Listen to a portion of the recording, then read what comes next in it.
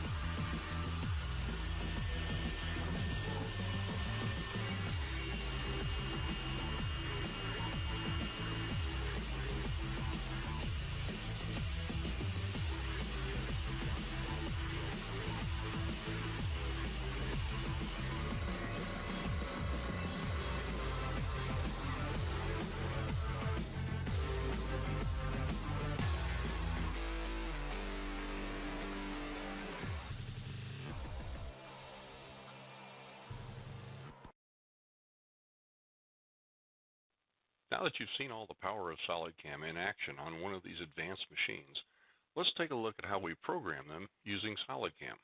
SolidCAM is a fully integrated and gold certified CAM solution partner for SolidWorks, and therefore we ride directly inside the UI. We just have our own browser manager here. And within that browser manager, we have all the features that are necessary for us to basically set up and manage the entire CAM project and output the code to the machine. Okay, let's take a quick look at our machine definition. The machine definition is a part of the post-processor. This one's for a Citizen L32 advanced Swiss type mill turn machine. Basically, this gives us the ability to identify the entire mechanical kinematics of the machine, including the axis alignments and stackings, the machine's sub-machines, alignments of components that work with each other, the channel distributions, what gets output on channel 1, 2, 3, however many we have, and of course the axis patterns, which are the axis distributions across those channels, which ones are normal, default, and forbidden. Of course, we have coordinate system managers, stock and target, things of that nature, so we can kind of do the project setup and get everything organized and oriented properly. Then we have this updated stock module. This is really powerful. We don't want to waste time cutting in the air. So what we do is we automatically update the stock for each operation throughout the entire project, and all of our toolpaths then can work from that updated stock definition. So if I drag this icon down here, you can see the machining as it begins to apply with a knowledge of where the stock currently exists. Now this is also a great visual aid. And then of course we have the operations manager. Now the operations manager is where we're going to set up, the ordering of the tool paths and what sub-machines and what fixtures and components and so forth can be set up. But this also gives us a linear timeline style alignment. SolidCAM works with the command manager ribbon also. We've grouped all of our operations into this operations node, so if you want to select them from there you can, but we've also broken them out into each of the subdivisions like 2D, automatic feature recognition, three-dimensional, multi-axis, 4 and 5 axis simultaneous type stuff, and what we're going to be kind of working with today is the turning area. Now, a lot of the toolpaths that are scattered throughout those different areas are very, very powerful toolpaths. Just some of the ones here in the turning. We've got tricoidal turning, we've got balanced roughing, we have simultaneous tilted turning when the machine supports it. We also have these MCOs and the channel synchronization manager. We'll talk about that one in just a moment. An MCO is a machine control operation. So let's scroll down here and take a look at one. This MCO right here is responsible for pre-positioning the subspindle for the part catch. In these parameters here, I can see the Z-rapid position, the clamp position, and so forth. And these are nice, but I'm guessing at numbers here, and what do I want to wrap it up to? What I could do is I can go into the machine view, and this gives us a lot of power of visual alignment. If I pick in this field, notice that it moved to that condition and is showing me the exact pick-off of that part. Now, I can put my cursor, this is the Z2 axis, by the way, remember we talked about that earlier, and I can move this by rolling the scroll wheel on my mouse. If I want to align it to, okay, I want to come up to there, I feel comfortable rapiding to there, and then I want to go ahead and feed in for the rest of the pick position, then notice the value here now. I could simply take that position, paste that axis value in here, and change where I want to have that running. So it makes a very easy way to visually see what we're doing while we're actually programming the toolpath.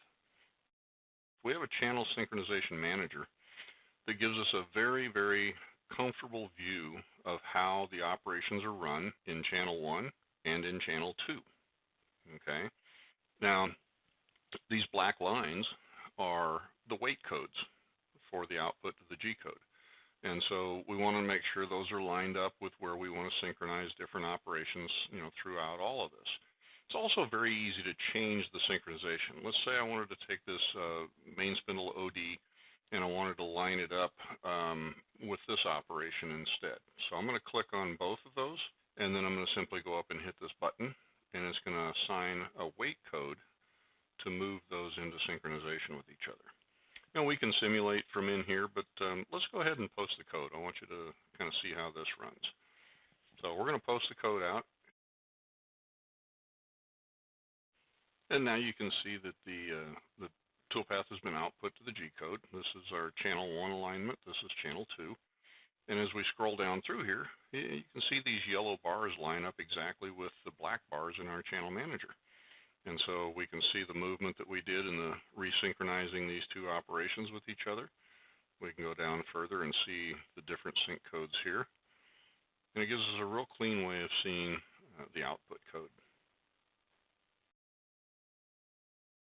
When you're working with these advanced machines, it's very helpful to have a robust simulation system. Make sure you set on the operations node and then choose SolidCAM simulation mode. Notice we have several different types of simulation. We're going to look at machine simulation right now.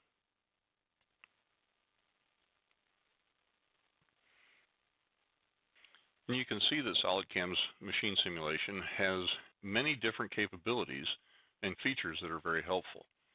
Now, I like to have the move list loaded up. I also like the axis controls available, so I can move them around if I need to. In this visualization, we can see as much of this machine as we would like to see, or we can actually turn the housing off so that we can see the motion components. Another powerful feature is to be able to set this up for viewports. Personally, I like the 3-port view. In each of these ports, we can set the orientation and the zoom. In this case here, I'd like to see the front view so I can look directly at this main spindle. In this view, I like looking down at the top so I can see the sub-spindle, and so we'll move that up into a good zoom. Now let's take a look at the run. So we can start the run, and SolidCAM simulation will show us all of the tools, all of the different components, and how they're going to be interacting with each other throughout this runtime. I'm going to go ahead and pause that for a moment. Notice here it's moving through the move list. We also have the ability to advance to a given operation and take a look at how that's going to work. The system will update the stock removal and move the components into the position ready for that operation. Now in this case, I want to zoom up on this. I want to look at both the main and the sub spindle and see how they're going to be doing their work. So let's bring this one up. Now this one is a little bit hidden by the tool post, so we could very easily shift it over into a different angle and zoom up so we could see the motion going on here. Let's go ahead and run this. And again, excellent simulation of what the machine is going to be doing during these operations, and this can be done for each individual operation or for the entire set of operations. Very nice feature to be able to look at when you're working with advanced machines.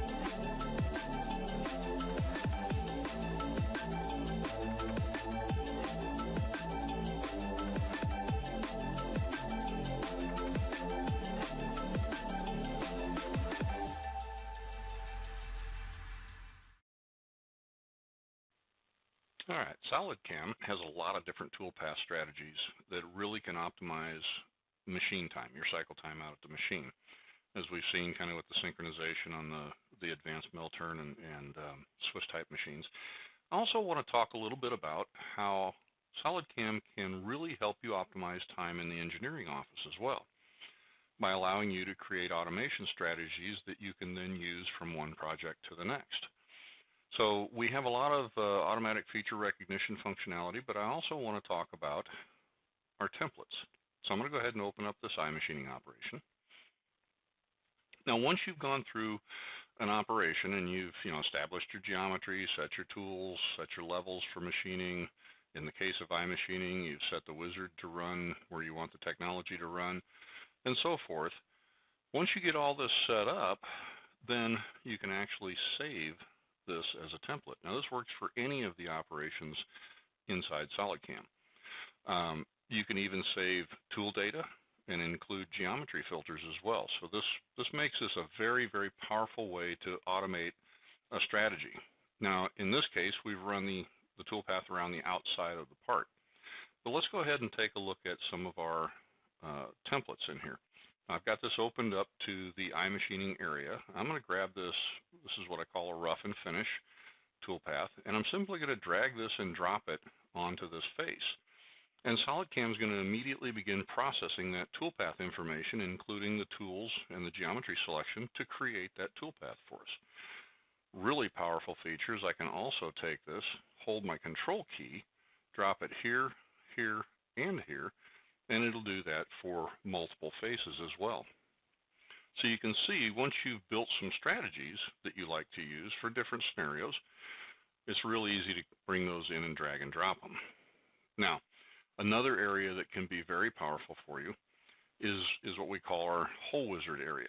Now, this hole wizard icon here allows me to simply drag this and drop this to a SolidWorks hole wizard feature, and SolidCAM will automatically compute all of the necessary details, including creating the tools for machining that. Notice over here, this has done a spot drill operation, a drilling operation, and a tapping operation.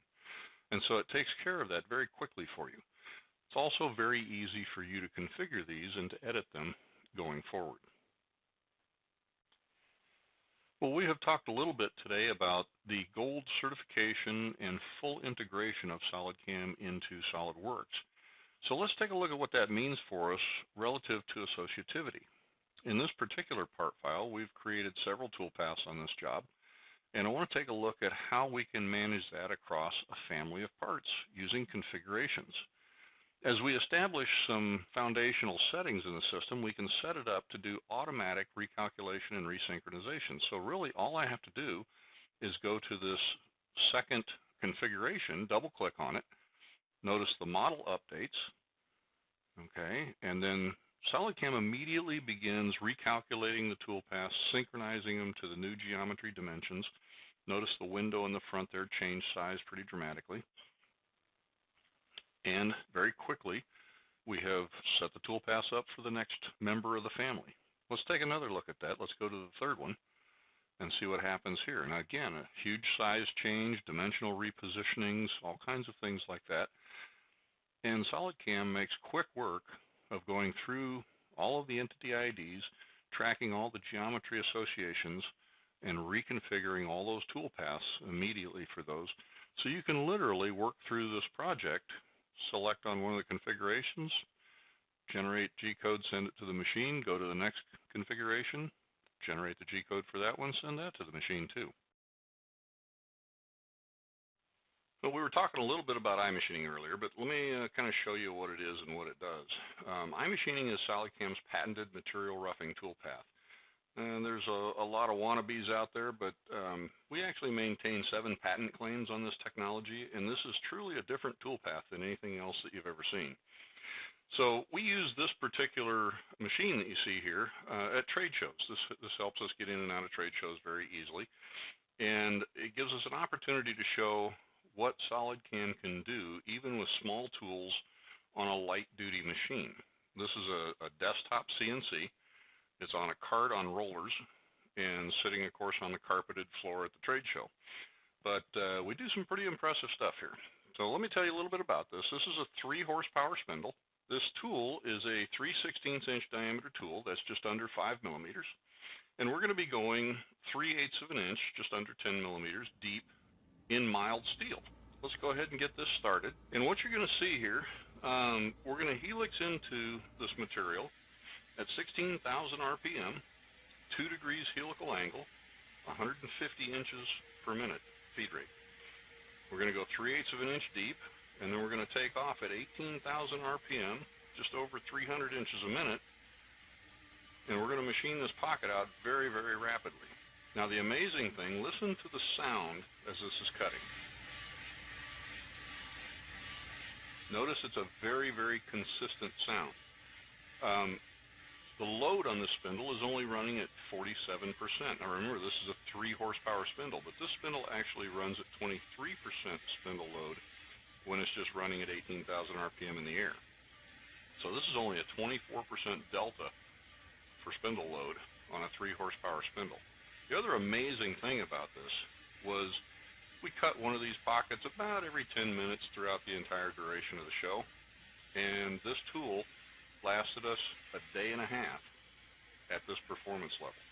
Now the only reason we pulled it out was because it was getting a little bit warm when we reached in to touch it after it was done cutting. Normally it runs pretty much room temperature, but after a day and a half at this performance, it was starting to get a little warm to the touch. Pretty interesting stuff. The chip thickness in this is amazingly stable, and therefore the load on the tool is extremely stable throughout the entire run. If you'd like to see some more information about SolidCAM's iMachining, please connect with us at www.solidcam.com.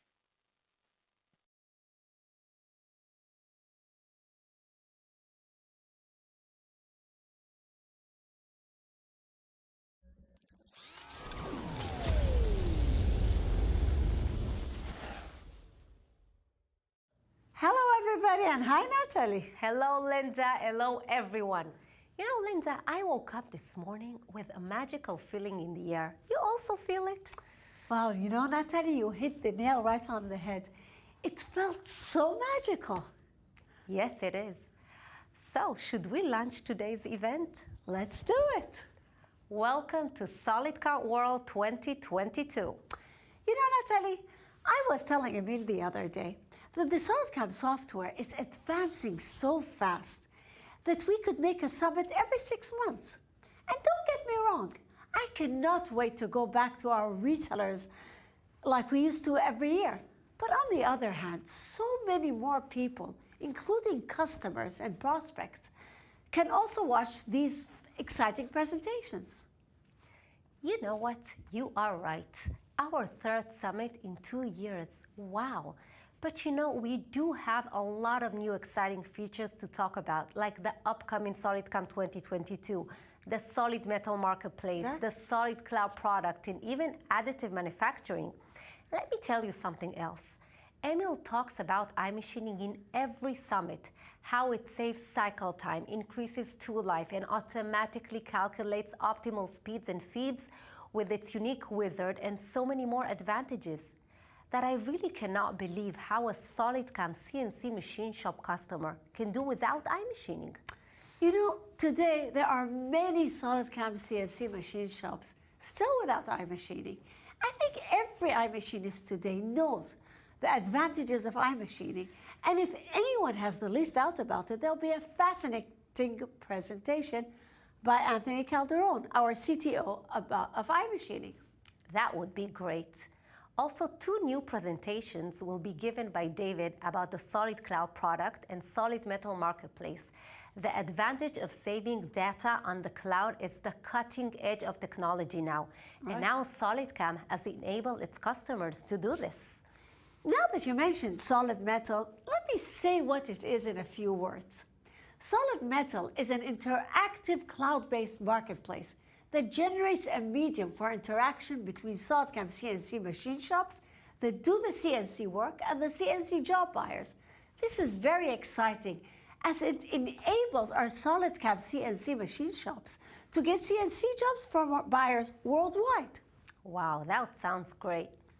You know, as parts in CNC machines are becoming more complex, there is more and more demand for our mill-turn and Swiss type solution, which enables the CAM programmer to work significantly faster and become much more productive. Right. Marina Vilkina, our mill-turn and Swiss expert, will give a fascinating presentation about our multi-channel mill-turn and Swiss solution. This is so exciting. After every presentation, we will answer 2 to 3 frequently asked questions that attendees will ask online. We will finish off the day with a panel discussion with Emil and 3 of our experts, Michael Leditsky, Amod Onkar, and Anthony Calderon. Right. Please note that after every presentation, there will be a code for each presentation. The attendee can then fill out an online form with the codes of the sessions he attended, and the attendees who listen to the highest number of presentations will win prizes. Can I also win a prize? Sure. I heard one of the prizes is a metal pen made by our Swiss type solution.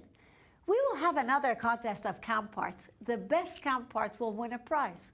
Again, the attendees, you, will decide which CAM part will win. Sounds exciting.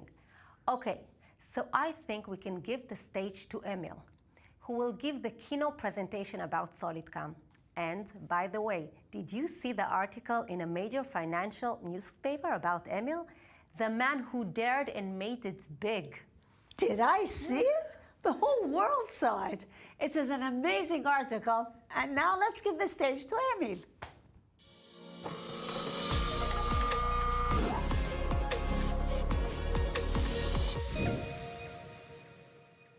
Hello, SolidCAM staff, Reseller staff worldwide, and hello to our lucky customers, also worldwide, and to you prospects watching this presentation.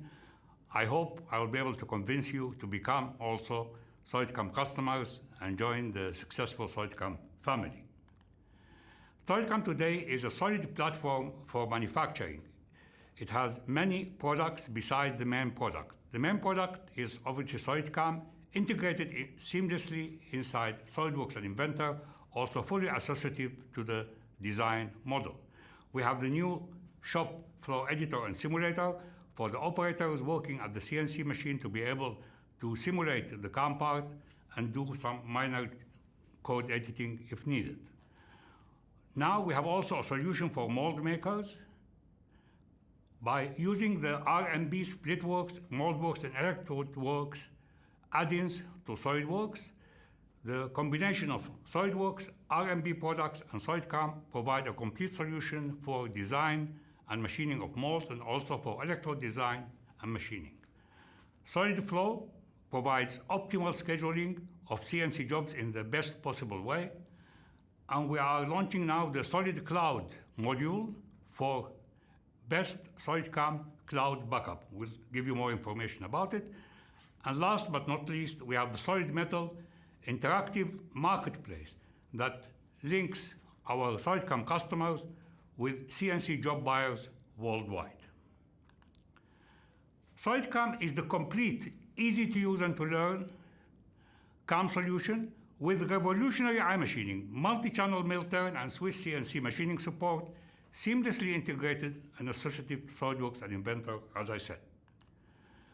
And we always say that we provide you the one CAM solutions for all your CNC machine, from 3-axis machine, 5-axis machine, and obviously complex multi-channel mill turn and Swiss machines. You see, a CNC machine shop without SolidCAM has a problem because you could have different CAM systems for different machines. What is the problem with that? You have different software for different machines.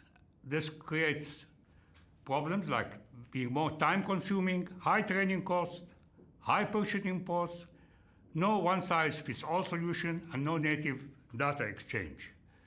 When you get SolidCAM, it's the full solution for all your machines in the CNC shop. The advantage of it, you get native data exchange, easy training, employees can train other employees, one support for all, and future-proof product. Okay, but wait, there is more.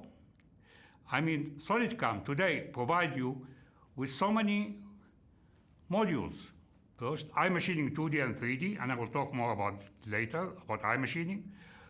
Our 3-axis HSM, HSR, HSS, our new Turbo HSM, very fast version of HSM, simultaneous 5-axis solution, advanced mill turn and Swiss type, our shop floor editor I mentioned, Solid Probe for handling the probes on the CNC machine, an amazing new SolidCAM simulator. So it's the one-in-all solution for all the needs of your CNC machine shop. What are, in a nutshell, SolidCAM unique value propositions? We have three main propositions. First, obviously, our amazing integration in SolidWorks and Autodesk Inventor, our support for complex multi-channel mill-turn and Swiss-type machines, and our iMachining, which is a revolution in CNC machining, right there to help you make your machine shop much more productive, much more winning. And we don't never forget that SolidCAM's intuitive and easy to learn and use interface makes it so easy to learn the system and to use it daily. One picture to show you the range of our SolidCAM international customers. You see so many names there, you know, in all fields, in aerospace, automotive, machine design, electronics, medical, optics, military, consumer, energy, production shop, mold tool and die, prototyping, and technical education. SolidCAM customers include small and medium job shops, the majority of our customers, also many medium-sized engineering and manufacturing companies, and also large aerospace and automotive companies. Also, we have technology cooperation partners. These are cutting tool and CNC machine tool manufacturers. In cutting tool, like Kennametal, Vidya, Hoffman Group, Göring, Mapal, and Iskar. And with the machine tool manufacturers, Star and Citizen, these are Swiss machines, QuickTech, Milturn, Haas, Gob, Alsmetal, OKK, and many more brands. In a nutshell, today we have 23,300 SolidCAM industrial seats worldwide and 62,000 educational seats. And we have a worldwide CAM distributor network with 65 resellers, 7 branches, and 9 affiliates. Let me give you an example of our branches. The main branch, obviously, is SolidCAM Germany, where we have the biggest number of staff and biggest number of customers. As you see, we have 7 branches all over Germany, and these branches are not only for our staff, but they have also technology centers.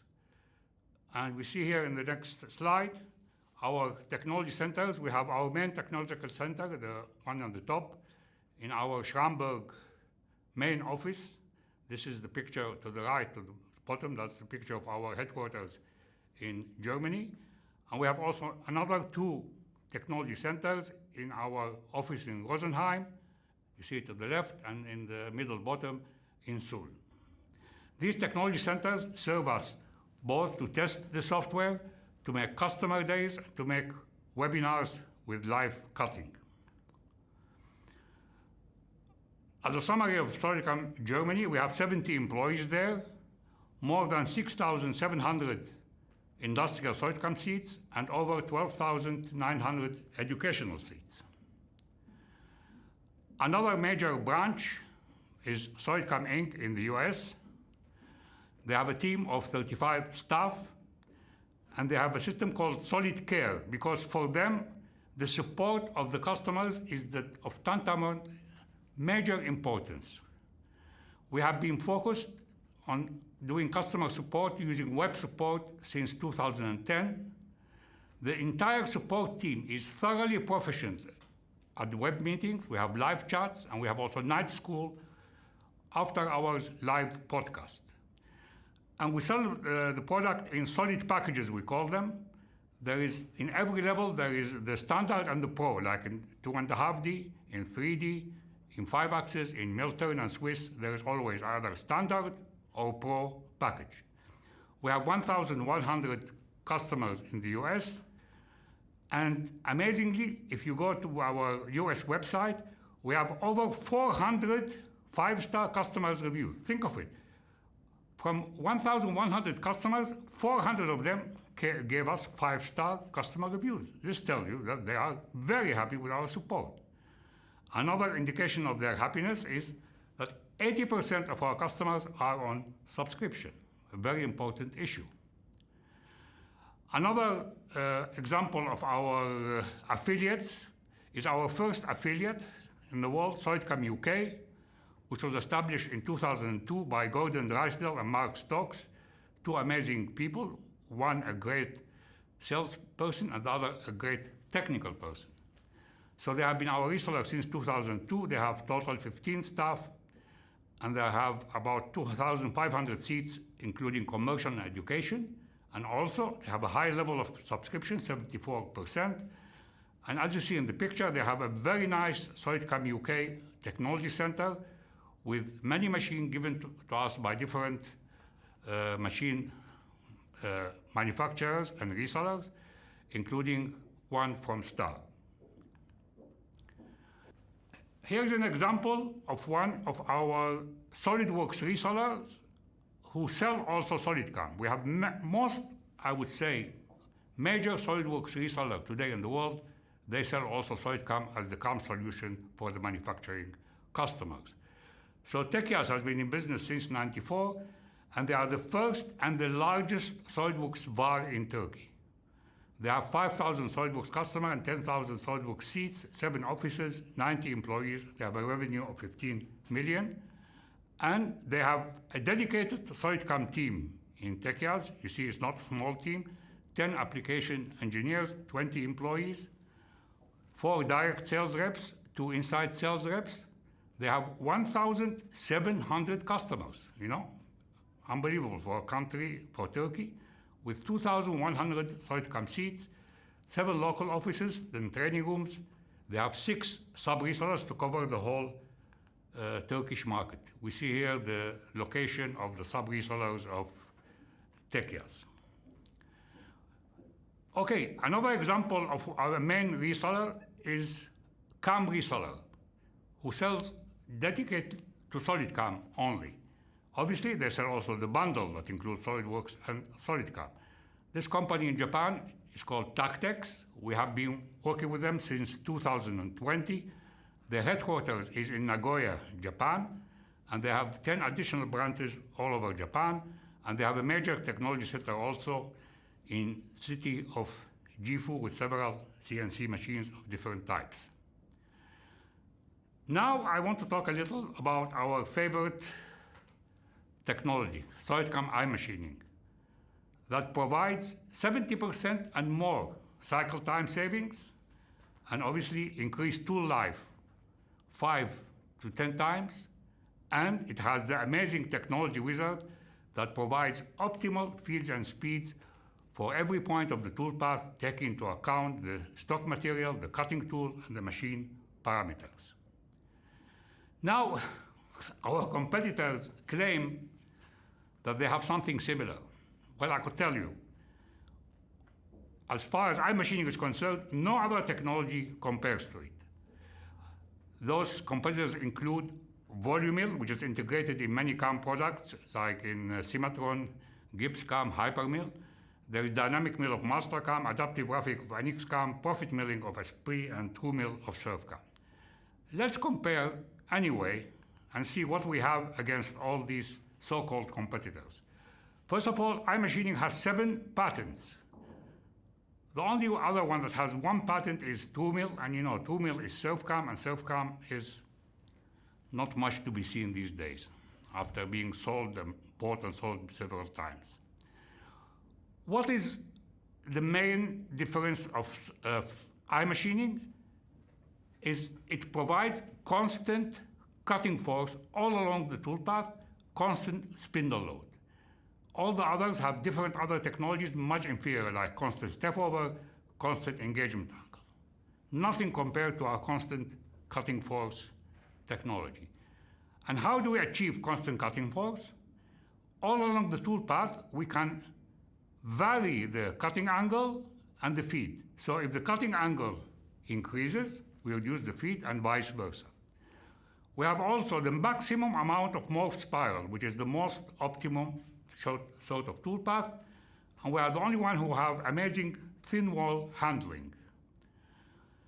Also, we are the only product of its type that has the technology wizard that I said. Automatically provides optimal feeds and speeds, taking into account the stock material, the cutting tool, and the machine parameters. None of the others has anything similar. They might have something simple, they call it wizard, but it's nothing compared to our technology wizard. Because of the use of the wizard, we have the shortest learning curve. And in so many benchmarks against those competitors, we always had the best cycle times. And we are ready to challenge any of them in any benchmark again and again. You could go to our website and see hundreds of iMachining success stories where we beat all the other competitors and saved a lot of money for the machine shop. We are also the only product that have a complete process for prismatic parts. That includes roughing, rest roughing, and finish. And if you take all these advantages I mentioned, in the end, we guarantee first part success, a very important issue. And the great technology of iMachining is also fully integrated inside NXCAM. So any customer in the world today using NXCAM, he can take iMachining fully integrated in his product and get its amazing advantages. Now, I always like to talk about our latest and greatest version, which is today, SolidCAM 2021 SP4.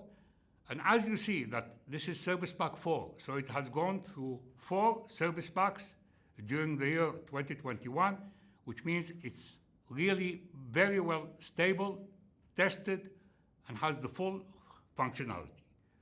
And I recommend it to every one of our SolidCAM customers. Let's see what are the highlights of this version. First of all, we have a completely new tool table. I will talk more about it. We have a new SolidCAM simulator, an amazing one, and we have enhancement in all the other SolidCAM modules. Let's look at our new, powerful new tool table. It has great capabilities and features for mill turn and Swiss customers. Some of our only milling customers are a bit complaining that there is few more clicks in the new tool table as compared to the previous one. I could assure you this won't prevent you of using it successfully, and I'm sure that you will soon get a mill turn machine, because this is the way everybody is introducing mill turn machines, and then you will need the new tool table. With the new tool table, we can represent all the needed tooling system parts separately and in commonly used combination, as you see in this figure. And we could represent also complex tool assemblies, as you see in the figure there, that includes multi-body holders and multi-tool assemblies. There's no other CAM system that provides such functionality. And very important, the new toolkit is very important to use in Swiss-type machines because it provides a modular machine setup. We define the machine setup with modules and then easily move the modules from one station to the other, an important feature for Swiss machines. And we can build the tool assemblies by downloading modules from an online source like Machining Cloud, ISCAR, Kennemetal, or any other tool manufacturer website. And very important, we can visualize the tool item and its schematic position relative to the machine coordinate system and in connection with the machine devices, as you see in the figure here. I mentioned we have a completely new simulator. We have spent 3 years in developing it, and it's amazing in everything, in its graphics, clarity, and its functionality. We have completely new function in the new simulator that didn't exist in our previous simulator. You see here some examples of this simulator in mill turn and Swiss, and also in regular milling. And since also the turning simulation has been improved, we show the holder 2D shape in the turning simulation to avoid part and holder collisions. And since we are the best solution for multi-channel mill turn and Swiss machines, we obviously provide the multi-channel SolidCAM simulator You see here in the figure the synchronization table to the left, and to the right you see the simulation, the multi-channel simulation. Another major feature of this version is it is the perfect solution for multi-turret and multi-spindle CNC machines with ultimate programming ease of use, flexibility, and configurability. And obviously we support Swiss-type mill-turn machines, including the best multi-channel synchronization in the market today. In our mill-turn solution, all the milling and drilling and turning operations are available, including iMachining. So basically, you could, in a mill-turn or Swiss machine, you have a lot of milling operations, and we use iMachining 2D and 3D to save you both programming time, cycle time, and increase tool life. And we have another important added feature called MCO, Machine Control Operation, which enables you, the user, to insert control operations while manufacturing a part, a very important feature. Now, I want to say why Swiss-type users need CAM. First, parts are becoming more and more complex. The machines are getting more and more complex. So programming and managing sync codes and access patterns for multi-channel machines is very hard if you do it right on the controller with what I call finger CAM, right on the G-code on the controller. And obviously, if you are doing that on the controller, what you are missing is the important simulation and verification of the toolpath. You know, Swiss machine is very complex. And if you don't have simulation of what you programmed, you really risk having a lot of crashes. So, why Swiss-type users today must need CAM? Obviously, SolidCAM is the best for that. A Swiss-type programmer today by G-code is definitely not efficient. And it's very difficult to find somebody like that to recruit. Using SolidCAM's Swiss-type module, the programmer works significantly faster, becomes much more productive, and has the amazing simulation to prevent any problem and crashes in the machine. By having faster programming, the machine shop could bid on short-run jobs, keeping the machines active, making money, cutting metal. Also, because of part customization today, this means more variations and smaller lots, and more programming is needed. Best example of the use of our Smith solution is for medical, for dental implants. Nearly everybody today needs dental implants. So here's a customer of ours, Bioline. They tried GipsCAM and Esprit for their Swiss machines. They are not happy in the end. They moved to SolidCAM. They have Nextern and Hanwha machines, and today they are very happy, and they are doing programming of several new parts every week with SolidCAM Swiss solution. Also, we have today a big database for support of different Swiss-type brands like Star, Citizen, Tsugami, Nomura, DMG Mori, Nextern, Tornos, Index, Straub, Hanwha, and any new machine or brand or a variation of existing brand, we can develop processor quite fast. Not only that, even if we have a processor ready, sometimes the customer wants special variations for his style. We can do this quickly and easily. We are the best in that in the market. Additional enhancement in SolidCAM 2021 and other modules include multi-core support for our turbo HSR and HSM. We provide 64-bit calculation, and the speed of calculation increases as the number of cores increase, and we have also much faster recalculation. We have major advances in our powerful simultaneous 5-axis machining module. We provide now multi-axis machining to rough out and finish pocket-shaped geometries in full 5-axis, an amazing feature. We have support for the new generation circle end mills, which the tool manufacturers promise up to 90% reduction in machining time. We support all shapes of these circle end mills, including barrel shape, oval form, taper form, and lens shape. Another feature for 5-axis is edge trimming. You know, energy efficient materials like composites are getting popular. They are generally cast, and these parts require edge trimming operation to get their final shape. Also, vacuum form part in the automotive industry require edge trimming operations. So this is an automatic algorithm that provides all the edge trimming needed for the model. Another very important feature is edge breaking. You know, after machining, you can have burrs left by the tool. SolidCAM edge breaking toolpath automatically detects the edges and creates a deburring toolpath. This way, avoiding a manual process that can take a lot of time to do the deburring manually. Another feature in 5-axis is Auto 3+2 roughing that creates 3+2 roughing toolpaths automatically for multi-sided machining.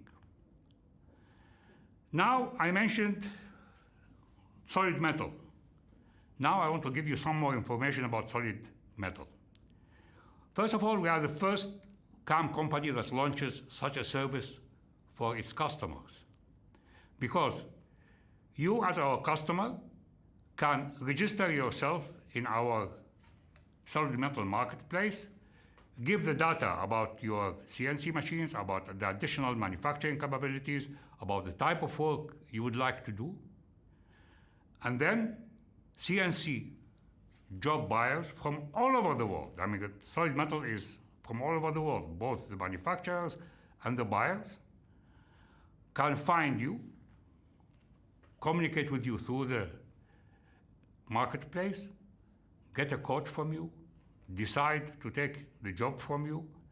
So basically, this is a great service for our SolidCAM customers. But there is only one condition for our SolidCAM customers to be included free of charge in this marketplace. You must be on subscription and having our latest version, SolidCAM 2021 SP4, and you must have iMachining. Why?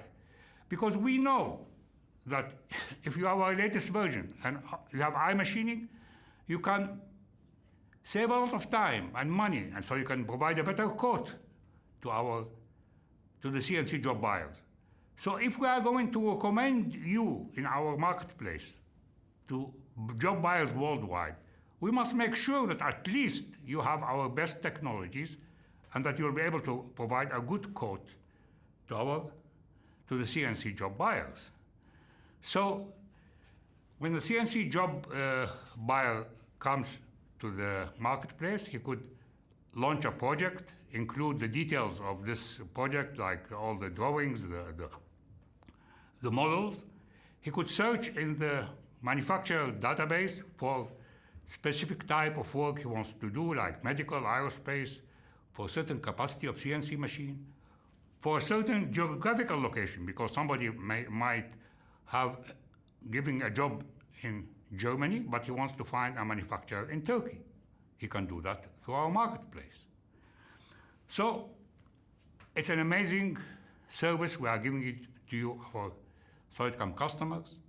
We just ask you to have our latest and greatest version and our iMachining technology. This will not only allow you to be included in the marketplace, it will save you a lot of money in your everyday manufacturing. So, Solid Metal connects buyers with manufacturers all over the world. And by the way, you as a manufacturer, you could even sometimes outsource some of your work because you have too much work.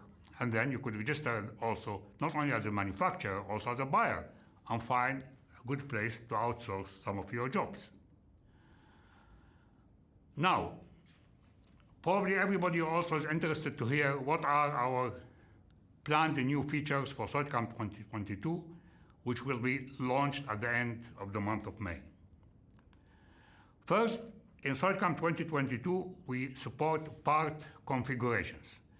Everybody working with SolidWorks knows what a configuration is, so you can guess what it means, CAM part configuration. Basically, the CAM part you define is the initial master configuration, and then you make clones from it. You use drag and drop to locate every new configuration at a station or fixture joint. The number of operations in all these clones is the same, but in each configuration, you can have some of the operations that you want to change suppressed and redefine them. And for each part configuration, the updated stock is saved. So this is a very nice feature. Also in SolidCAM 2022, we have a setup sheet web-based template configurator. We offer you an online database of predefined templates, and then you can easily do template customization and then download a customized template ready for use. A very nice tool for setup sheets. Another important feature in SolidCAM 2022 is the Associative Coordinate System. You see, in SolidCAM 2021, the coordinate system is not associative. If there is a change in the part and the location of the coordinate system moved, you have to redefine the coordinate system. Also, if you want to edit the location of the coordinate system, you have to restart from the beginning. With the Associative Coordinate System in SolidCAM 2022, and we worked a lot to do that, everything is associative, including the levels page. You can also edit the location without having to recreate the coordinate system from scratch. A very nice feature, and there will be a full lecture about it. And we are continuing all the time to enhance our amazing whole wizard. The enhancement we'll have in 2022, we have advanced feature recognition. So basically, you recognize the features once, and then you can use them repeatedly. Also, we have new feature-based attributes, including dimensional tolerances, feature color attributes, and logical flags. And we have also tool search criteria tolerancing. Also, we have in SolidCAM 2022 U-axis support. It's a new axis type that can be both simultaneous or indexial. The tool vector for kinematic calculations is the drive unit axis vector, normal to the plane vector. Also, in 2022, we have now collinear axis support. This is important for CNC machine for heavy and gas and oil industries. And those CNC machines are designed to hold heavy parts and also to do deep holes machining. So we will support them well by our collinear axis support. Another major technology which we talked about in the past now is coming to implementation is iTurning. You have seen before our toroidal turning toolpath. We have enhanced this toroidal turning toolpath, and one of the major enhancements is that iTurning supports all insert shape, not only round shapes. This technology is easier on machine tools. It provides increased tool life and reduced machining loads. Additional advances in turning, we are supporting the Ceratizit free turn. Ceratizit is a turning tool maker. And all familiar turning operations such as roughing, finishing, contour turning, facing, and longitudinal turning are all completed using just one tool. Very nice. Also, in 2022, we plan to support Sandvik prime turning. Prime turning is a new methodology that enables you to do turning in all directions in a much more efficient and productive way as compared to conventional turning. Sandvik says that it delivers a 50% increase in productivity. Another interesting feature in 2022 that will make your work faster and easier is what we call automatic templates. So for faster user working, we will generate an automatic template for each tool size, operation type, and type of stock material. Next time the user adds an operation and chooses tool size, he can choose from the last 3 automatically saved templates the one whose parameters he wants to use in the current operation. By the way, all these things I mentioned coming in SolidCAM 2022, not all of them will be in SP0 released end of May. Some of them will come on later SPs like SP1 or SP2 or SP3. Now I want to talk a few words about SolidCloud. We will have a lecture about it later. SolidCloud will provide synchronized backup on the cloud of all your SolidCAM data. SolidCAM settings, your post-processors, your machine simulations, the material and machine tool databases for iMachining, the global tool tables, and obviously your SolidCAM CAM parts. So there's no need to worry anymore about losing any of your data. They're all backed up on the cloud.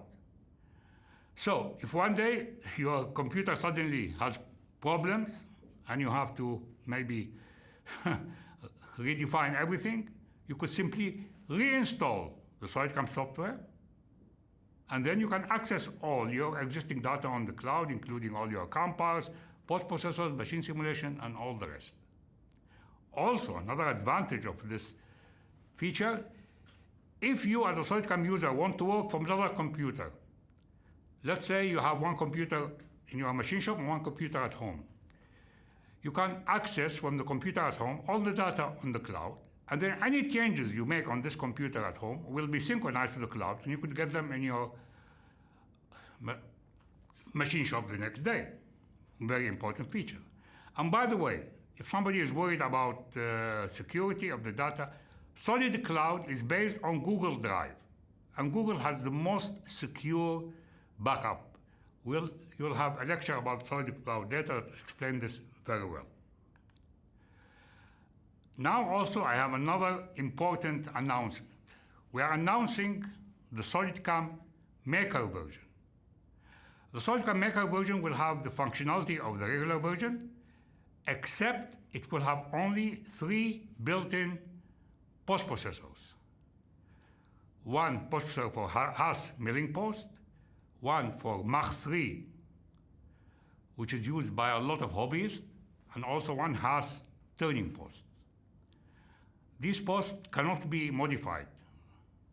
So these posts are the only posts that will be able to be used with this Maker version. And who uses this Maker version is for makers, hobbyists, and students.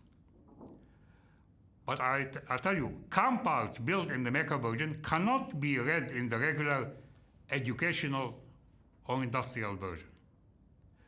This SolidCAM Maker version can be downloaded for free from the SolidCAM website and will be updated the same as the regular version.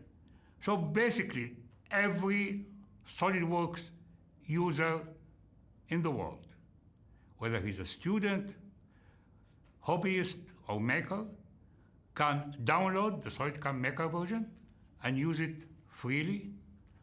And once the maker becomes a customer, he will probably fall in love with SolidCAM and then move to our regular version. It's a win-win for all. Now I want to announce something really new. You see, studying what's happening in manufacturing, we realized that 3D printing is going into manufacturing. And you, as our customers, we realize that sooner or later you will introduce this technology to your machine shop. So if you are our happy customers, then we should be the ones who provide you with this technology. So we studied all the companies that provide such products, and we realized that Desktop Metal is the one that we want to partner with to provide you, our customers, with additive manufacturing. Here is Rick Fulop. He's the founder and CEO of Desktop Metal. We had a meeting in November where we decided on our cooperation. He founded Desktop Metal in 2015. He had amazing growth since then, both organic and through acquisitions. Like last year, they increased their staff from 200 to 1,000 in 1 year. They have launched Additive Manufacturing 2.0, and today they are the world leader in fast metal 3D printing with their leading binder jetting technology. Where do you use 3D printing in your machine shop? You can use it for rapid prototyping. They have two systems can be used for that, fiber or studio system. You can use it for mass production with their binder jetting technology. They have two systems for that, the shop system and the production system. And you can use it for manufacturing tooling. And for this, you can use either the fiber or the studio system. We will have a full lecture on this given by Michael Leditsky, SolidCAM COO Global. So wait for it. You will enjoy it. To summarize, what are SolidCAM advantages? Through several decades, 37 years of customer-centric development, our excellent product today has so many main advantages. Let's go through them. First, obviously, our integration with the main CAD products, SolidWorks and Inventor. We provide you, our customer, through our integration, a hugely superior CAD solution compared to the weak-owned CAD of all the other competitor CAMs. We provide you with the easiest to learn and to use CAM system. A new user could figure out the structure and user model very quickly. We provide you, as I have shown, with the most advanced tool table in the CAM field. We offer you the unique and amazing and revolutionary iMachining 2D, 3D technology with all the best time-saving, optimal toolpath, dramatic tool life savings, and the only really working iMachining wizard in the industry that takes out all the guesswork of setting the optimum cutting conditions. We have the most advanced simulation in the CAM field. You have seen the pictures. We have easily customized the best post-processor in the CAM world, a huge database of post-processors that can be easily customized to your preferences, you, our customer. Also, we have a complete CAM solution, as I have shown, for all CNC machine types, including the fastest growing niche of multi-channel advanced mill-turn CNCs, including Swiss type, where we provide today the absolute best CAM solution. Also, we provide important complementary solutions like the shop floor editor and simulator, SimCore Edit, and also we are providing you with a solid metal interactive marketplace. And we have many new R&D developments on the way, as I have shown, new things coming in SolidCAM 2022. So I could say, definitely, SolidCAM 2021 SP4 is a great version, and every existing SolidCAM customer should get it by being on valid subscription.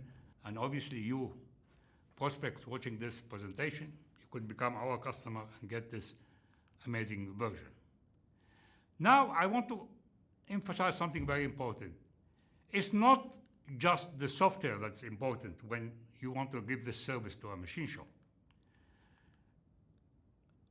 It's true, the SolidCAM software is the foundation on which all the other further steps are built. But you need also post-processors. The best software is useless without custom post-processor. I mean, this is really, post-processor is where the rubber hits the road.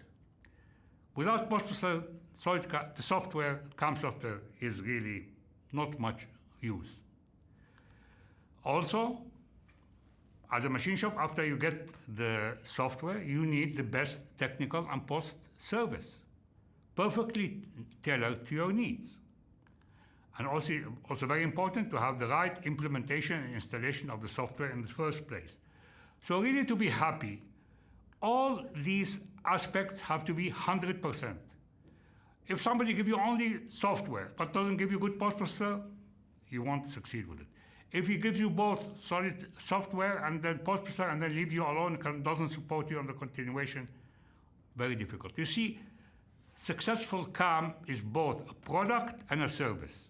It has two legs, and you have to stand on both legs to provide the best product and service to our customers.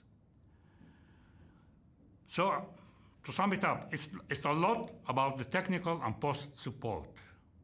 In SolidCAM, we proud ourselves by giving 5-star support. We have a main difference and advantage to our competitors is our technical, post, and CNC knowledge. We help our customers get better every day. You see, manufacturing companies now are under enormous price pressure, increasingly complex parts and shorter delivery times. The need for the best CAM system is the logical consequence of these requirements. So really, our motto is, let's make our customers much more competitive with SolidCAM 21 and obviously with iMachining. Now, to finalize, some people ask me, why is SolidCAM so successful as compared to our competitors? Well, let me define what are SolidCAM's core values that helped us become the best CAM in the world today. First, our CAD integration. We are the absolute leaders in integrated CAM. We have seamless single window integration associated with SolidWorks and Inventor. We leverage the power and ease of use of these famous CAD products and provide them to you as a part of the complete solution.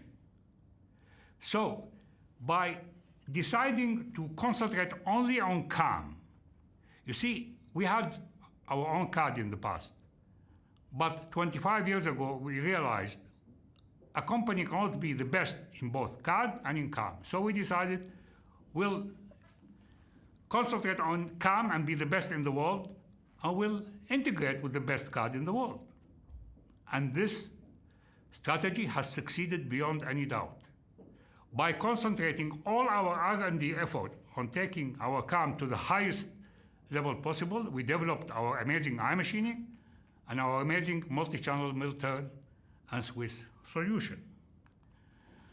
Another core value, we leverage auxiliary breakthrough technologies from CAM module partners. You see, there are some companies that provide CAM modules, like a company providing engines for Boeing aircraft. Boeing doesn't develop its own engines. So it's the same. There are companies that provide important CAM modules that have amazing technology. Companies like, for example, ModelWorks, which provide us with amazing 5-axis power, MachineWorks, machine simulation, SimCo, G-code editing. So this again, leveraging these amazing technologies from these CAM module partners enable us to provide better products to you, our customer, in a faster way. Also, we have an advantage because of our long experience both in CNC manufacturing and CAM software development. We can choose the right teams that combine expert CAM and CNC product managers and software developers, driving SolidCAM into the best CAM system in the market today. Also, we closely monitor our customer needs. We listen to customers for development and product direction, so we are always ahead of our competition. Also, our relationship with CNC machine tools and cutting tool partners give us a good indication of where the tools and the machine tools are developing, and we will always make sure we support the latest version of those CNC machine tools and cutting tools, and you have seen this in my presentation. And last but not least, one of the major core values is, I call it strength through independence. SolidCAM has set itself the goal of continuing to grow and develop independently of any external investors. Thus, we maintain our uniqueness and flexibility. We continue to be at the forefront of CAM innovation for CNC machining of all CNC types, including the most complex one. And as I said before, we continue to provide the best technical and post-process support in the CAM field for our CNC machine shop customers. You see, by being independent of any external investors, we don't have to report to the stock market and to investors. We only care to report to you, our customers. Because our motto is the customer is the king, And our only purpose is always to provide the best product and service to you as our customer. So, why do we call SolidCAM the future of CAM? Well, I'll give you the answer. The best way to predict the future is to create it. And that's what we are trying to do in the field of CAM. Thank you all.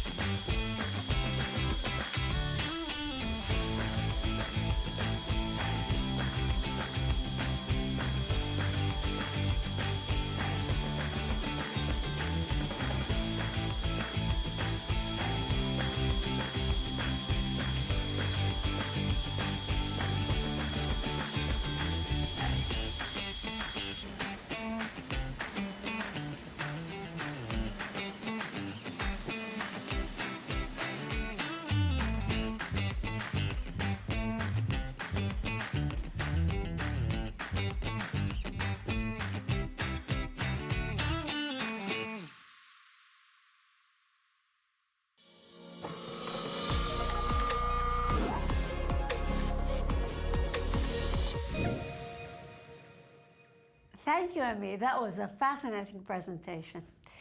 And now, Linda, our next presenter is our own very SolidCAM professor, Sidney Eisner. You know, Natalie, I have known Sidney for over 20 years, and he has a winning combination of being a very nice person and a true professional. That's right. For the longest time, he was the SolidCAM professor, and today, he's the Vice President QA. He has surely come a long way. Emil asked Sidney to prepare a dazzling half-hour demonstration using our latest SolidCAM 2021 SP4 version that best shows the main amazing SolidCAM technologies. Our staff and resellers will then learn these demonstrations and use it to highlight SolidCAM functionality to every potential customer before doing a demonstration on the prospect's part. You know, this is very important.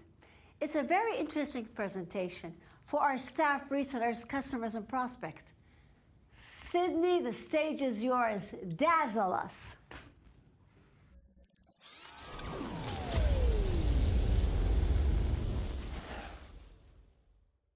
Hi, I'm Sidney Eisner, SolidCAM's Vice President for Quality Assurance. Today, I'll be demonstrating you how you can easily and quickly program with SolidCAM and give you a quick look at the modules that we have.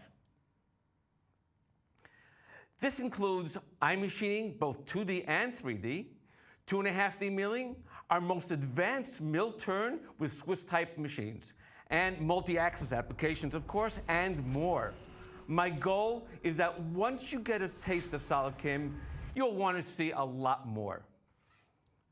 First, I'd like to get started by showing you how quickly and easily you can program this part that you see on the screen within 5 minutes, from the CAD model to the finished product. Okay, so if we take a look at the part that we have on our screen, what you'll see is very simple. I'd like to machine this part, put some face mill on top of it, some pocket operations, iMachining, drill these holes out, basically machine all around the part. Okay, so let's get started, and I'll just quickly start my new program, and I'll go to New Milling, and all I really need to do right now is create my coordinate system. So I'll go ahead and create my coordinate system, and I want it at the very top center of the model. So I'll just click over here, and it's at the very top center of my model that I have over here. I'll just accept that. And it's right now just creating my stock material around the part, and it's also choosing my target, setting up my iMachining information, and now I'm ready to start working. Now, as I said, the first thing I'd like to do is put a face mill at the very top of the part.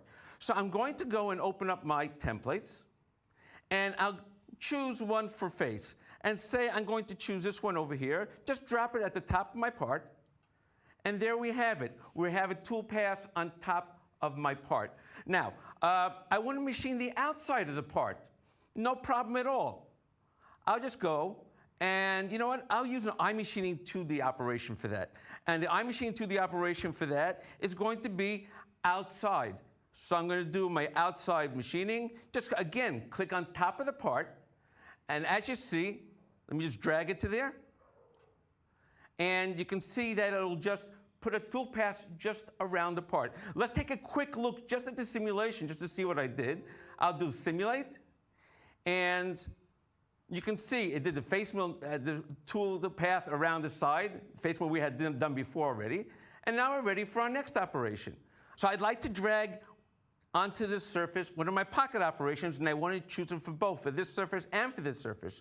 So as I drag it onto that surface, I'm going to hold my control button and then click on the second one. Letting go of my control button, that'll automatically create a tool pass for those two areas over there. I want to do the same thing over here. So I'll just drag it to this surface over here. And there's my tool pass just on that area as well. Now, I want to continue, say, to this area over here. You know what? Instead of dragging the template that I have over here, you'll note that I'm also building operations on the side. I can just simply take one of the operations, a pocket operation, and simply drag that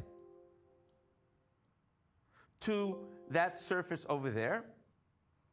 And we have a tool pass in that area over there. You see where I'm getting at? We're creating tool passes really quickly just by simply using templates. What are templates? I'll explain that to you in a moment also as well.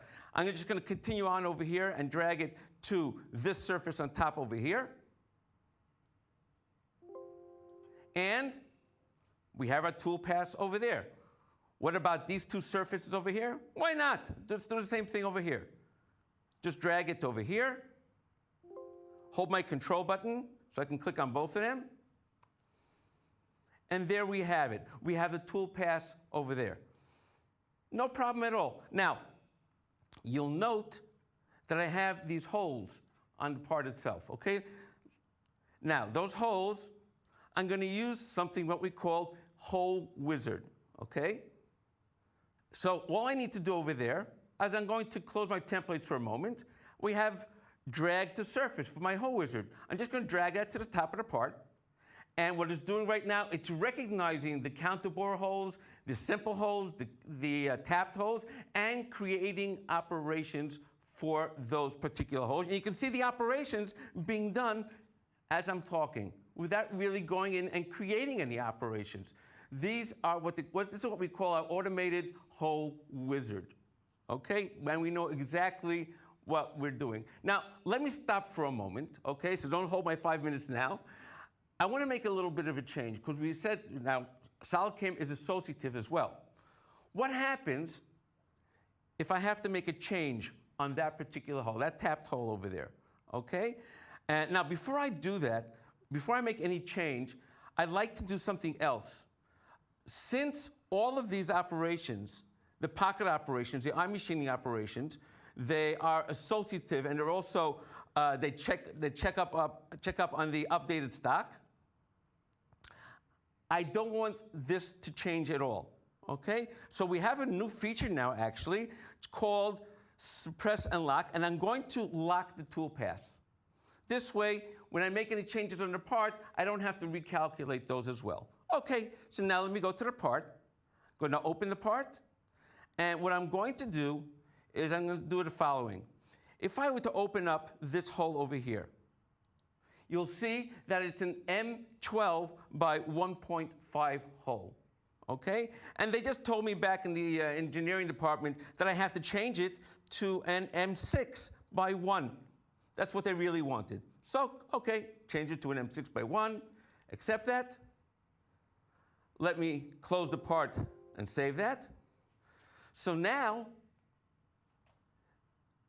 the operations that I had over there have to be updated. If I go over here, you'll note also that the operations that did my tapping are marked with a traffic light. That means it needs to be synchronized. So all I'm going to do, right-click, synchronize, and you can see those holes, those tapped holes are being redone, and they're completely synchronized. Now, if I were to open up, for example, my operation over here on the tapped hole, let's just take the last one over here for a moment. And if I go into my actual tool table, you can see that this is a tap M6 by 1. So that was changed to the proper type of hole. Okay, so now let's continue with programming the part. And you know what? What about this operation over here? I still have to pocket out that hole over there, this pocket over here, and it's a through hole. So I'm just going to take one of the operations that I had here before of the pockets. I'm going to right-click, I'm going to do copy, and I'm just going to paste it. Just like anything else, copy, paste. I have a new operation, and I'm just going to go in and edit it. Any operation that we have, even if it was created in a template, can be edited. What do I need to edit? I just need to make a new, I need to create a new geometry. So I'll go ahead and create a new geometry by clicking on that edge over there. And that's it. You'll even note that my levels, my lower level, is automatically updated as well to be at the bottom of the part. I'm just going to do save and calculate. And then we have the bottom over there as well. Let's just do a quick simulation so you can see that. And I'll do this time solid verify simulation. And if I zoom in a bit, you can see that it just does that pocket right over there. Okay, so basically, this side has been finished. Now, I said, now this side, I really don't have to do anything except for this pocket. I don't have to do a face mill over here because I machine already that side of the part. So all I need to do right now is just put a pocket operation over there. Okay, so let's go back to my templates. I can also drag and drop from here if I want, but let's go back to the templates. And again, I'll just use that same template, just drag it now to this side. And you'll note when I do that, first of all, it's putting it right over here because that's where my last operation was where I did it. But you'll note also that my coordinate system was automatically created. It automatically created a coordinate system. Now, if I don't want that operation there, no problem. I can simply take that operation and just drag it to the bottom to exactly where I want it. Okay? And I'll just recalculate that operation.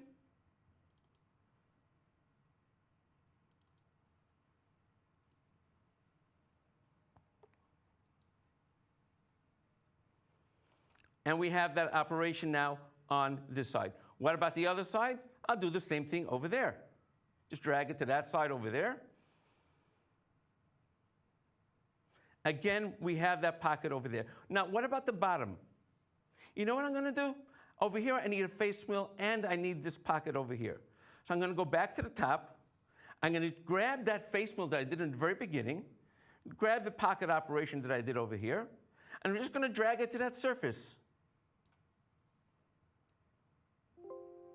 And it's doing both the face mill for that area over there, plus the pocket as well. quick simulation of that as well. And this time, you know what? I'm going to right-click over here. I'm going to use SolidCAM Simulator. Okay?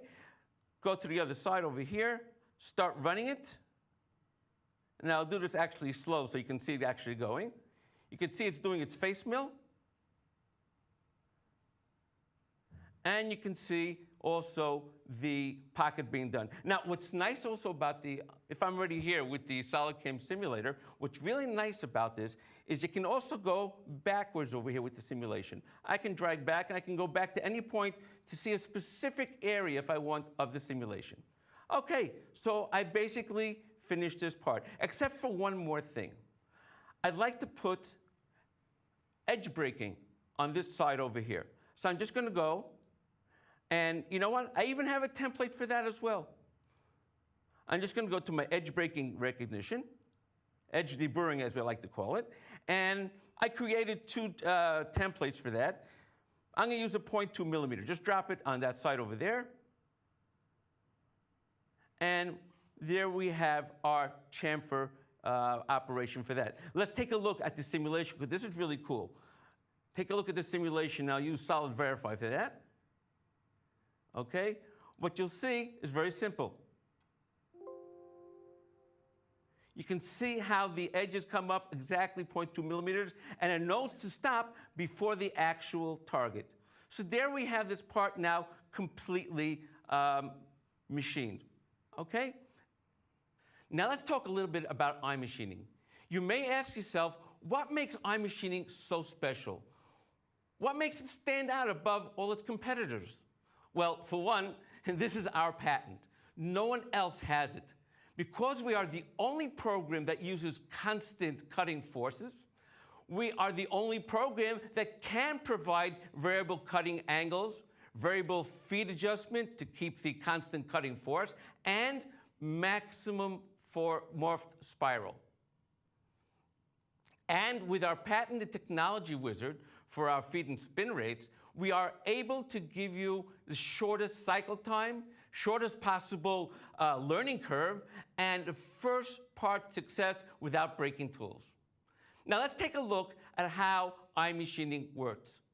Now, if you take a look at this particular part, what I'd like to do is I'd like to machine the outside. And before that, let's take a look at our stock, okay? Our stock, in this particular case, is a box around the part, okay? Now, so like I said, I want to start from machining first from the outside. No problem. Let's go into the iMachining operation itself. And what's nice about iMachining is actually feature recognition. It recognizes the actual features of the part. Now, in this particular case, like I said, I want to do the outside of the part. So we have here an option that says, okay, feature recognition mode for the outside feature recognition, as you can see. Okay? And I don't have to pick any geometry for this, because it recognizes what my target is, and it also recognizes what my stock is. Okay? Now, when it comes to tools, let me just click over here for a moment. And you'll note we have several different modes. We have a mode for multi-tool, where I can use several tools within one operation. I have, if I want to do just roughing with one tool, if I want to do iRough plus finish, and others as well. For this particular one, I'm going to first start off with iRough and finish. In other words, I want one tool to do my roughing cut and finish cut. Okay, now go ahead and choose my tool. And in this particular case, I'm going to choose a 16 millimeter end mill with 3 flutes. And I'll just accept that. Now, notice what happens also in a moment on the screen itself. Let's take a look now at what we have on our screen. You can see we get a preview of exactly what's going to be cut out. You can see the stock. You can see it's cutting up until, you can see the material up until the part itself. Now, if I go into my levels, you'll see it automatically recognizes what my upper level is and also what my lower level is.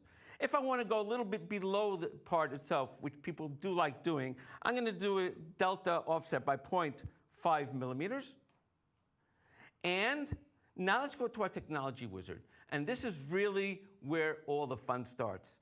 You'll note And let me put this over here in this top view of this area over here. You'll note we have machining levels. Now, there's a lot that we know about iMachining, in iMachining actually. We know the type of machine you're using. We know that's your post-processor. We know the material, could you put in the material? And we also know the tool. We know what kind of tool it has, how many flutes it has. We know everything about that. So we can calculate easily the feed and spin rate through iMachining. But there's one thing we don't know. Only the user knows this. What's the condition of your machine? Is it a brand new machine? Does your machine have play in it? How are you holding the part? Are you holding it really nice and firm in a vise, or with two small clamps? So as far as how strong it's being held, only that person knows. So as far as being aggressive, the programmer can decide how aggressive he wants to be. You'll note also that if I make it less aggressive, take a look what happens at the spin and feed rate. The spin and feed rate automatically goes down. And you can also see the chip thickness is also less. As I go up, it goes higher. I'm just going to leave it at that. And just going to my technology, since I'm doing iRough and iFinish, you'll see that I have my roughing and my finish over here. Just going to do save and calculate.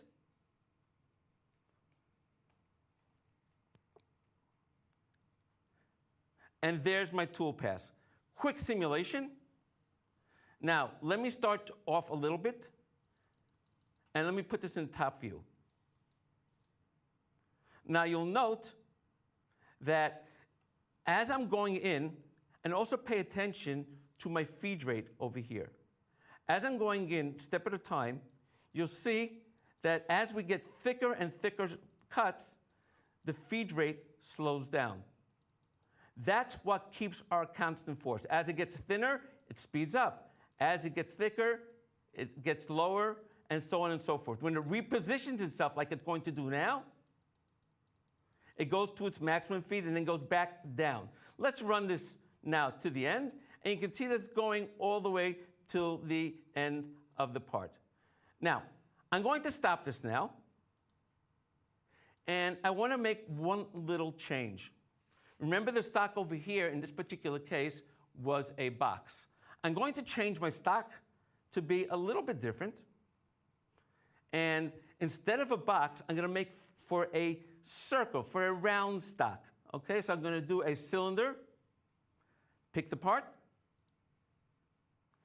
accept that, and just calculate the operation. You'll see now that iMachining automatically recognizes that the stock now is round, and the tool pass is completely different. Okay, now I'd like to machine out these pockets over here. Okay, again, iMachining. This time I'm going to use the option of multi-tools. I'll be using one tool for roughing, one tool for finish. And I'll be using also the option of feature recognition by faces. In other words, I'll pick the faces that I need, and it will recognize exactly what material has to be taken off. So I'm going to click on this face, and you'll notice also the levels of the faces are not the same. That doesn't make a difference. We recognize that as well. Just click on all the faces that I want to machine. Okay? Even the middle pocket, I'm going to choose that as well. Choose my tools. Now, when I go choose my tools, the first tool I'm going to choose, I'm going to use the same tool I did last time, that 16mm end mill. And for that, simply I'm only doing roughing, you'll see that I'm going to not check finished wall or finished floor. I'm just going to leave that empty. So it's only going to do your roughing. And you can also see, by the way, the preview shows us what material is actually being taken off. Okay, now I'm going to choose a second tool. And the second tool is going to be 10mm end mill. Okay? Accept that. And now when I go to my levels, you'll note there is no levels over here because we have multi-levels, multi-depths. You can see that over here. You can also see on the part, it shows you that this is -10, -15. It shows you that everything is very visible over here. In my technology wizard, you'll also note that each tool you can control separately with your technology wizard. Okay? Now, let me go back actually to the second tool over here. And I said that this one I wanted to finish. I'm going to click, I want to finish on the wall and on the floor. Okay. If I go to my technology, you'll note that the second tool, which I see here on the side, has the wall and floor finish to it, while the first tool is only doing roughing. Okay? Save and calculate.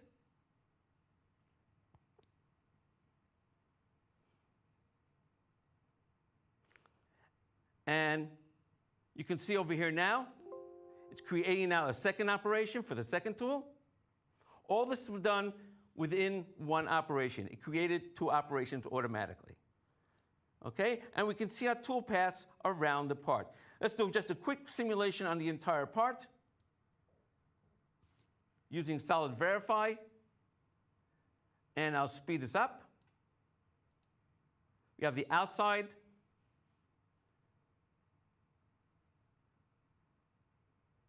And it's going to do also the finish cut and the pockets as well with the separate tools. Okay. Now let's take a quick look at our simultaneous multi-axis machining. Our powerful multi-axis machining allows you to take full advantage of your multi-axis machines to be able to machine any kind of surface you may have. This includes roughing and wall and floor finishing while supporting new generation circle end mills such as barrel tools, oval, taper, and lens forms tools. Our multi-axis modules are an extension to that. That allows you to program with ease and machine a wide range of commonly used applications. This includes applications such as screw machining, swarf machining, edge trimming, port machining, multi-blade, edge breaking, contour 5-axis machining, and multi-axis drilling. Now, I'd like to show you one example of these modules, and that's edge breaking. Now, after machining on the part, all the parts that have straight edges or non-tangent cutted surface topologies, you'll find that there's a little burr that's caused by the tool on those edges. Well, SolidCAM edge breaking toolpath automatically detects these edges and creates a deburring toolpath. Let's take a look at such a part. Now, if you take a look at this part, I need to break the edges over here, deburr these edges over here, and these as well. Now, I've already created the operation, so let's just take a quick look at the operation itself. If I were to open it up, you'll see this is specifically called edge breaking operation. And you'll note we have our target and we have our edges auto detect. Okay? Let me just do a quick simulation of this. Simulate. Let's do this in Solid Verify. And we'll run this a little slower. You can see, let's zoom in on the edges itself. You can see that's being broken. Those edges now have a burr removed on it. You can see that on all the edges that we have over here, on the entire part. Okay. And finally, let's talk about SolidCAM mill turn with complex mill turns and Swiss type machines. With more and more of the industry moving over to complex mill turn and Swiss type machines, SolidCAM needed to support this as well. And we did it big time. We support the most complex Swiss type machines on the market today with multi-turrets, multi-spindles, using all of our machining modules from 2.5D, turning, iMachining, and multi-axis machining. Our MCO, which is our machine control operation, enables users to insert controlled operations while manufacturing a part. Let's take a look at one of these parts. Now let's see a part that we have done on the machine, on the Swiss type machine. Now, if you take a look at this part, you can see that it's being milled. We have some fourth axis operations over here. We have drilling over here. We have turning. We have more milling over here. If I was to flip around over here, basically this part was done on a Swiss machine. Now you can see, basically we're using a lot of these operations, turning operations. We have MCO operations, like I said, for inter-control. We even have, if I go into my operations, you can see we have also channel synchronization. But you know what? Instead of actually starting to go through the whole program, I have this particular part, I have completely filmed the person actually programming it and machining it. So let's switch over to this part and let's see exactly how this is being done.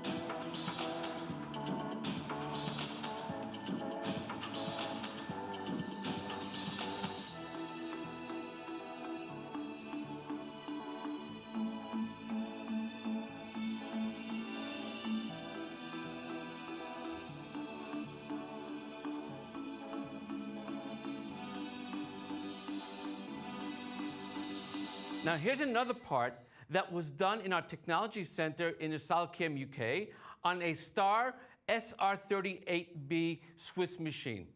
In this part, we took full advantage of our multi-axis simultaneous machining. Let's take a look at the video and pay close attention to the machining.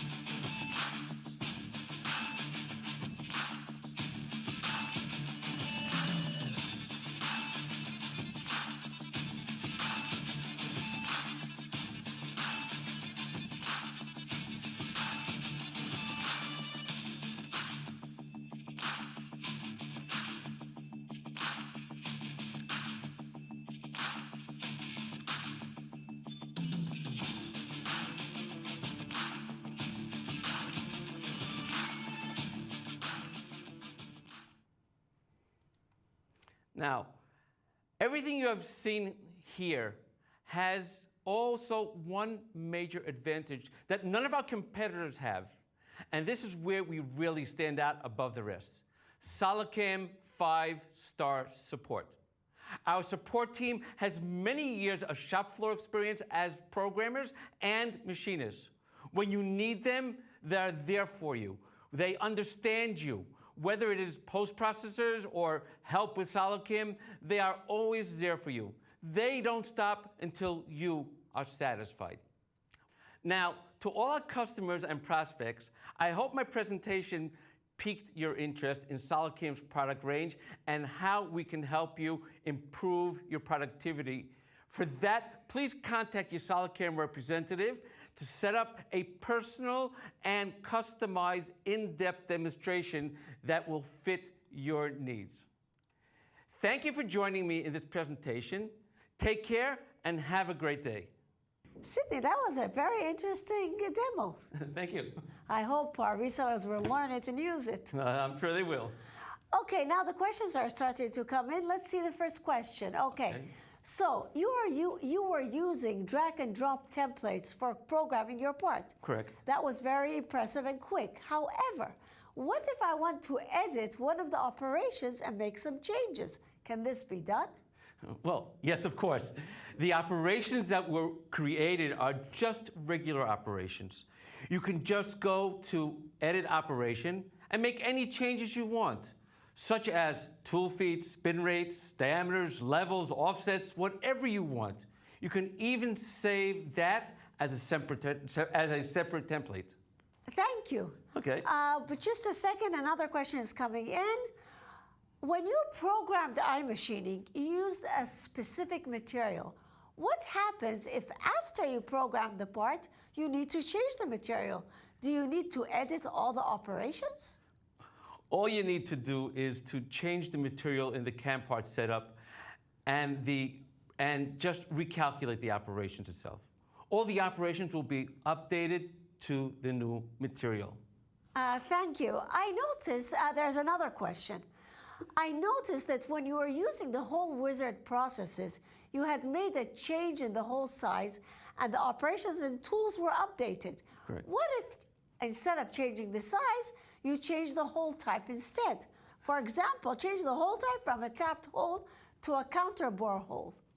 That's actually a very good question. And because each one of those holes uses a completely different technology, even the amount of operations are different.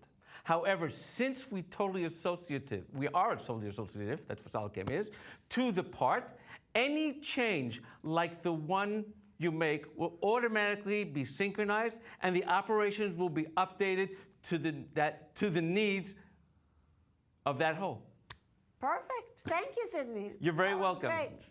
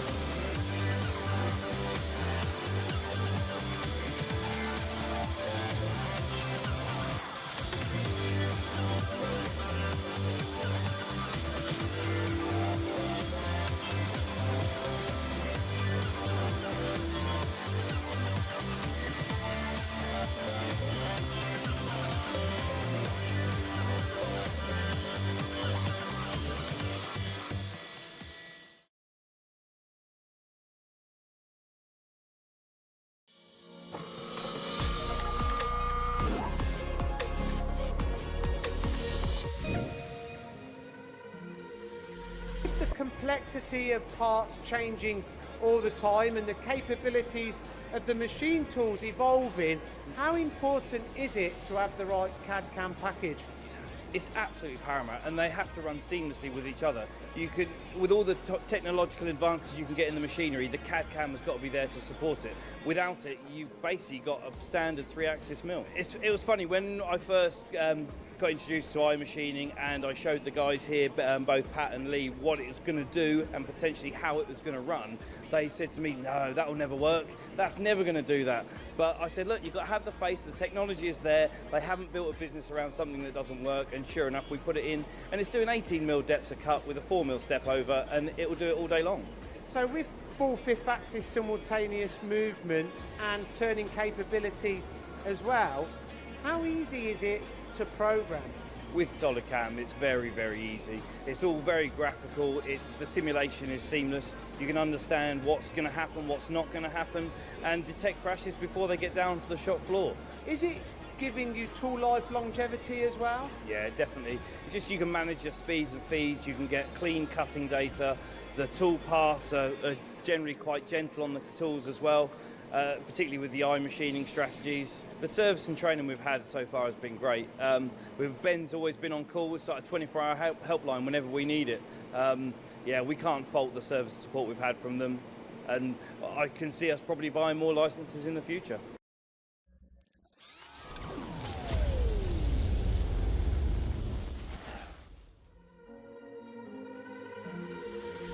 SolidCAM and SolidWorks work great for Keller and for the 5-axis. So we ended up purchasing SolidCAM at the machine show. So we decided to go in that direction because of the SolidWorks SolidCAM integration. And as far as positioning on the machine for the 5-axis, SolidCAM really worked well. And as far as my bottom line, as far as profit, I brought my profit up 50%.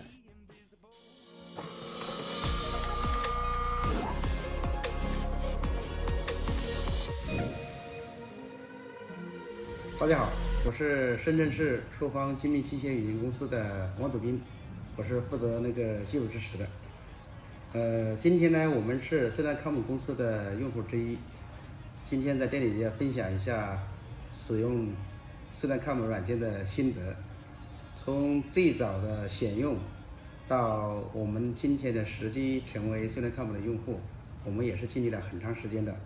我们使用的行业当中的基本几大类的软件，基本上都用过，最终选定SolidCAM公司的这个款软件，比较适合，我们认为是比较适合走印机加工的。在走印机应用领域，我们使用该软件，成功的编出了很多用别的软件是编不出来的产品。今天呢有一个代表的产品，就是一个东方明珠塔，这个就是一个应用的一个范例。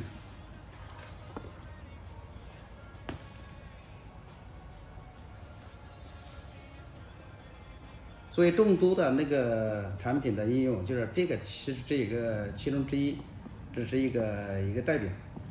在今天的这里呢，就不能一一展现给大家。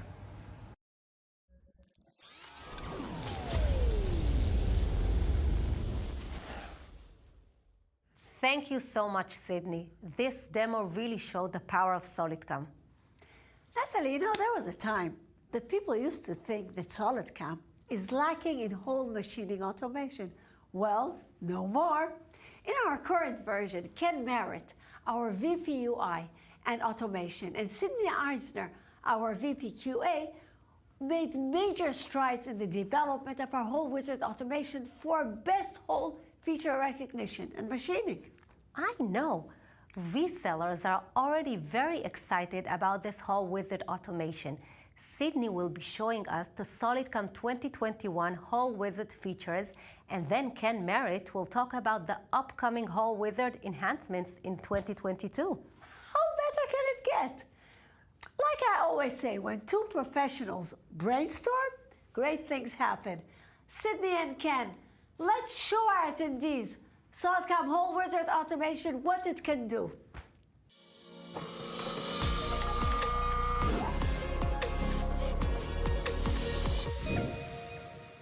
Hi, I'm Sidney Eisner, and I will be joined in this presentation by Ken Merritt, SolidCAM's Vice President for Automation and UI, about our whole wizard updates and future enhancements. The first part will be given by me on the whole wizard updates, and then Ken will join me on the future enhancements. So let's get started. Now, one of the first updates I'd like to talk about is actually something I like to call the hybrid feature recognition. Now, what exactly is that? Well, for a while we were able to actually recognize regular whole wizard holes, okay? If a hole was extruded, okay, and it had the exact shape of any of a whole wizard holes, and you thought it was a whole wizard hole, we were not able to recognize that because that was just an extruded hole. It did not come from the whole wizard. But now we can actually take those and recognize them as a whole wizard shape and include them in our whole wizard process. Let's take a look at how this works. Okay, if you take a look at the part that we have on our screen, you'll note the following. Let me go into the CAM tree, actually into the CAD manager, and you'll note I have several things. I have a hole over here. That one looks like a counterbore hole. I have another hole, for example, over here, and that in particular is a threaded hole. Now let's go to our CAD tree and we'll see the following. The tapped hole was actually a whole wizard hole. You can see that in the CAD tree itself. My extruded hole, the counterbore hole, well, it looks like one at least, it's just an extruded hole. So we have no way of knowing that that's an extruded hole. So this is exactly what I was talking about. So let's see exactly how this works. I can do it several ways. One way is I can actually do drag and drop into, say, that particular hole over there. Let me zoom in a bit. And you'll note, even though it's a CAD extruded hole, you'll see that the operations were created and it recognized it as a counterbore hole, okay? Now, let me actually delete the operations for a moment. And what I'd like to do is drag to the face instead of to the hole. Because now I have on this face also these tapped holes, and I don't want to do them both. So it's going to actually recognize both types of holes. So again, I'm going to drag to the surface. And I'm going to let SolidCAM Holes Wizard do its magic. You see, it's creating the operations for the tapped holes, which are actual hole wizard holes, and it's also creating the operations for those CAD holes, for those CAD extruded holes, which are not hole wizard type holes. Okay. Now, let's get back into my presentation. The next update I would like to talk about is on imported parts. Now, imported parts are a completely different issue. They don't have any features. They usually come in as one feature called imported. That's it, nothing else. We have no information about any of the holes. But we are now able to scan the part, pick out all the holes, and assign them to the proper shape and process. Let's take a look at this in action. If we take a look at the part, you'll see that this is an imported part. You can see it has only one feature in it. Okay? So we have absolutely no information about any of the holes. But this is what I said now that we recognize those as well. For example, if I were to drag to this hole, okay, it'll not only recognize that particular hole, but it'll also recognize any hole that's exactly the same as it, make it into one group. You'll see that all these counterbore holes are recognized within the group because they are all the exact same shape. Let's do this to another one. You can see that this was recognized as a counterbore hole. Let's do this to, let's do it to this countersink hole over here. And it's going to do the exact same thing. It's going to recognize the countersink hole as it's supposed to be done, a countersink hole. You can see that in the cam tree as well. And I can do this for the entire part if I want. Okay, so now let's go back to my presentation and we'll talk about our next feature. And this is a really important one. Now, a major improvement we have done is color filter. One of the major issues that always came up was you may have two simple holes, for example. One of them may have been a very loose tolerance, where on the other hole, it may have been a very tight tolerance, like a dowel hole. Those holes might look the same, but they need a different type of process to drill it out. You can now assign different colors to the holes, and you can assign colors to the process as well. This will allow you to match the type of process you need for those set of holes. Let's take a look at how this works in SolidCAM. Okay, so if we take a look at the part, you can see now that we have those counterbore holes over here, okay? But I have this as one set of colors and this as another set of colors. I have the same thing with all the holes around here as well. I have different sets of colors. I may have one set because I want one more precise, and the other one, like I said, may be looser. Now, before I actually do that, let's go into the process itself. I'm going to open it up, and you can see now that the processes themselves can be assigned a color. So all we have to do is just match the color to the holes. How do we pick out a color? Very simple. All I have to do is just right-click over here, go to color, and I can just pick it from the model itself, and that's it, okay?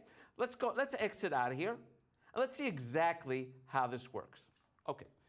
Now, before I actually use the actual color filter, let's see what happens if I don't use the filter, as if all of these are one set of holes. So I'm not going to turn on the filter. I'm just going to drag it to that hole. Now, since I have more than one process that's for that hole, and I didn't give it a filter, it'll stop and ask me, okay, which process do I want to use? Okay, I'm not going to do that right now. I'm just going to not accept any of that. Now I'm going to turn on my process, my filter for my processes. So I'll go to color, and the first thing I'd like to do is, let's say, machine out those holes over there. So I'm going to pick the color I want to filter out, just click on the part, and you can see that this color went into this area as well. Now, all I have to do is I'm going to drag it to the hole. Doesn't make a difference which one of those holes I'm dragging it to. I can drag it to this hole over here, drop it, and it'll only do the holes that are on top, because that is the matching color to that particular process. Okay, now if I want to do the other holes, no problem. I can switch colors, pick them from the model. I'll go back to here. You can see now that this is the new color.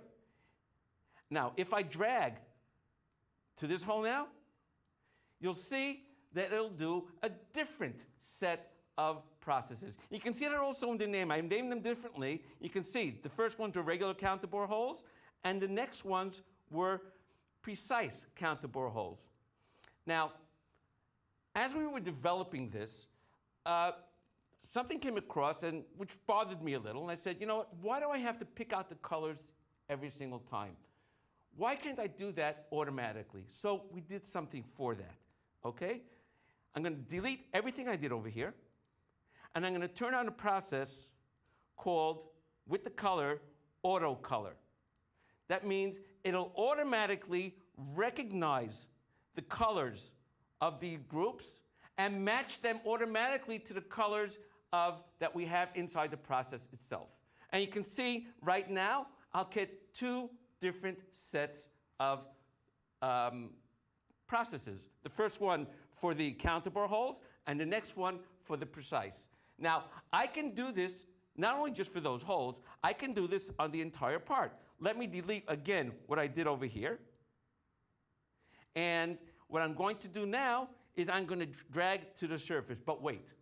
Remember I said we now recognize all types of holes? This big hole in the middle is also a hole. I don't want to machine that by drilling. Okay? So I want to skip that hole. There are two ways of skipping it. One way is I have a filter for hole diameter. I can go to my filter for hole diameter and simply pick on the largest one that I do want to do, say this one over here. If I click on it, that value will go into here, and then when I drag it to the surface, it will ignore that as well. One other thing I can do is instead of using that filter, I can simply say over here, right now it's taking all hole types. I can simply say, just take the CAD hole wizard holes. This way, it will not take that one at all, and I didn't have to use the hole diameter filter. But you know what? Since I already put in the hole diameter filter, so let's do that.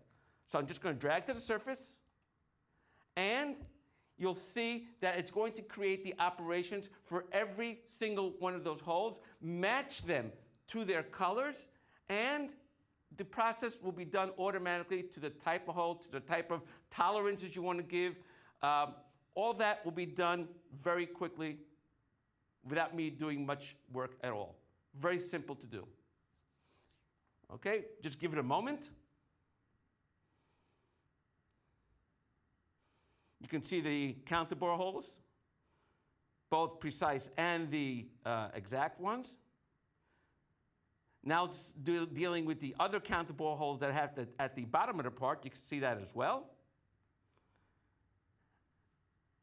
And it's going around and doing every single one of those holes.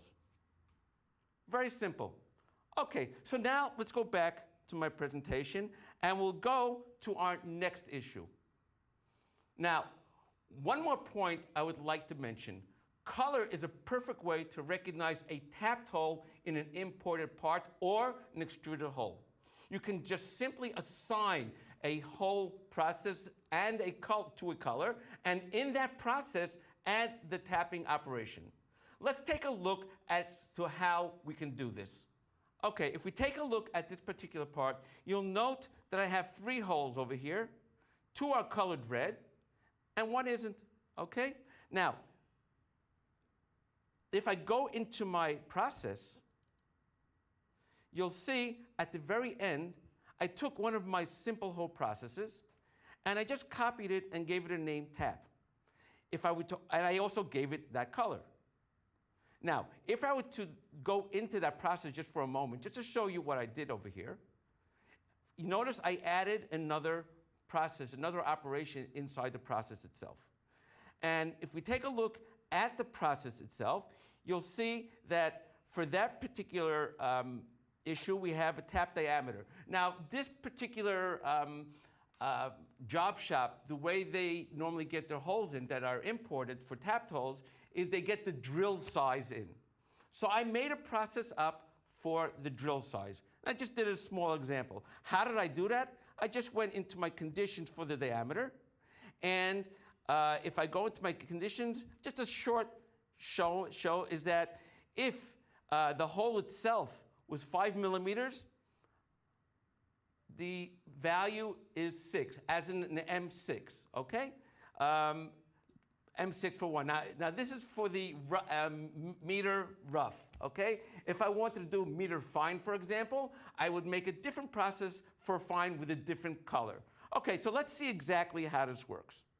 Now, if I were to drag to this surface right now, what you'll see is as follows. It'll do a process. Well, you got me there. I forgot to choose my colors. I'm going to not accept it. I'm going to go to color, and I'm going to do it auto color. I'm going to drag the surface, and you'll see the following. It'll create 3 different operations. 2 of them will be tapped, and one of them, the middle one, as you can see over here, is just a simple hole, okay? And now what I'm going to do is I'm just going to delete the operations that I did over here, delete all, and I'm going to change the color from blue to red. How do I do that? Simple. This is already something inside SolidWorks itself. I'm just going to click on the hole itself, change the appearance. I picked up the color from this hole. You can see that in a moment. And you see that particular hole that I picked over there. Now I'm just going to add this hole to that list, and now it gets that color as well. I'll just accept that. And let's go now back to my hole wizard. And this time, when I do drag to surface, it'll again do three separate processes, but this time, all three of them will be tapped holes. As you can see, this time it did 3 operations for that particular hole, recognizing it as a tap only because I changed the color. If I were to go, for example, into my toolkit, you'll see that I have 3 different taps. I have a tap 6 millimeter, okay, 6 millimeter by 1. I have another tap over here that's 8 millimeters by 1.25, and my third tap over here is a 7 millimeter tap by 1. And now, Ken Merritt will continue with SolidCAM 2022 future enhancements. So Ken, the stage is yours. Hey, thank you, Sydney. That was a great presentation on Hole Wizard in 2021 SP4. And you know, our developers are really quite impressive. I can confidently say that they are one of, if not the best development team in the CAM industry. You know, from leadership through each individual developer, we really have some talented people. And I can't thank them enough for all their dedicated hard work that they've been doing on our software. Now, SolidCAM has truly become the industry-leading CAM system, and that's pretty cool. There are a great number of people responsible for that growth, and our development team is a large part of that success. Due to their efforts, we have a seriously impressive CAM software system. You know, and as we continue to enhance our automation strategies, we're already working on several new and powerful functions to make Hole Wizard even more amazing.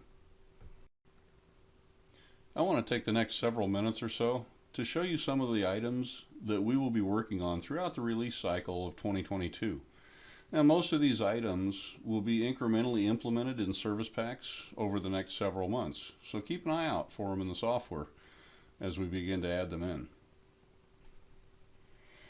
Our Phase 1 project, Feature Recognition, is a key to allowing users to automatically machine parts to their individual preferences.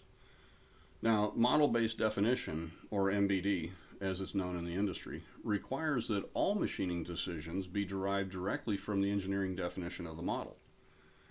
The more automated this process becomes, the less chance there is for human error, which really is the whole point of MBD. So we're developing a more robust recognition of hole features in support of this initiative. Now, this new effort allows us to add tolerance attributes to specific driving dimensions of the feature segments. This gives the user the ability to determine how the machining process uses the values from the model. Now, in this example that you see on the screen, the diameter dimension of the 4th segment, the main hole, is shown as an asymmetric negative tolerance for a thermal interference fit. Now, the hole diameter is the driving tolerance, and it impacts several driven dimensions. You can see those with the arrows pointing to them. These modified values will be sent to the Hole Wizard parameters for use in the machining process. Now, this method allows for automation across iterative design changes while still maintaining associativity and allowing for machining to the middle or mean of the tolerance based on the design intent. Now, this will start out as manual input, but in Phase 2, as we move forward with this, we will capture these tolerances directly from the Dimension Expert attributes when they're available, and we will automatically apply them to the recognition of the feature, thus making the full process automatic as well as model-based. As you have seen with the enhancements that Sydney just showed us in 21, color attributes can be a game changer. Now, for 2022, we will be enhancing the color functions to include segment-based color definitions. This will allow us to create processes that are compatible with several different requirements and can be automatically configured based on color matching operations with the assigned color attributes for each segment. Now again, this is going to start out as a manual function, and it will become more automated in later service packs as we build more power into the system. For any automatic machining system to work reliably, it must have exceptional tool selection capabilities. You know, the tool is really the foundation of any tool path. In the past, we've been able to filter how tools were chosen through the tool search conditions options in the CAM settings dialog. And this allowed us to identify which tool parameters were important and to use those to target the selection.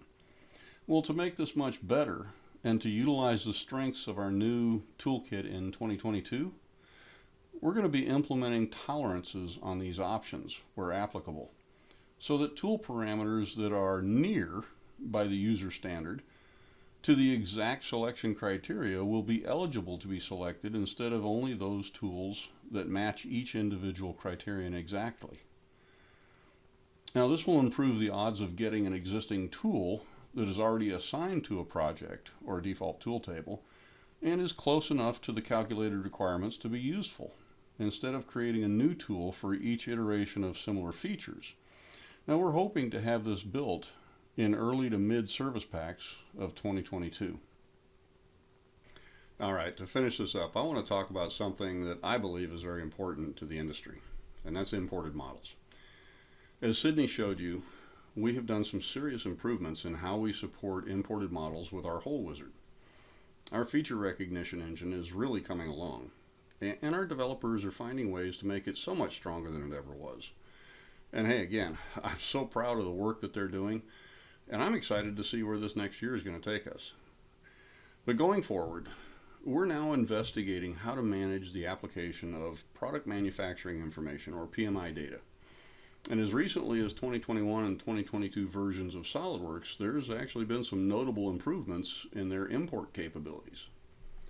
Now, STEP stands for the Standard for the Exchange of Product Model Data. And it was initially published clear back in 1994-1995, and it was a pretty significant publish at that time. It's much better than IGES. But it came out as ISO 10303, which was also known as STEP AP 201. Now, the standard has matured over the years, and there's been several APs or version phases that it's gone through, like 203 and 214, a couple of them that you might be really familiar with. But the current version, STEP 242, was originally published back in December of 2014, and it's been updated as recently as 2020. Now, the idea behind this translation standard is to really fit with model-based definition. And there's also been another initiative born out of the automotive and aerospace industries known as model-based enterprise, or MBE. These initiatives are really driven by the desire to automate all processes from the inception of the model design through the completion of component manufacturing and system assembly. And their hope was to minimize or eliminate the inadvertent mistakes that happen with non-digital communication of manufacturing intent. Now, these things happen especially when there are multiple engineering change orders in the life cycle of a part. And one of the most powerful aspects of this new STEP 242 version is its ability to transmit the PMI data, and that includes GD&T, or geometric dimensioning and tolerancing information. When this information goes along with the export translation of the digital model, and it can be received by the importing system, then the integrity of the engineer's fit, form, and function intent is maintained in a reliable fashion to be used in the manufacturing processes.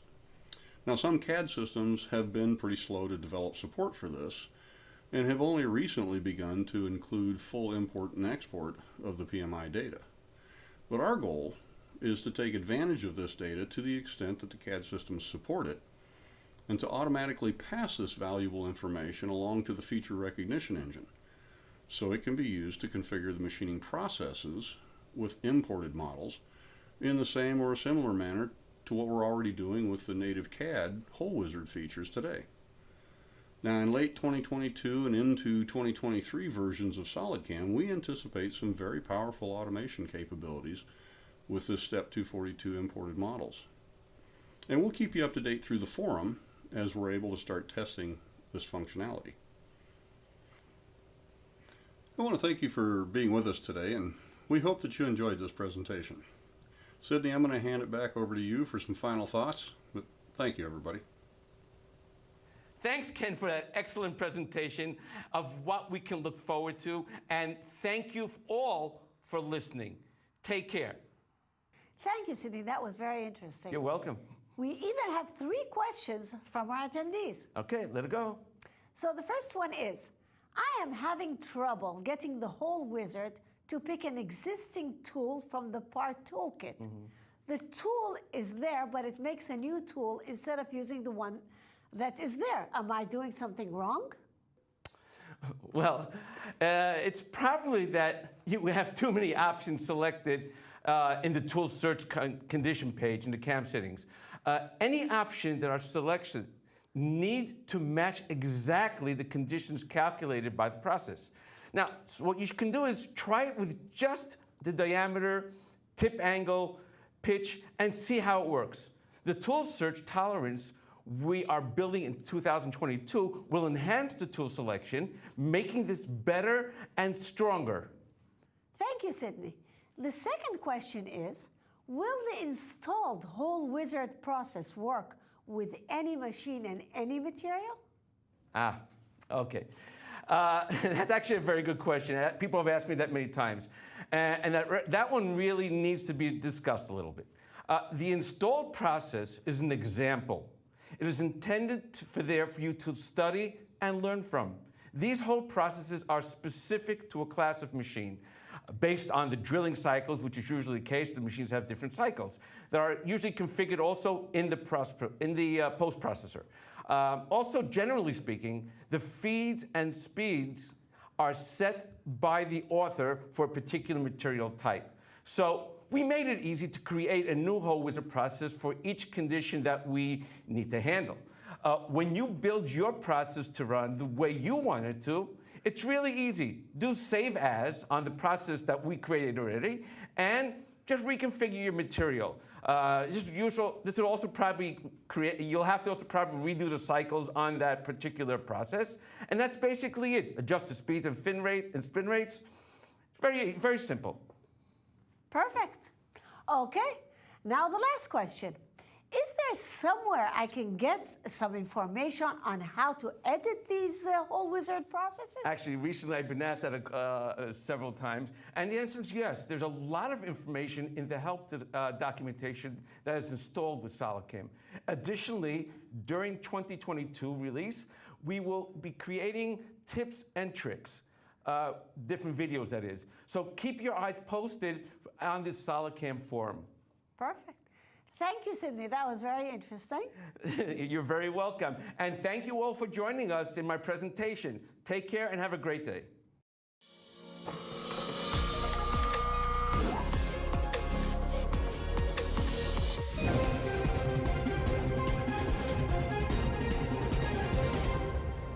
Hello and welcome to Lake News 22. I'm your host, Dave DeJohn. Today we'll be discussing computer-aided manufacturing, or CAM for short. With me is an expert in the field. His name is Eric Forwith. Eric has been with CAM and machining since 2006 and has over 200 plus installations of Swiss and advanced mill-turn machines using Esprit and Mastercam. Previous to today's technology, it was pretty much point and click, hope that your part was going to come out good. So a lot of the new age manufacturers want to handle their parts less. So the more complicated the part, they don't want to have to put it through 5 or 6 different machines. They want to put it in one machine, the new technology. So there's a lot of young people that are getting into the industry that are just overwhelmed right off the bat. And it's just something that really needs to be addressed for this advanced machining era that we're entering into. So as the technology of the CNC machine grows and you have more advanced products coming out, a lot of the CAM systems are definitely not keeping up with the new multi-channel machines, mill turn machines, Swiss machines. There is one software that I worked with a lot, Esprit, that did have a solution for every piece per se, but not necessarily in the best way that it could be presented to the operators or the users. So Esprit is a software I've used for about 6.5, 7 years. I've done tons of programming in it. It took me a very long time to get comfortable with the software. I'd say the better part of 2 or 3 years before I could really trust that what I was doing inside the software would relate to what was actually going to happen on the machine. It's just a huge learning curve. They are pushing Esprit into a new software that they call TNG. TNG is definitely going to be their future package. But everyone wants the perfect kind of program to just give me what I want, how I want it, and if it works, it works, and if it doesn't, let's fix what doesn't work and let's move forward. That's definitely not the norm from a CAM system. Normally you get what you get and you just go with it, and that's where the new age of advanced manufacturing is really pushing the envelope as far as software is keeping up with it, because it's a huge ordeal. But the general census is no, people are not switching to the TNG package. It's going to create a lot more havoc for the end user because they have to learn a whole new system from scratch, right? So anything that's done in an actual Esprit file, if you bring it into TNG, you can see it. You can see what has been done, but you cannot modify anything. The only thing you can do is just a visual simulation of what you already have. So that's probably one of the biggest problems that I would run into repeatedly. And then they go and buy an advanced mill turn or a Swiss type machine, and their CAM package just cannot do what it needs to do to make that machine function correctly. And a lot of the big players in the CAM industry definitely are not keeping up with that trend. You're gonna have more headaches than what that advanced machine is really gonna give you at the end of the day. Everyone wants to basically get your part inside of a machine, hit the green button, and bring out a done part. So these advanced machines that are definitely made for that type of atmosphere where you're just running it all day long, the same part over and over and over, the CAM systems just aren't keeping up with that kind of a demand as far as, so I currently work at SolidCAM USA. I'm on a specialized team for advanced mill turns and Swiss type machines. I'm going to be going on site with customers, showing them the product, showing them the solutions to their parts that they need. I was able to learn the system relatively quick within the matter of a couple of weeks. I am confident in what I do, and I'm confident in the product. I'm confident in SolidCAM and our team that we've built. If you're using Inventor or you're using SolidWorks, you know, you've already got a step ahead of it. I really do think it gives operators and programmers and users a huge benefit being integrated into something that they're probably already using. The CAD side of CAM packages is always very infant. Being partnered with those CAD companies, we let them be good at the CAD because that's what they do. And we are good at the CAM because that's what we do. I've put more hours in Esprit than anything else, and they definitely have their downfall. Geometry selection is a huge headache. Changing the machine around is a huge headache. It could be 2 or 3 hours just to do something as simple as change a chuck, so that way when you look at your simulation, they do not like making custom machines, they do not like making custom posts. Stock updates in Esprit are probably one of the more painful things. Esprit, especially Esprit, is very complicated to use. It does not do automatic rest material. It does not do automatic anything. Very confusing. It did take me several years before I really got comfortable in the system. So that's probably where most of the CAM packages have their biggest issue, is multi-channel machines that require one side and the other side to be synced together.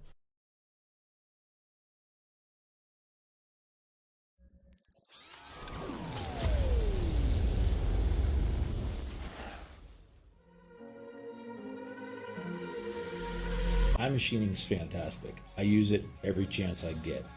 I do everything from big bolster plates to the tiniest parts that take a microscope to see on my machine.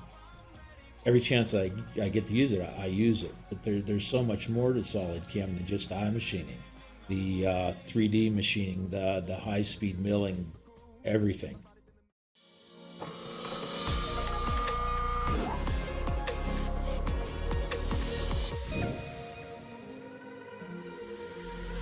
iMachining has given us the ability to take parts that we had made before, reprogram them, take that G-code out to the machine, and not only reduce cycle time, but improve tool life. So you have a double benefit, obviously, if you can make your part faster and use less tooling, keep your end mills sharp, keep your inserts working. it's all there in iMachining. It's absolutely amazing. Whether it's 2D or 3D iMachining, it's amazing.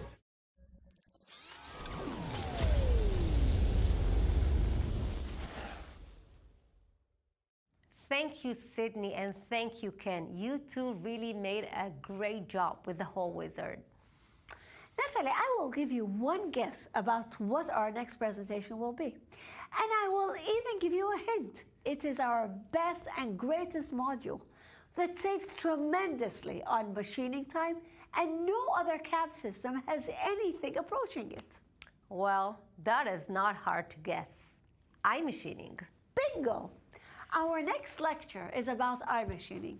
Anthony Calderon, our CTO, and Chris Calderon, his brother, the iMachining Wizard developer, and our great programmer, Senior VP of Algorithms, Doron Osovlansky, were the iMachining development heroes.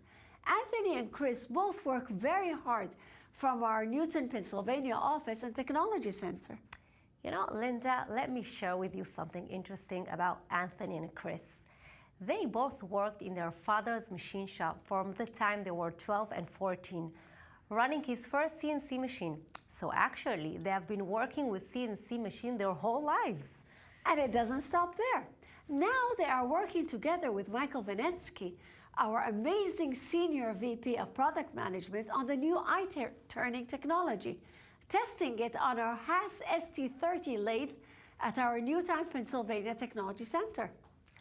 So, Anthony, please tell us again the amazing secrets of iMachining that we are never tired of hearing again and again.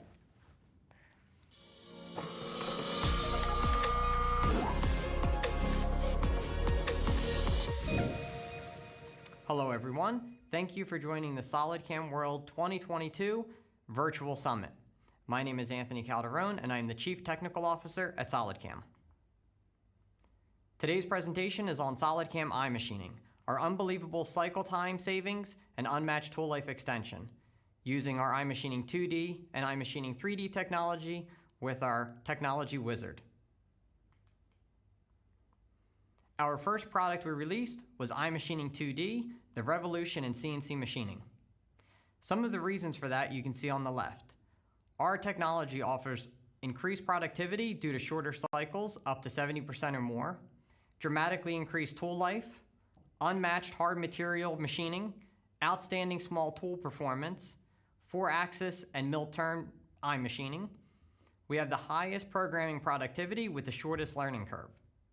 Our iMachining wizard plus our iMachining toolpath is the ultimate solution. Our unique iMachining technology wizard provides optimal feeds and speeds, taking into account the toolpath, stock, and tool materials, as well as machine specifications. Our unique iMachining features are that we use a minimum and maximum cutting angle along with a variable feed rate. We have two modules in iMachining, our intelligent toolpath generator, along with our full-featured technology wizard that generates a full suite of feeds and speeds. As mentioned previously, we use variable feed, and this is to keep a constant spindle load on the machine. When we are decreasing the width of cut, we are increasing the feed rate to keep a constant chip thickness, which also keeps a constant load on the spindle. Almost every line of G-code in iMachining will have its own feed rate. Two additional patented features of iMachining is our morph spirals, which is only found in iMachining, and our intelligent separation. The combination of these two allow us to take a complex pocket, separate it into individual regions, and then have morphed spiral machining. And morph spirals are the best type of toolpath because it keeps the tool in contact with the material and decreases or minimizes the amount of entering and exiting. If we were to take a look at what a typical iMachining might look like for a complex geometry, we can follow along here. So first we start with a morphing spiral, and by morphing you can see how the shape of this spiral is not a circle. And you can see down at the bottom region we can see more dense or closely packed toolpath versus the other regions around it, which are more spread out. Once we hit islands, we do what we call separating channels. This takes the islands, we are able to finish around the islands, and after that, we can return back to our morphing spiral machining. Additionally, as the algorithm is continuing to see different topology during the cutting, it can do a separation island, as we see here, and then it will return back to morph spirals. So the entire goal of the toolpath is maximizing spirals. But iMachining is not just about roughing. iMachining also does rest material and finish cuts. Rest material is generally used where we have regions in the pocket where the larger tool could not fit into.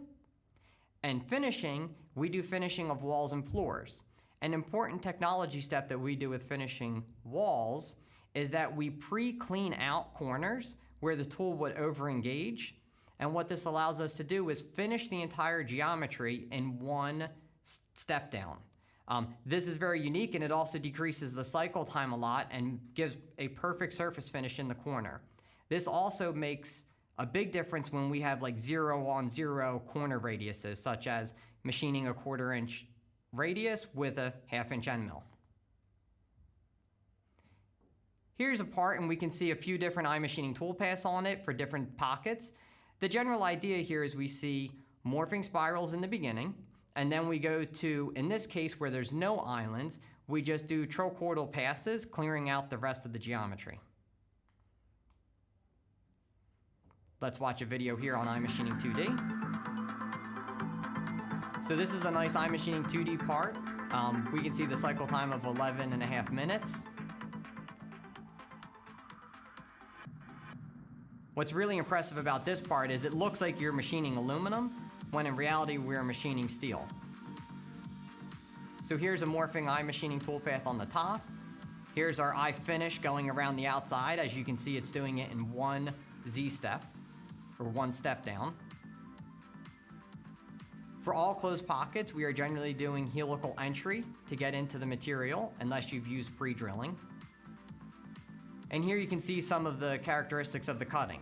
So in this steel, we were cutting at 14,000 RPMs, which is generally considered by many people almost impossible in steel and hard materials. Here we can see the video slowed down to 25%, so you can actually see how iMachining is working and doing its morphing spiral in the center of this pocket.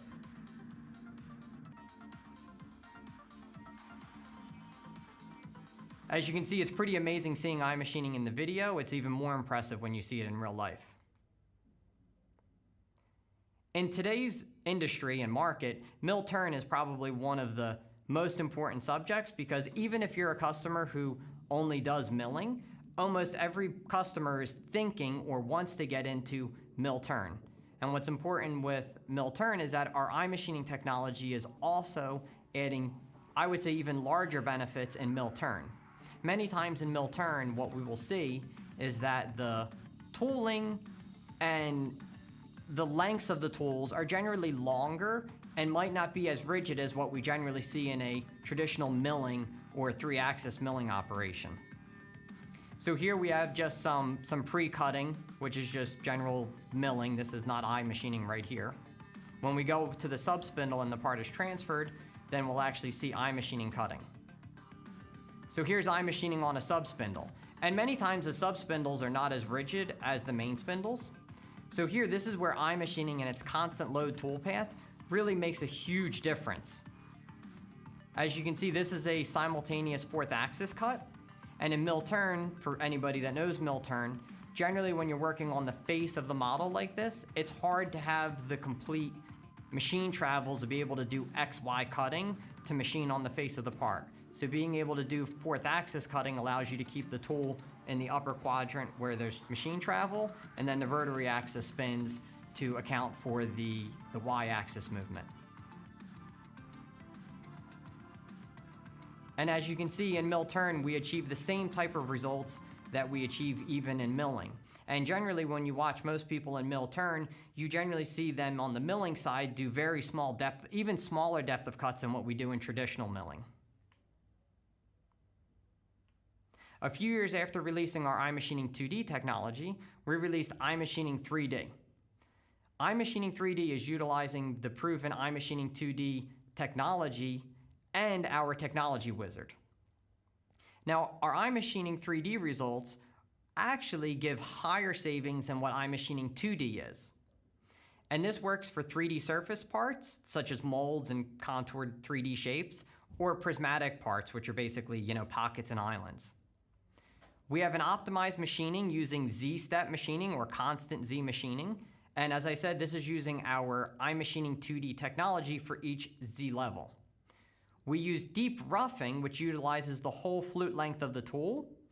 And as this is what we do in iMachining 2D, to use this benefit in iMachining 3D, we use rest material machining, and we do upward steps, which is based on constant scallop height. This shortens the cycle time tremendously and brings the model to a closer net finish. We have intelligent localized machining and optimum ordering, and this is extremely important in 3D machining because a lot of times in 3D machining, CNCs are spending a lot of time moving from one area to the part to the next, and this is what we call like dead time, where the machine is just repositioning and the spindle's not actually cutting. So in iMachining 3D, we've optimized this. We use a true 3D updated stock the entire time, and this eliminates our air cutting. And our toolpath is automatically adjusted to avoid contact between holders and the updated stock. And this is really, really important for people that do big parts where they reach down inside of deep cavities. We combine this with our best-in-class HSM finishing, and iMachining 3D combined with HSM finish gives the best result for 3D parts. If we walk through some of the things that iMachining 3D does, we can do this now. So the first thing is optimum Z-slice machining. As I said, this uses the 2D iMachining algorithm at each Z level to remove the material. This includes our morphing spiral toolpath. Then our 3D algorithm automatically determines what volume to remove at each Z level, and this helps achieve the shortest cycle time. As I mentioned previously, we do deep step-down cutting. So if we look at this simple pocket here with these tapered walls, you can see we take a full step down, so this way we can get the largest metal removal rate for the largest area. And then we use our scallop-driven step up. And in our scallop-driven step up, we automatically adjust and find all the areas of the model with the appropriate down step, or step up as we call it, to maintain the same scallop height across the entire model. So if we look at the picture here, you can see what this means by scallop height. As you define the surface that you want to machine, which is the blue, we have the surface offset of what we're leaving on the model, and then we have the scallop height. And if you look at the model on the left, you can see for these two tapered walls, on the shallower wall, we have more steps. You can see that I think there's like 8 steps there. And then on the right hand, we have the 3 steps on the more steeper wall. And this is done automatically to give the most optimized machining. So we're not creating additional tool paths. The scallop-driven technology is extremely easy to use because it's just a single parameter. There is no guessing on what step down to use to leave the certain amount of material. And by using the scallop height, this generally is replacing multiple operations in a CAM program that includes roughing, rest roughing, and semi-finish. So in one iMachining 3D operation, we are generally replacing a whole set of tool paths that people do in 3D. And this is where the cycle time savings becomes very large, and we are seeing people who do 90% and up. If you look on a more complex model here, you can see the differences of the step up and how we have different machining on the sloped surfaces. So we do deep depth of cuts, and on every area of this model, you get a localized region of step ups. And an important thing to note about this is our iMachining uses the technology wizard, and we automatically have separate feeds and speeds and engagement angles for each step that we machine. This gives an added benefit that we are increasing the metal removal rate as the step down is decreasing. Repositioning or linking movements is generally a huge problem in 3D machining, and especially roughing and rest roughing. You know, generally, when you do the first tool and you do the first big roughing, the tool is just doing Z slices, and it's able to make a pretty optimized tool path from the point of view that there's not a lot of reposition moves. But once you do rest machining, and then you do semi-finish, you spend a lot of time with the tool repositioning from one area to the next. In iMachining 3D, we've developed an entire suite of technology that when you look at a part like this, there's no retracts at all. There is one entrance into the pocket, and it's able to machine all of those different Z levels, keeping the tool down inside the stock with complete collision detection from the holder and the tool. And it does all 3D linkings, and the tool just stays down and does cutting. In this tool path here, you would actually see G0 movements on the first movement and the last retract. That's it. Everything else is a high feed G1 reposition between the different Z levels. And no air cutting is something we've really strived for in iMachining 3D, and it's something we're very proud of. As we always talk about rest machining in 3D, because generally you are using larger tools and coming back with smaller tools to clean out corners, you can see how optimized our tool path is here. So just coming back with a smaller tool to clean out the corner, you can see the beauty of our tool path, how it's able to just start at the very bottom. It does a couple little passes to clean out the corner, steps up, and does the next one. And when you watch this run on the machine, it's almost like watching like a dance or something. It's just so smooth and elegant to watch the machine just stay in one region, do its cutting, and then move to another part of the model. As I've said before, we do have automatic cutting conditions per Z level. So this is where we rerun the technology wizard, so that way on each step up or each depth of cut, we recalculate what would be the optimum cutting angles and metal removal rates, and then we also adjust the feed rate because the feed rate will change for the engagement angle or cutting angle or step over. And this is done automatically without the user having to do any of this. Tangency and smoothness of the tool path is critical, which is why we use morph spirals, but the lead in and lead outs are also critical. And this is done automatically in the iMachining 3D technology. Every lead in and lead out is automatically adjusted for that area of the model, and it gives a smooth transition from one area to the next. And this is increasing tool life and machine life, because some of the most difficult or wear-inducive times and shocking times for the tool is the entrance and exiting of material. Now, we talked a lot about the technology in the tool path, but a major problem with using any tool path at all is calculating feeds and speeds. And this was something from the beginning of us doing our test cutting with iMachining that we realized we needed to provide a solution to our customers that would allow them to use iMachining as a tool, and it would be as easy or easier than any software that they already use. So let's talk about feeds and speeds and what we as CAM programmers have to figure out. When we look at generating a feed and speed for some part, we have to look at the material we're cutting, what tool we're using, the geometry we're machining, and then the machine it's actually being cut on. And there's many parameters for each of these things. We can see many parameters for each of these different categories, and this is kind of like an algorithm that us as CAM programmers do inside of our own head. So we are taking into account all of these things with the hardness, with the step over, the number of flutes, what is the maximum spindle speed of the machine, what's the maximum feed rates, and us as CAM programmers, we have to take into account all of that to generate some feed and speed. We've solved this by having an iMachining technology wizard. So this is an algorithm that takes in all of those parameters of the machine, the material, the geometry, and the tool, and we generate a set of feed rates, step overs, and spindle speeds, and depth of cuts that are synchronized, and more importantly, are fit to the machine and the limitations of that machine. And we don't just generate a single feed and speed, we generate a set of these, and we have what we call the iMachining slider. The iMachining slider allows you to choose between 8 different machining levels, with level 1 being the minimum metal removal rate, and level 8 being the highest metal removal rate. And essentially, we can think of this as cutting force. So level 1 would be the least amount of cutting force on your cutting, and level 8 would be the highest.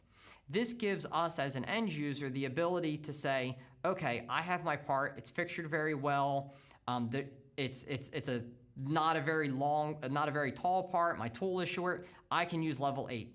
But then if you go to a part where you think you aren't holding it as well, you know, there is a big difference between holding a part with 200 thou in a vise and only being able to grip on like 50 thou. So the iMachining Technology Wizard and its slider allows you as the programmer to adjust what feed and speed you want to use, but you're not actually typing and figuring out, oh, well, I need less force, so I need to change this RPM, this feed rate, and this chip thickness. The iMachining Technology Wizard gives it to you automatically. An important tool or byproduct of iMachining is anti-vibration technology. And this is our axial contact points. What this is that when we cut deep with a helical end mill, we are able to provide stability in the cutting by having multiple teeth in contact at one time. I like to talk about this in the scenario of a face mill. So if we think of a face mill, when a face mill is starting to enter the cut, we know that it makes the dunk, dunk, dunk sound of each flute making contact. Once the face mill gets buried into the material, it quiets up and we just hear the zzz of the sound of the face mill cutting. And then when it leaves the material, we hear the dunk, dunk, dunk again. And when you look at a part for face milling, we see that in the beginning, there is a different wave to the surface finish, and then through the entire path, and then at the end, we see that wave again. That same thing where you have the inserts of a face mill, where it quiets up when you get multiple teeth in contact, this happens in the axial depth of cut using helical end mills. The iMachining Wizard is automatically analyzing this, and we are able to provide feedback if you are going to have excess vibration to allow you to either change to a different tool or do something different if you choose to. We have 4 patents for our iMachining technology, and this is extremely unique. This is covering our iMachining 2D and 3D. Now, in the end, iMachining 2D and iMachining 3D is all about the savings at the machine. So we have a few examples here of different types of savings. So here's a customer who produces aluminum parts. They make electronic housings. And here's a simple part in 6061. And many times people think, oh, I cut aluminum. I am already cutting as fast as I can. I cut at the maximum RPM of my machine. I cut at practically the maximum feed rate. And there's nothing that iMachining can do. Well, we can see here, even on this simple part, it's not something complex or very tall or deep, we were able to take a standard cutting time of 17 minutes and lower that down to 6 minutes, which is a 65% savings. And an important thing we like to talk about is the total cycle time savings for lot runs. So for 400 pieces, this is 73 hours of saved machining time. Here's a simple bracket in titanium. So this customer had 75 pieces to machine. Kind of ironic, it's around the same similar time as the larger aluminum part we solved, which is 17 minutes. Here, we lowered their cycle time down to 3.5 minutes. The savings is 80%. And most important or not most important, but also important is the tool life savings. Generally, these customers machining titanium are only getting few minutes worth of cutting. So this part, they were probably replacing the end mill on each part. In iMachining, we extend the tool life longer than the 17 minutes, which is basically getting you more machining per tool. Many customers, or most of our customers, are using a combination of iMachining 2D and 3D. So here, this is a customer who uses both of these modules, mostly in aluminum for multi-sided work. And here you can see they're generally receiving 65 to 75% cycle time savings. iMachining 3D in steel, this is for this customer here who's machining 1020, with a 12 millimeter tool and just iMachining level 5, we took a cycle time from 146 minutes down to 28 minutes. And as I mentioned previously, the model is in a closer surface finish and better quality for the following operations for finishing. So we saved 81% cycle time in this, and the model is in a better state to start doing finishing. We can take a look at what iMachining 3D actually looks like on a complex shape. So here, when you look at the steps on this model, you can see here's a part where there's varying slopes. There's some vertical, near vertical walls. There's different slopes all over. Here we can see it starting from doing it in the deep depth of cut. So this is where we get the largest amount of material removal rate. Using the 2D iMachining is basically each pattern, and then we do step-up cutting. So here we can see it's doing just little areas and stepping upward up the model to attain the scallop height that we selected.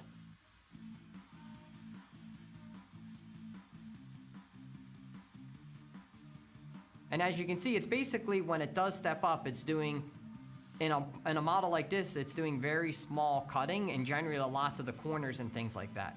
And this is something where you would need semi-finish operations to try to clean out those corners afterwards. But iMachining 3D does it automatically.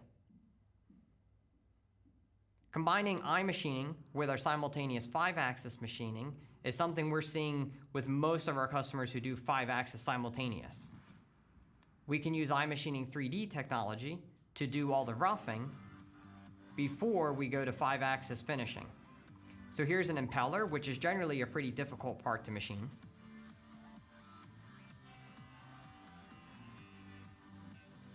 So as we can see, this is a pretty tall part. So this is, it's a very deep depth of cut, and you can see iMachining just eating away the material like it's nothing.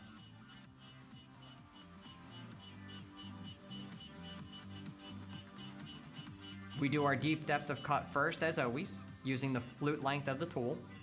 And then we start working upwards the model using our step up. And what you're gonna see when this is done is basically like a flower kind of looking part, because that's what the roughing will look like once we get done roughing all the impellers. As you can see, you get spiral machining even on this part.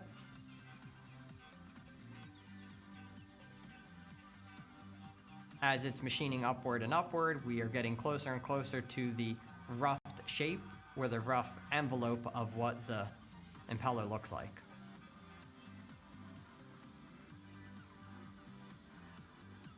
In this case, we're using 5-axis simultaneous to do the finishing on the top of each of the ribs, and also for doing the roughing or the slotting in between each of the ribs.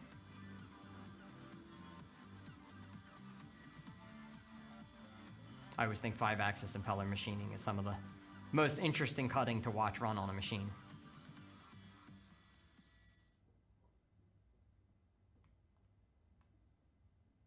Since I'm from the US, I'd like to mention quickly our iMachining in the US and what we do. Pretty much we push for every single seat to include iMachining.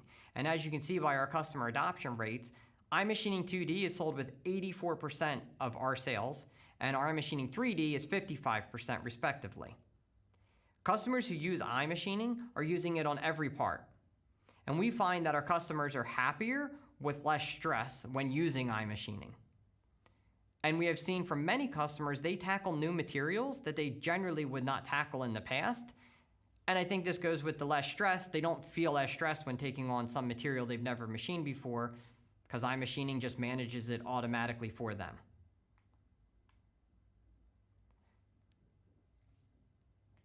SolidWorks, SolidCAM, and iMachining is the best integrated CAD/CAM solution. Not too many people learn about iMachining because it is my biggest competitive edge. I think he says it better than anybody, why everyone needs to have iMachining.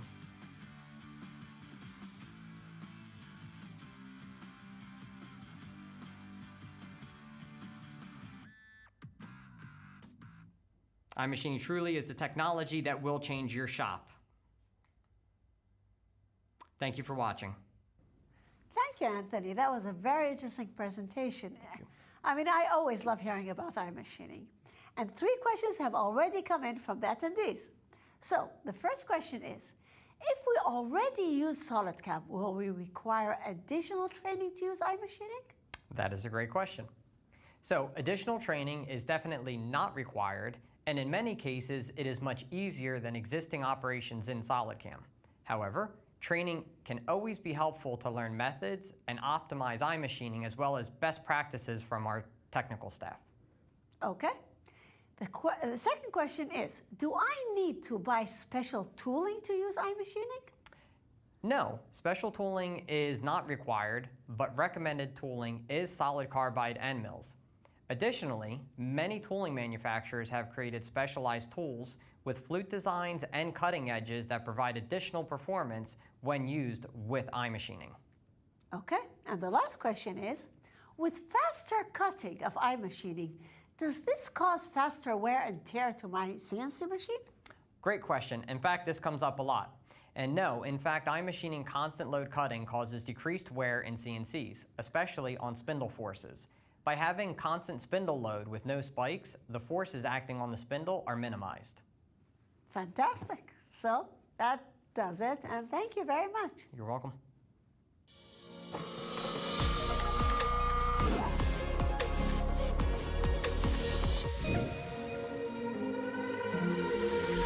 Since moving to iMachining, we've seen a huge improvement in tool life, along with a reduction in cycle time.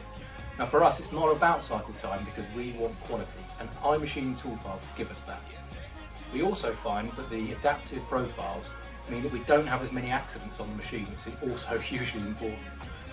Now 3D iMachining is an absolute revelation. Those toolpaths with a one-click button, absolutely easy. When I'm using it, I always use iMachining as much as I can. It's just simple and it works.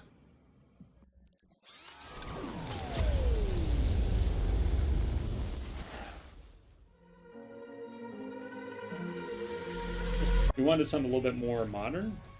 So when we started looking for a software package, there were a lot of them out there. We went with SolidCAM because it was integrated with SolidWorks, which I really liked. And I like the graphical nature of SolidWorks, being able to see all the shading and you know, getting a good idea of what the part's going to look like. So SolidCAM really fit the bill for us, you know, especially for being able to have everything in one package. And I think what I like the most is that when I made a change to my model, all my toolpaths updated. You know, so instead of having to export again, it's just I just make the tweak, re-export the G code, and done. You know, it works really well.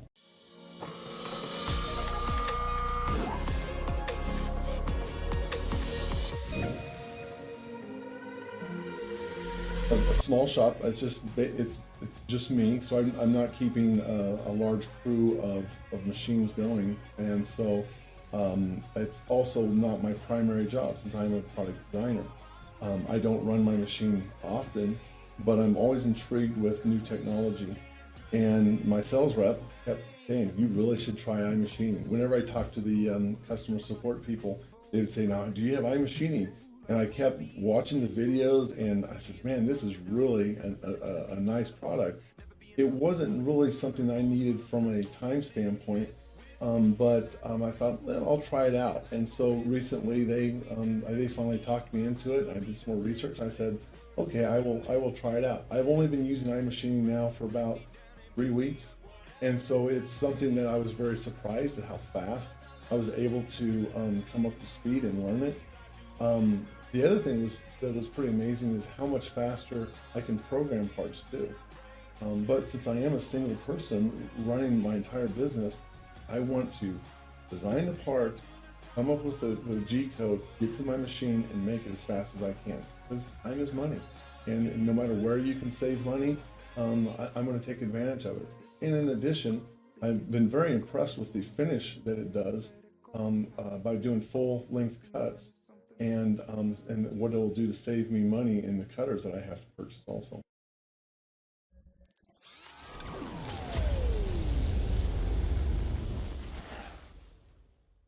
Hola, friends and family of SolidCAM. This is Maria Paez, Country Manager of SolidCAM Spain. Since in 2021, SolidCAM decided to establish directly with own staff.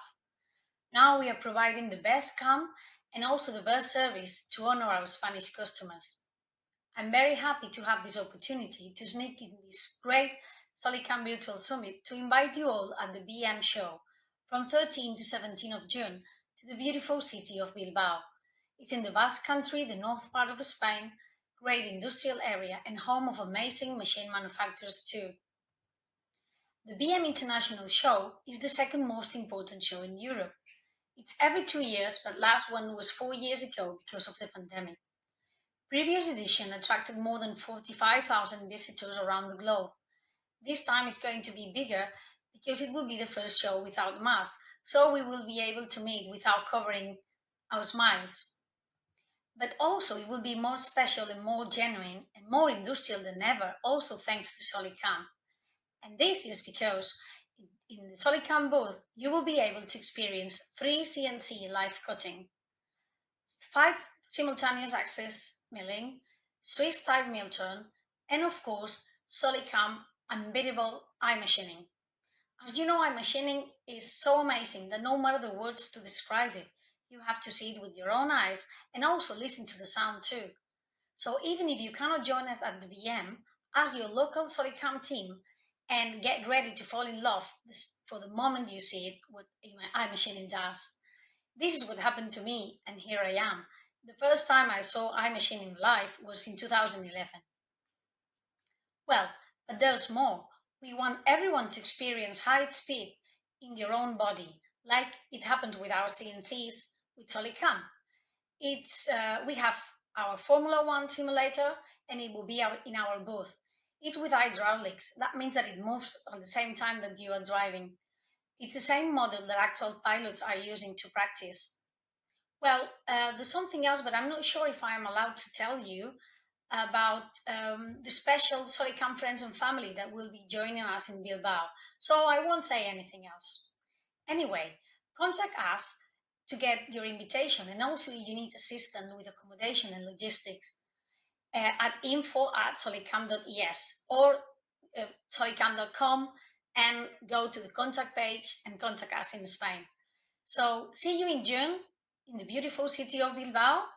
And now let's continue to enjoy the content of the SolidCAM Virtual Summit. Adiós, hasta pronto, bye bye.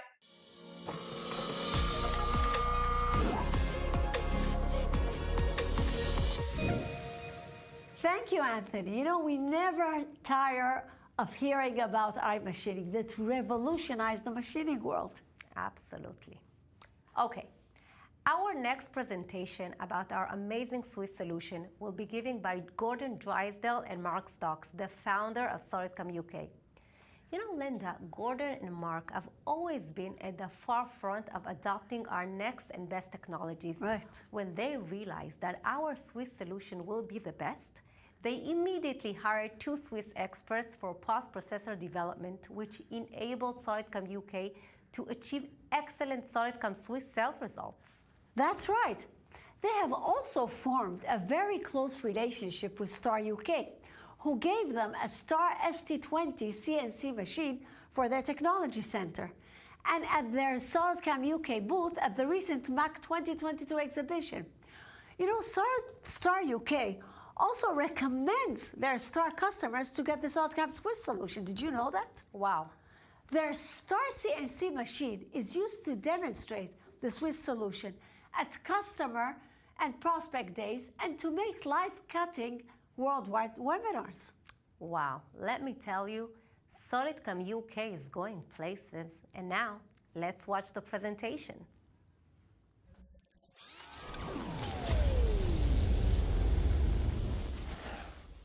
Welcome to the SolidCAM UK Technology Centre.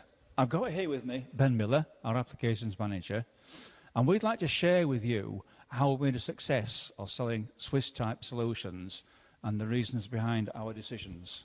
Thanks, Gordon. So when did you create the strategy for selling SolidCAM Swiss-type and sliding head into the UK? Well, Ben, in 2019 at the Reseller meeting, there was a big push from SolidCAM and into the Swiss-type market, and we knew it was a growth market, and we'd been pushing SolidCAM for many years to deliver something, and we could see the product was ready.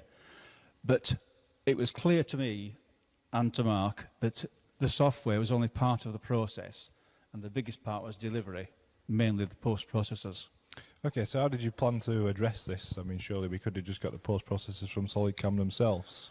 we decided that the only way was to hire our own specialist and write our own post-processors, somebody that understood Swiss-type machines, and create the posts ourselves. Sure, it would be great to get posts from SolidCAM, but if changes are needed, and let's face it, most posts do need changes, that will lead to delays, and then we'll be no different to our competition. So in 2020, we hired our own specialist. Very quickly after that one, we saw that the market was so big and the opportunity was massive that we decided to hire a second person within 2 months. And we then started writing posts for the most common machines around. Okay, what other strategies did you and Mark consider? Well, we've long been advocates of partnerships, and we've had the Technology Centre now a few years. Within it here, we've got the Roman milling machines, and we then approached Star in the UK, and they kindly gave us an SR38 initially. That's now been replaced by ST20, you see here behind me. And having a machine has helped massively in terms of creating and developing posts to enable us to run live events. We also spoke to cutting tool people, Arno and Iskar. This particular one is covered with Arno tools, which again helps to promote them. So the benefits are massive for us and the partners. Yeah, so I mean, we've been partners with Star for a while now. How long's that been now? We've been working with Star now for over a year, and we've seen the relationship grow to the point where we've now delivered the software to their applications engineers, given them full training, and they're very comfortable with that, so they can deliver it to their customers, knowing it's a proven and fully tested solution. Yeah, have we got any other suppliers who will recommend SolidCAM, or is it more a case of a bit of awareness? Or? It is more about awareness. We are working slightly with Citizen. We don't have a direct relationship with them, but they are happy to mention us when talking to their customers, which is, in fairness, mostly what we needed. Yeah. Who's been the main competition to SolidCAM in the Swiss type and sliding head market? Our main competitor has been Esprit. In the early days, we could see that the market perception was that they had a more mature product, they had a larger library of post-processors. As we spent more time developing our own post-processors, that perception began to change. And the major factor for us is that we have local support here in the UK. So all the support is developed and development is done right here from these offices. That's a massive benefit to the customer, because if they want a change, we can act almost immediately and react to any questions we have. Crucial to gaining happy customers. Yes, I mean, do you think the strategy's worked? Yes, absolutely it has, yes. We now have many customers of the Swiss type market. I think we're now probably the #1 supplier in the UK, and I can see our position getting stronger. Yeah. So in conclusion, can you summarise the route to success in the UK market before we hand over to Mark for a live demonstration? Yeah. For success, we need a great software, and SolidCAM delivered that. We need to create our own post-processors, therefore hiring a specialist, and partnerships. Working with companies like Star has made this possible, so we can break into the market and conquer it. Okay, great stuff. Yeah. Thanks for watching, everybody. Thank you, Gordon. Thank you, Ben. Before I go through a quick presentation, SolidCAM, as to sort of give you some feedback from one of our experiences in the UK, I just want to give a bit of feedback, put a bit of meat on the bones to what Gordon's just said. We've been working with sliding head technology in the UK for several years now. It's a very big and important market in the UK. And in a way, we're a little bit lucky. We've got two main players. We've got Star and we've got Citizen. Yes, there is some handwire around, yes, there's some Tornos around, but predominantly it's Star and Citizen. So we are fairly lucky that we've got the two main streams of machine out there.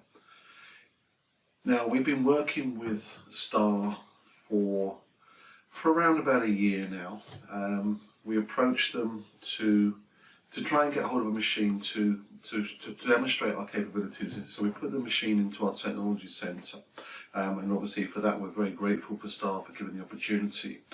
But the reason why I want to go through this side of it is because it actually leads into how we want to demonstrate SolidCAM for the sliding head market. And this is quite important, I think. So when we want to come across, get this across in demonstrations, it's important to understand from the customer and from the machine tool supplier's point of view.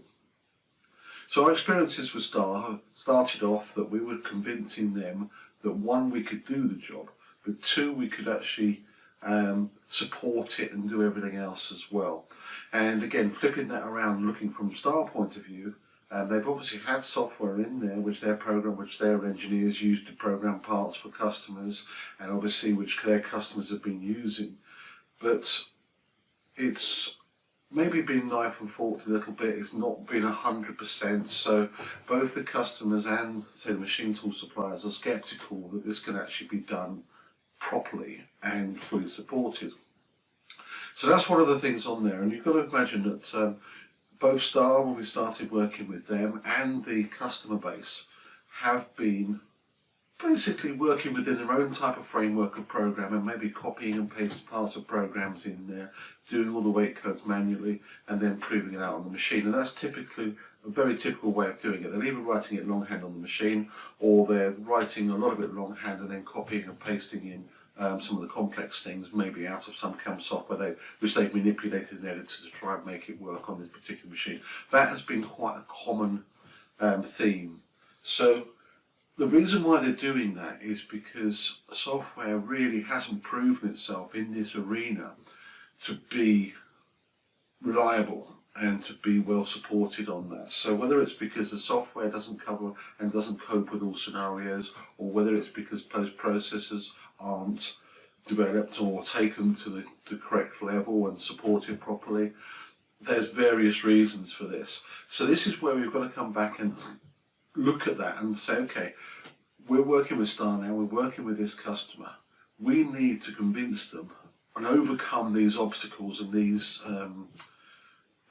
historical reasons why CAM is not being used as much. So we obviously took the Star into our technology centre. Star have obviously seen us program on these machines, so it's become a lot more trustworthy from their point of view that we have the capabilities on there. In the UK, we've taken on specialists to develop post-processors. We write and support 100% of our post-processors in the UK. That is a massive thing for the local market, so for whether it's for Star, whether it's for Citizen, whether it's for the customer base itself on there, to actually have everything supported locally is a new concept for them, because in a lot of cases what's been happening, if they've had software to drive these machines and then taken it out, they had a problem, for example, and they've gone back, it's having to go back to some other country, some other person to correct it.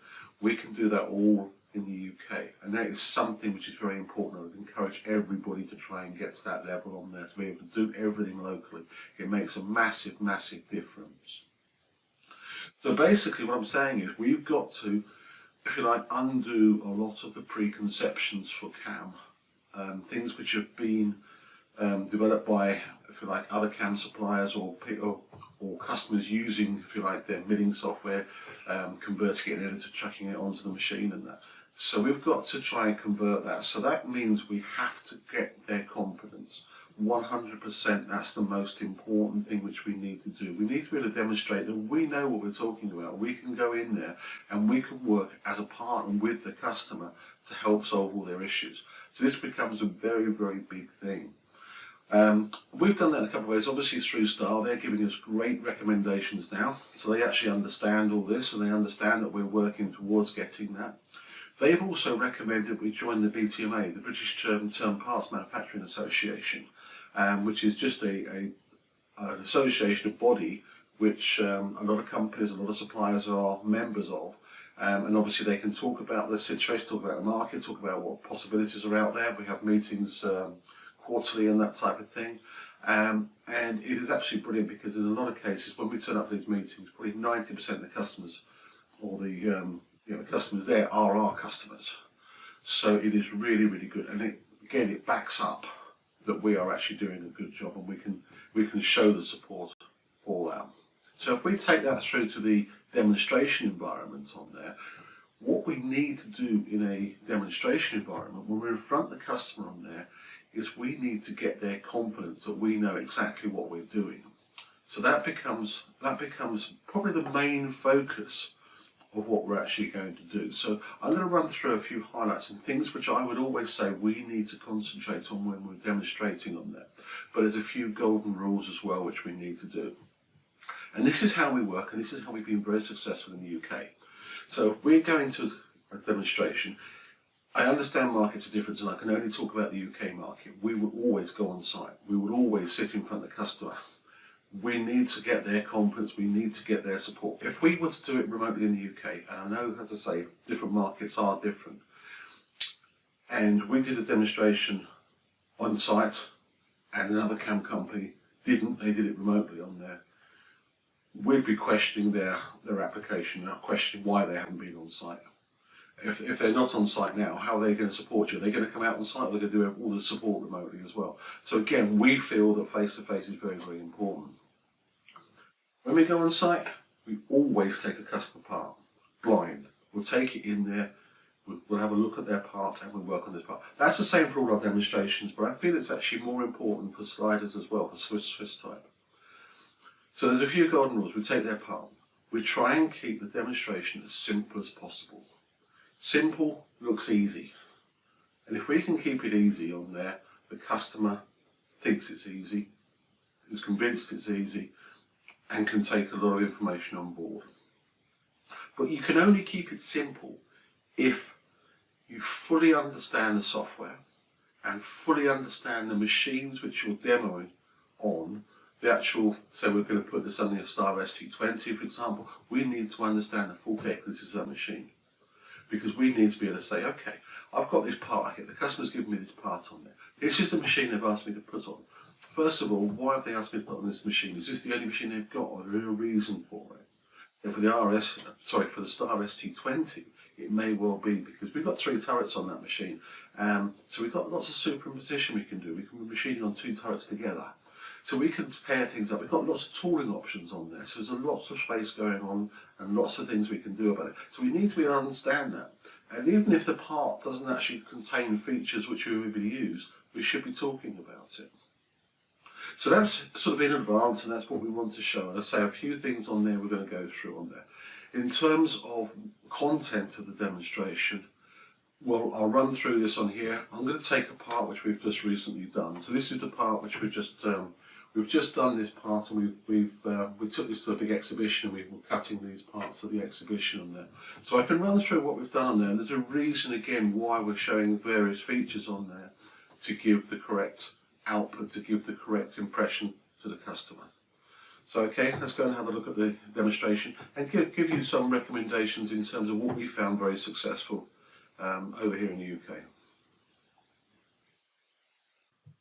Okay, so in terms of what we want to show when we're demonstrating and how we want to present things, probably one of the most important things we want to get across is just how graphical, how interactive SolidCAM is to work with these machines.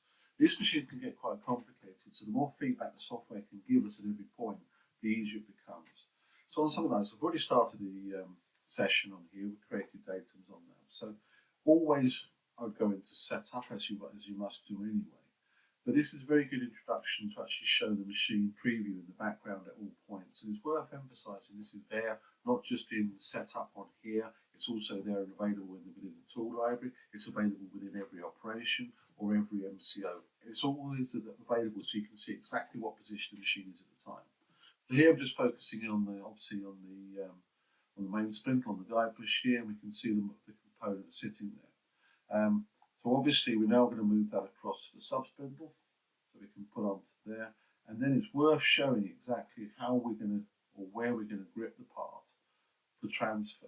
So again, it's very, very graphical, see exactly where we want to be on the part and set that accordingly. So that's the first sort of introduction in terms of what we need to show. Okay, so I've just skipped along a little bit now, and we've got the part with some basic programming on there. Nothing clever on there, but all I've done on that, just to sort of save a bit of time going through it, they're just standard operations, but you tend to work differently on sliding head or Swiss type to you do on a fixed head machine. Fixed heads, you tend to work outside in. It tends to be a general rule on there. You'll turn the OD, turn a lot of work on the outside, and then go to work on the insert side or in the internal work. On a slider, it's reverse. You do the internal first because you need to maintain the bar diameter for as long as possible on there to make sure that you don't fall out the guide bush. Obviously, that's the only thing which is really in contact locally with the part supporting it. If we turn the OD away, then that contact and that support's gone. So we need to be very wary of that to make sure that, one, we don't return the bar back into the guide bush so it falls out and we lose support, or two, we actually get rid of that too far. Yes, on a lot of machines we can work in non-guide bush mode on there, but it's worth actually understanding that we need to sort of keep that support local. So this is what I've done, obviously, for a start. So let's just have a quick look. And what we've got, again, keep it simple. Simple simulation as well. You've got all the different options to show this in machine and solid and all of that. But still, one of the most important ones is to show this. It's a turning operation, so keep it simple. So now we can see on there exactly what's going on. So we've taken this away. This is deliberately left on the front because I want to machine the front face as well when I come and put that pattern on there. So we're always going to leave that on there. But now we've got this area which we need to turn on the back. If I turn this and bring this out this way, when I come to do the work later, that's going to fall out the guide bush. And that's going to give me a problem. So I need to think about how I can get rid of all this material away from there without retracting it back in the guide bush. And this is one of the strengths of maybe the ST on there, because we've got double Z axis. We've got the Z axis on the lower turret and obviously the Z1 axis on the bar. So this is now a very good introduction to show MCO's machine control operations to it. So we can add the machine control operation to it and say, okay, I want to move Z1. I want to pre-position Z1 and we'll move it out 28 mm. But again, we've got the machine preview, so we want to show that so we can see where the bar is and obviously where it's moving to as well. This gives us room to get access in behind on Z3. So we're not going to be using Z1. This is now stationary. We're now going to be moving using the tool and using it like a fixed head on the lower turret. Okay, so this is just basic turning on there. So again, we can add the turning operation to it.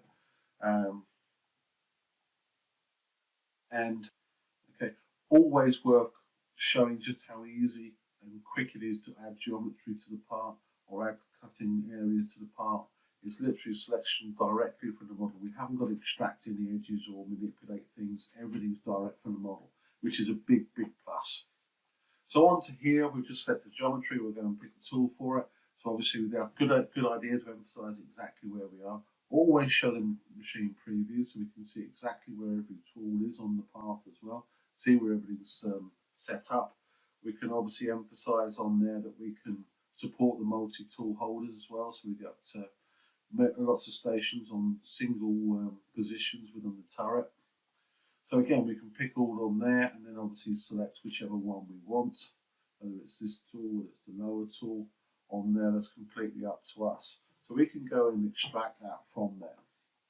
So there's our first tool. So it's worth also pointing out on there that we've got two modes we can move this. This lower turret can work so that it's using the Z1 axis on the part, or it can use its own independent one. We've already positioned the part, so we now need to use the Z3. But it's just a case of changing the mode over in here. That's all we need to do. So again, just a couple of quick parameter changes on here. We might as well finish this while I'm in here as well. And we'll set that to go. So again, very, very simple. Now normally on there, as you'll see from here, we wouldn't normally want to start from our safe corner over here because that's going to retract the bar back into the guide bush. However, because we're using this as a fixed head, that one is, in this particular case, isn't very important. So again, it's worth maybe just talking about that with the customer as well, and just explaining the different reasons for doing it. So that's done on one. Nice little option on here. We can just do a save and copy. Nice button. I use this off a lot because it just saves a lot of mucking around. So if I just come in there and now just change that tool, and instead of using that one, the forward-facing tool, use the back-facing tool, I can just save and calculate that, and that's now done on the back. So again, reuse of information. Because the material management's obviously always handled, then we can see exactly what's going on as well. So let's bring that in. Another tool, actually you might want to reverse that. Again, simple change. Because it is so graphical, we can see exactly what's going on at every point. So if you do make mistakes, and obviously don't be afraid to make mistakes in the demonstration, because customers are going to. It's how you react to that at the end of the day. So again, we're now bringing that back up and finishing that. So again, very, very simple, but very, very powerful. Now maybe on something like this on there, maybe I would at this particular point just do a quick introduction to machine simulation, so we can just highlight and show exactly why we're doing it and what's going on. Just emphasize. So basically what's going on there, the bar gets pushed out, and then we're using the Z3.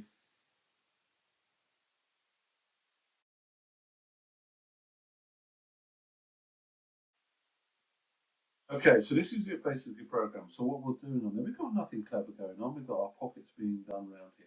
Now I could copy those around, but I'm not going to. I'm going to leave those done individually. There's a reason for doing that as well. Obviously deburring the front on there. Every part which we cut with on our machines has to come off through deburr. More and more parts from all customers now coming off 100% deburr. So it's a very, very important thing to be able to show that and show how it's actually working on there. As I transfer, then we're working on the back. Again, nothing really too clever on it. We're just extracting geometry. We're just working on this as a local operation on there, and everything's clever. But now it comes to the bit which we do need to emphasize a little bit of. We've now told the story. In fact, we've done all the machining on the main spindle, we've done the transfer, all the machining on the sub spindle, and we've ejected the part. So that's the part complete. But channel synchronization is a massive thing which we need to show.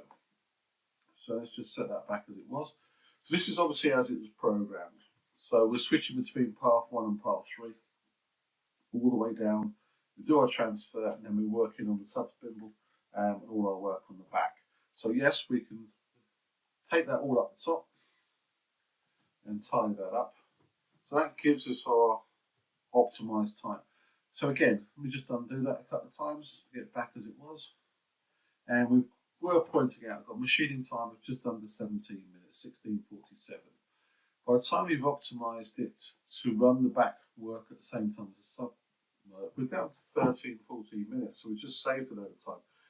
There's not a massive amount on the back, so it's not costing us an awful lot of time. So we maybe need to look at other ways to actually optimize this as well. So on path 1, we were machining one of those side pockets. Then we're machining the side pocket on path 3 and backwards and forwards onto here. So what if I was to delete that and try and do both of those together? You can see SolidCAM automatically recognizes that that is possible, and it puts it into superimposition. So very, very good feedback to understand exactly what's going on. So I've now done that for 3 sets of pockets. But it's also worth pointing out that in here we're doing a lot of checks to make sure everything is 100% working and everything is valid as we're doing it. Because I can see now, because this is greyed out down the bottom, I've got a problem. So it's showing me across here that these are absolutely fine. But if I put my clash detection on there, I've now got a problem down here. Because we go into superimposition mode here, we don't actually come out of it. So I need to add another option onto the bottom to come out of superimposition on there as well. So the only other thing I need to do is I need to change the mode. So we'll set that into superimposition, and we'll set that to neutral, and then that will allow us to come and do all of that. So we have this set up so that normally going into superimposition mode will retract the turrets on the machine. We obviously want to stay local, so we don't change we leave these in what we call a neutral one, which keeps it in its current axis pattern. We'll just set that back to turret 1 because it's on there. So this is now, if you can see on here, we're now down to just under 9 minutes. We've just halved the cycle time by doing a lot of this, by doubling up on operations. So we can see a lot of it's going on. So this is something we may well emphasize on here. We can go into here and do a lot of what ifs. So, okay, if I put that one with that one, will that save me time? Can I do this and that together? So again, a lot of it on here, we can then graphically see exactly what's going on and how we want to play around with it as well. So again, all of that is all built in and worth it. Now, before I come to simulate it, because obviously we want to show that on the machine at the end of it as well, we'll always G-code it. You've got to imagine, as I said earlier on, the customers are used to their style of code and looking at code and maybe manipulating code and putting it in and out of editors and changing things around. So they're used to looking at code. We need to get their confidence up. We need to get them to understand that, yeah, SolidCAM can do this job for them.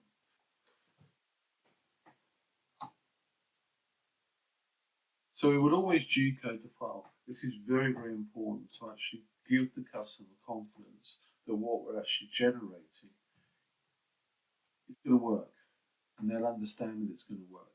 So you've got to bear in mind that a lot of the customers are still writing code by themselves. They're writing this by hand, longhand, so they're going to understand this code. And typically, they're going to look at places on here to try and find out exactly where potential issues may be, or, okay, does this look like my code? So they're going to run through this and see exactly what's going on, obviously see the weight codes being married across all three channels and everything else on there. So it's very, very important to actually see and to show the customer, yeah, okay, we've now done all this graphically, we've shown all the tool, all that, everything looks good there. But this is the most important thing. So this is something which we'd always show the customer so they can see and understand exactly what's going on. So all our weight codes, everything there is all ready to go down to the machine now. So just in recap on there, a lot of things which are obviously demonstrations on there. I'm not teaching you how to suck eggs. English expression, look it up. Then what we're trying to do is try to give you a bit of a few pointers on there, things which have worked in the UK. When we're demoing, just as a recap, when we're demoing, we always take the customer apart. As I say, we try and keep it simple. Simple works, simple's good. But as I say, that can only be done if you understand the machines and understand the software very well. Show just how visual SolidCAM as a tool is, so we can show all the machine previews and everything else on there. Extracting geometry or picking geometry directly off the solid model is a massive thing on there. The tool library, as we're adding components to it, so we can add holders directly onto the mounting points onto the machine or whatever. So again, all of that is very dynamic and talk. One of the most important things when you're taking parts from a customer is to talk to the customer. If they give you a part, say like this, don't naturally assume that you know best on how to machine it.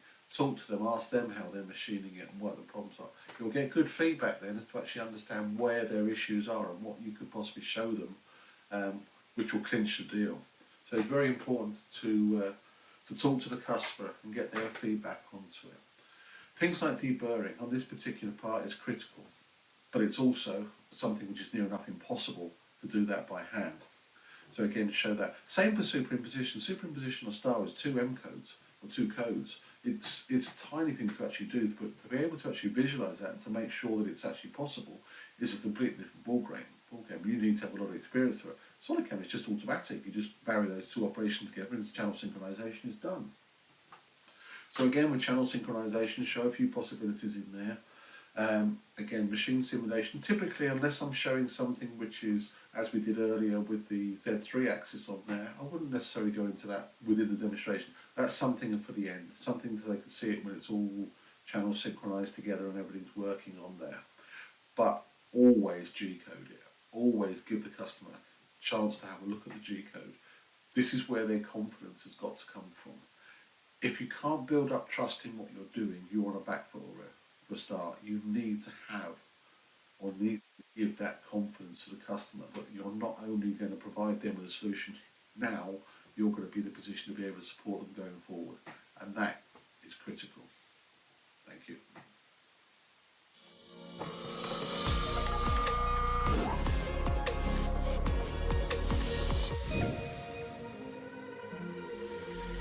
My hopes are, at least for Northern Nevada, is that not too many people learn about iMachining, because it is my biggest competitive edge over local competitors. If you don't have iMachining, you cannot compete against me, because I will cut the part in a fraction of the time and not destroy tooling. And I have many examples, but the biggest impact that I saw was in cutting difficult materials, stainlesses and Inconels, and many of the difficult to machine materials that are just known for chewing up very expensive cutters. iMachining extended our tool life upwards of 10 times.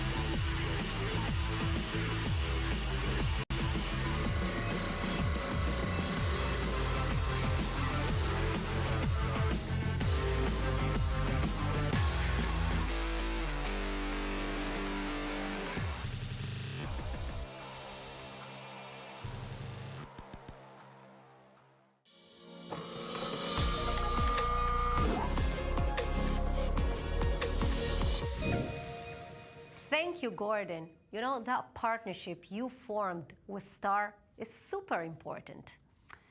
Let me tell you something. Emil has made it his mission in life to hire the best people for every field, and Marina Velkina from St. Petersburg, Russia, is one of them. She is our worldwide expert in our amazing multi-channel advanced mill turn and Swiss solution, including complex CNC kinematics, CAM programming, and post-processor development. Wow, that's so impressive. I also have to add that she's also an advanced training for these technologies for our staff and resellers worldwide. She always manages to dazzle our staff with her expertise. So if anyone needs the best training in these fields, she's your person. Go, Marina.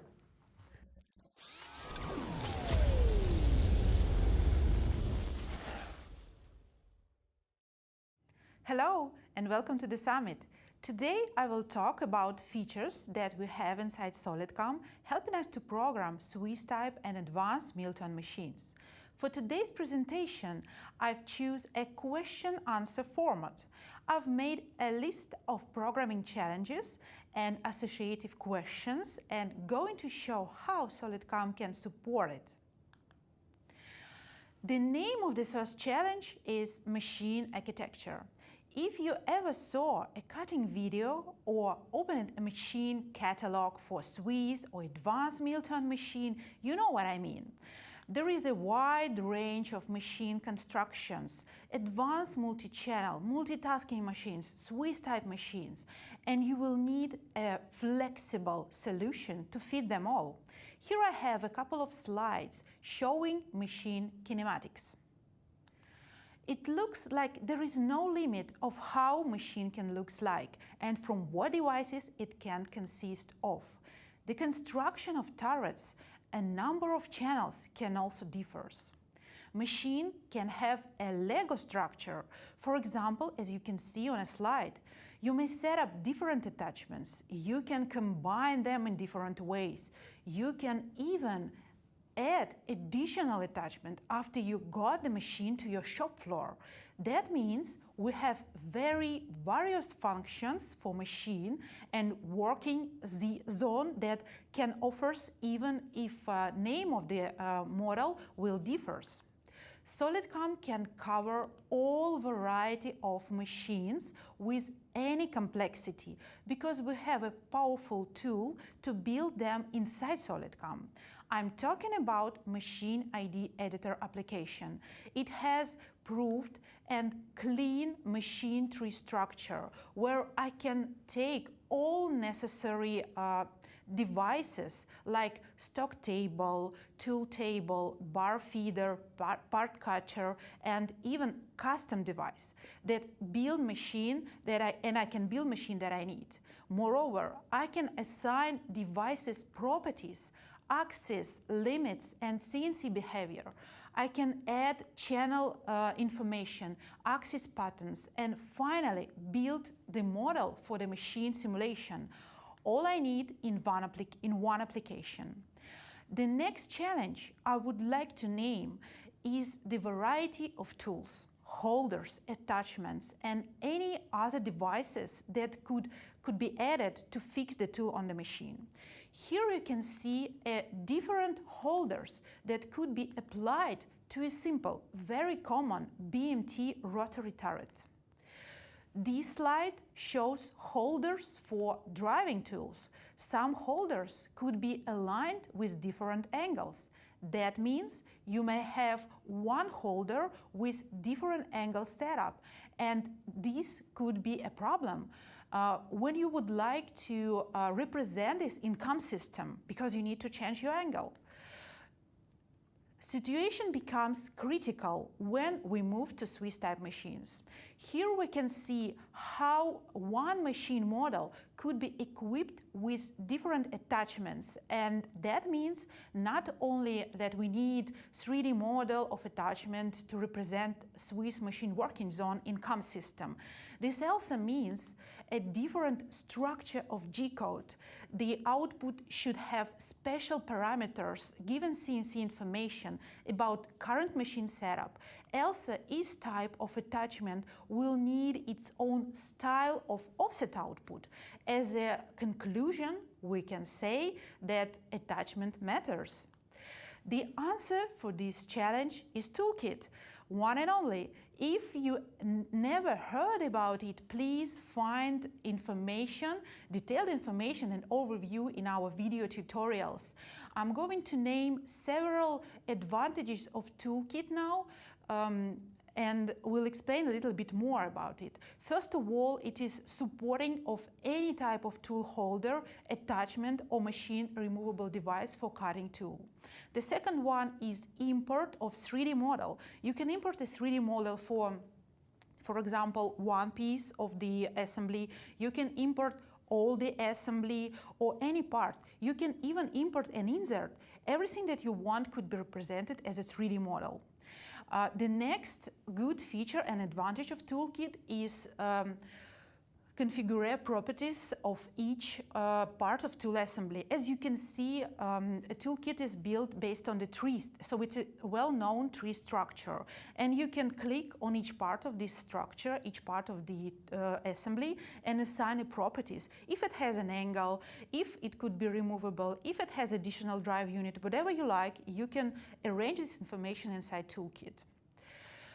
The next advantage is adding any number of cutting points and offsets. You can add multiple joint holders, as you can see on a slide. This holder has 4 positions. It's not a problem. Add as many joints as you would like to have it. You can store tool and cutting data also inside toolkit. That means you can add information about different cutting conditions. You can also add information about the producer, about the cost of this tool. We have 3 levels for tool library. This could be a library of components, library of assemblies, and library of machine setups.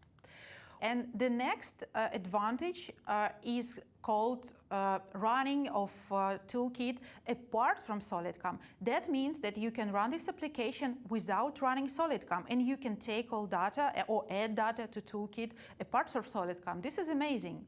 The last one point, which I would like to pay your attention on, is easy machine setup with preview window, drag and drop of your tools or part of assemblies, and for sure it is holder swap commands. For example, as we can see on a slide, there is a setup for Swiss type machine, and this machine can have these holders on different places. You can easily, with just one click, swap these holders inside toolkit, and you will get a new construction for your machine working zone. That's amazing. Okay, let's go to the next challenge. The name of the next challenge is Special Approach to Program Structure. This mostly consider it for Swiss type machines, and I would say in a machine manual there will be a special chapter which describes how machine program should look like and what rules it will use.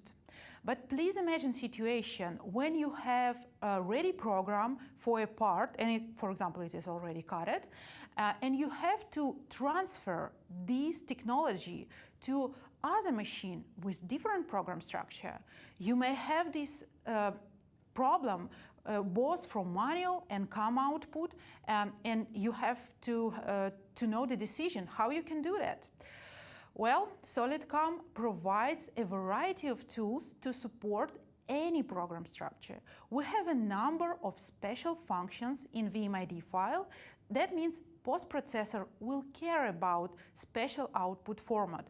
All you need to do is to choose another machine, another post-processor in your new project.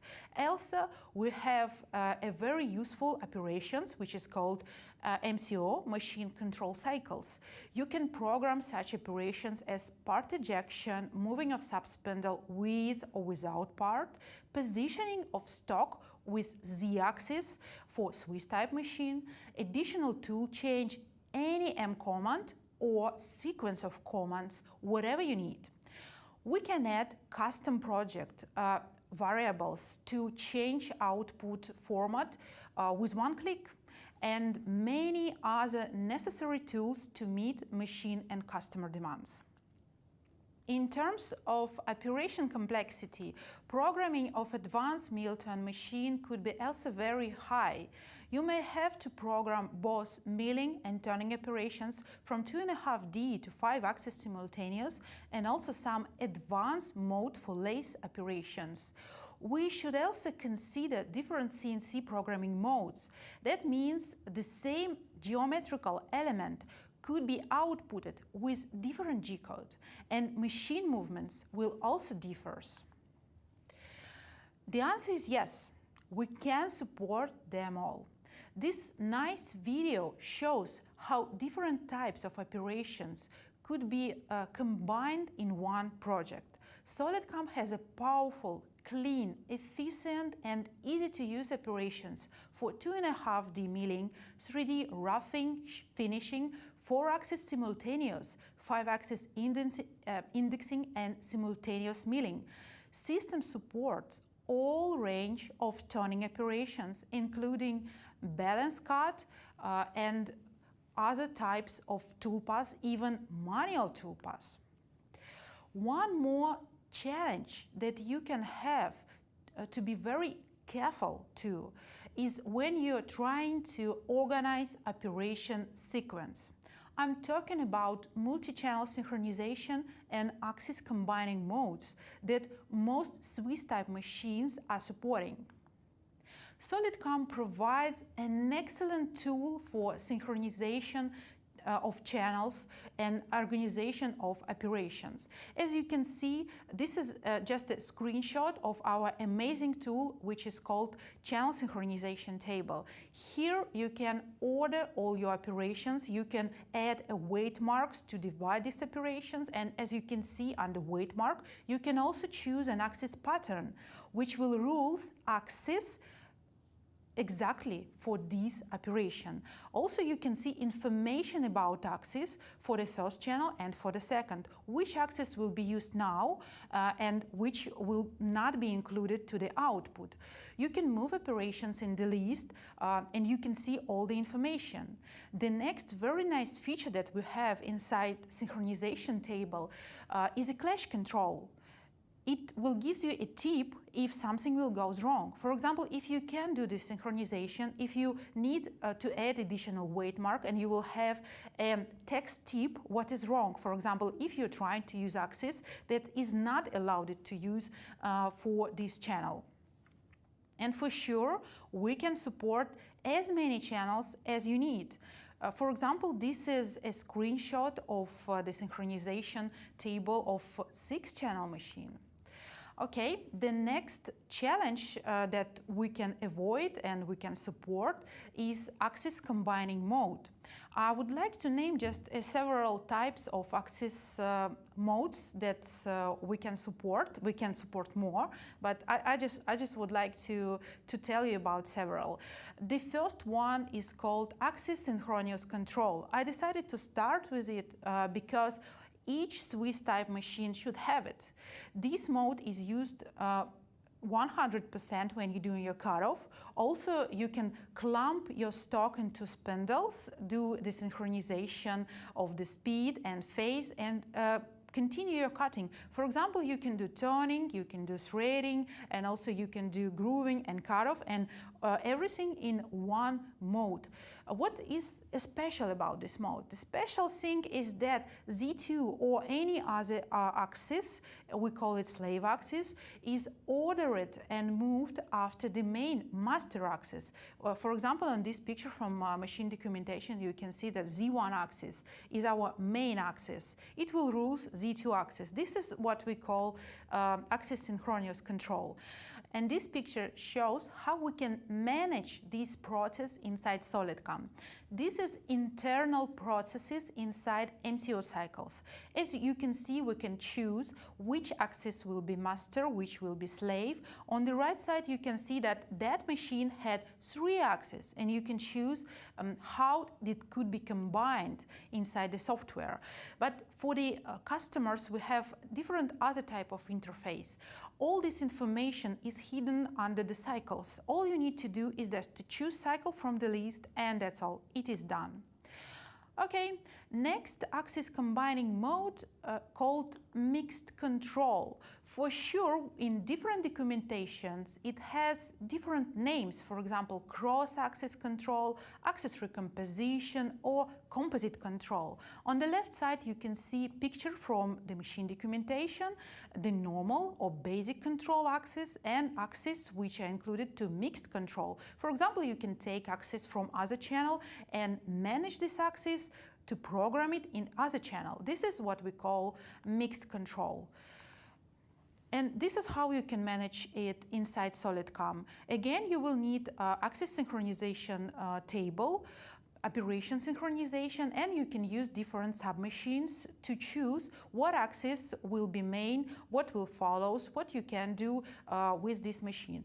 On the picture you can see the machine with three main turrets, and it has two channels, and you can choose, for example, which axis will move. Here you can see Z1 axis comes from stock. Also you can have Z axis on a turret, and you can choose how it will be cutted. Do you need to cut it with a stock movement, or you're going to cut it with turret movement? You will choose, and you will have this information inside synchronization table. And the last combining mode is called balance or pinch cutting. This is very famous type of operation. On the left side you can see how it's going for the turning machine. You can have two cutters and your stock is rotated. That means that these cutters have the same drive unit, so they divide a drive unit. And on the right side you can see how this process is operated for milling. They have a separate drive units because it's mills, but they have the same stock and they should go simultaneously. This is what we call balance cut. We have a separate type of operation for balance turning. It is called balance rough operation, and you can convert normal turning operation to balance rough if your machine has this functionality. If your machine has two cutters and two axes to move these tools. So you can do this through our normal operation interface. And inside the synchronization table, you will see information. If your operation were converted, you can see this operation is doubled in a second channel, and also there are signs about what axis will be synchronized, and that drive unit will be divided for these two operations. For the milling process, for the milling pitch cut, we have a little bit different situation. You should create two operations, add them to the synchronization table, and put the same weight mark for both of these operations. And again, you will have information from the system which axis will be synchronized. In this example, you can see that Z-axis and C-axis, the angle, should be synchronized for both operations. The next challenge is predictable operation setup and verification. Swiss type machine setup is a very important stage of programming process. You need to carefully follow instructions and track outside holder lengths of tools and other dimensional data. One more problem is axis strokes that could give you this error message and even after you run your G-code on the machine. We have several tools to meet this challenge.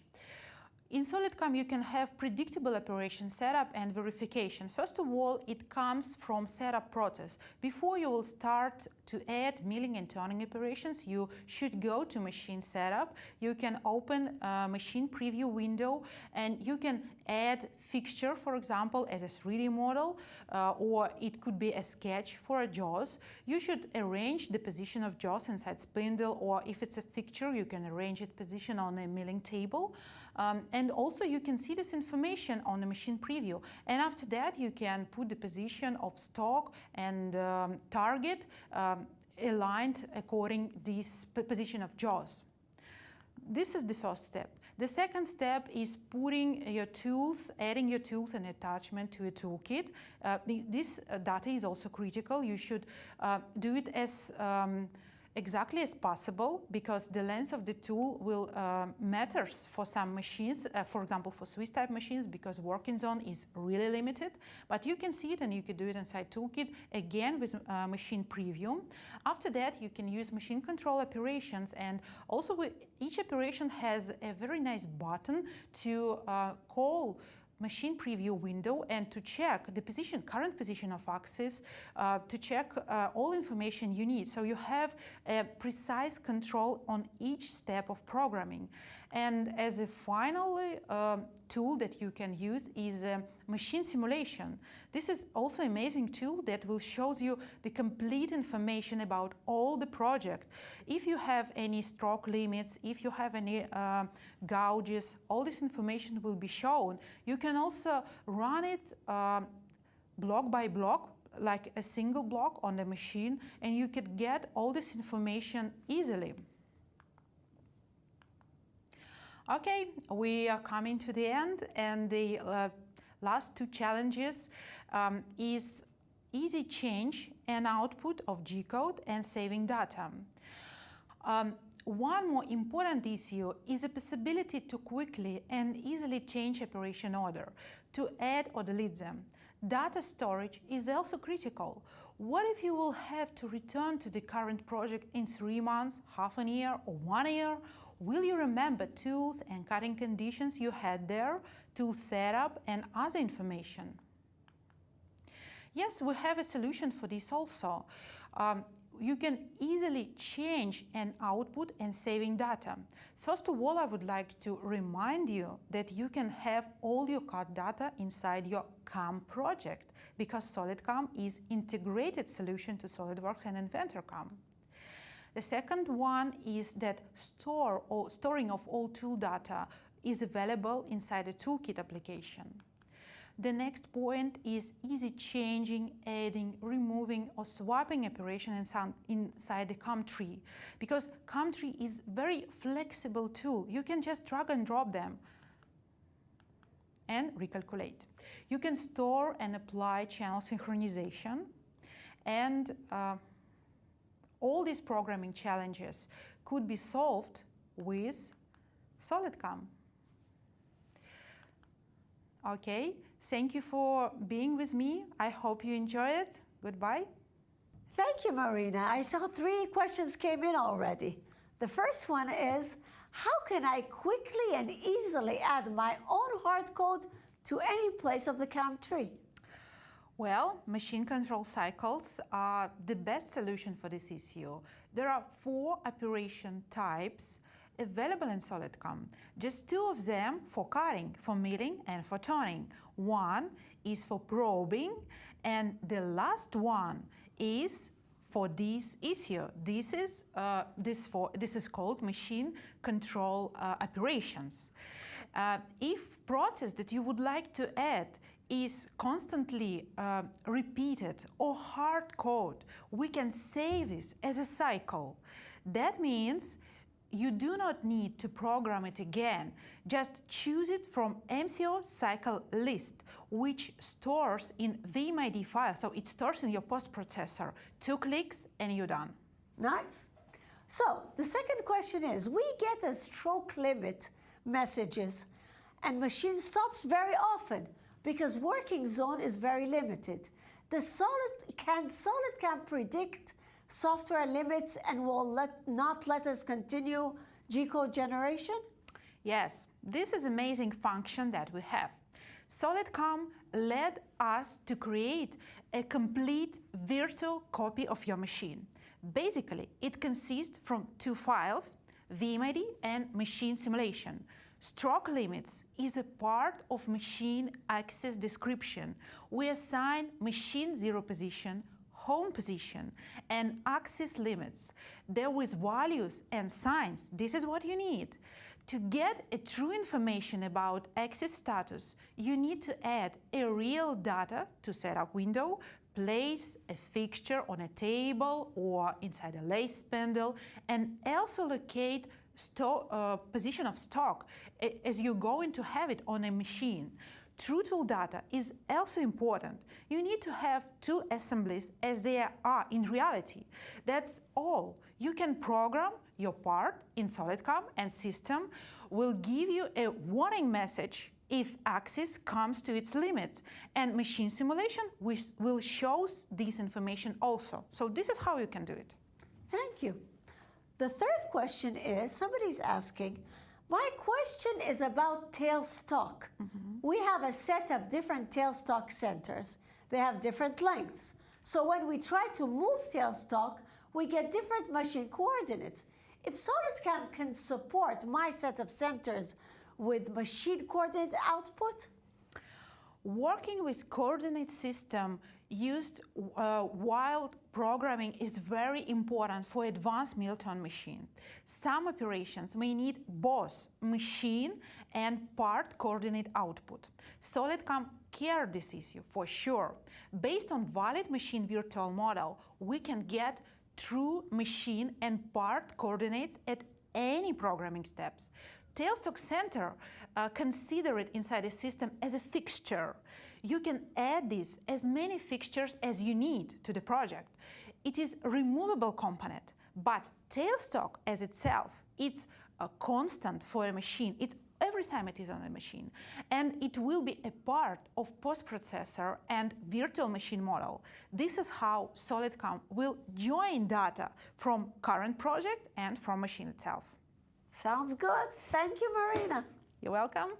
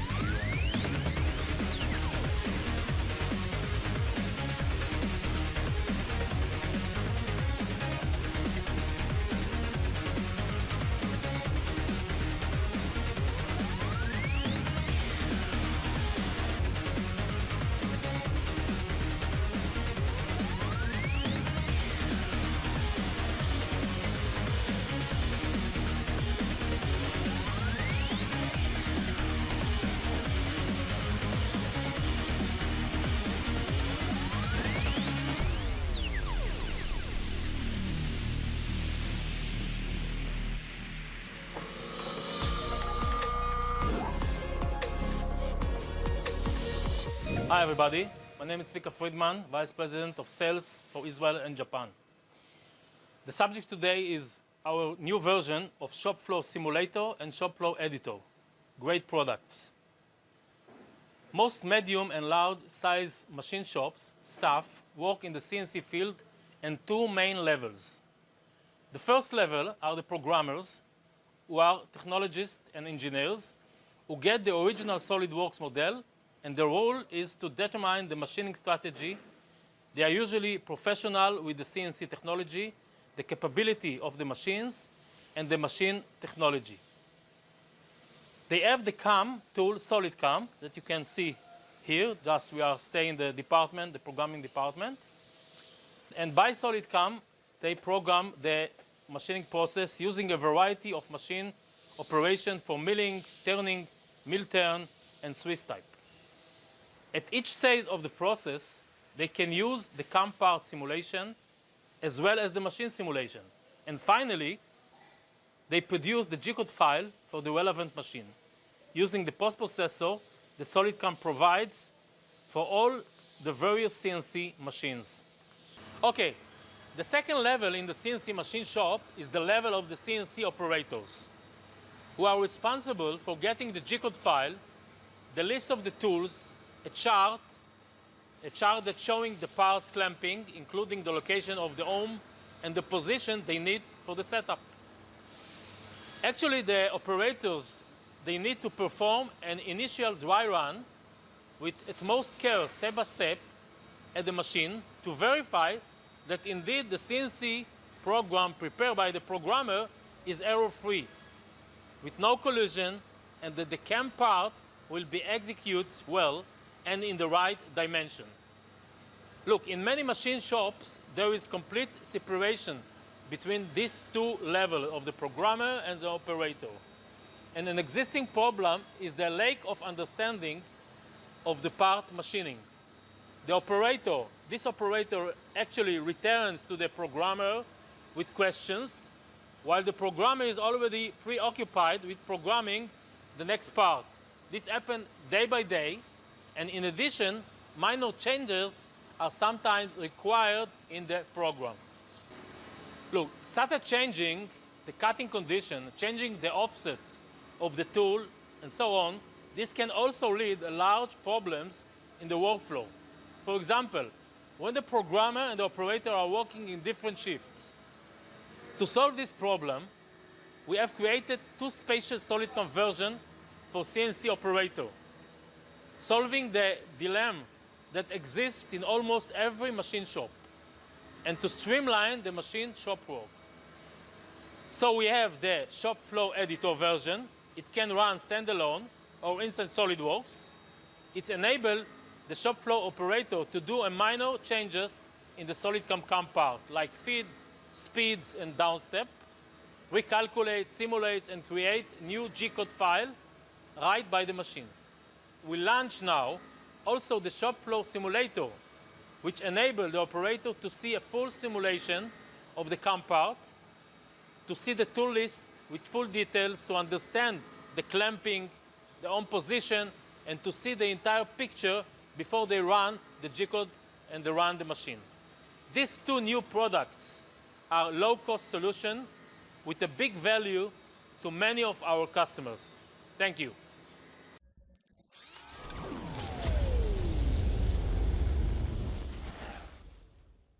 Thank you, Marina. We are really, really lucky to have you. You know, Linda, Zvika has been with SolidCAM for ages. He's a brilliant sales guy, and today he's the Vice President Sales of Israel and Japan. He is also an excellent sales guy, and he also knows the SolidCAM software inside out.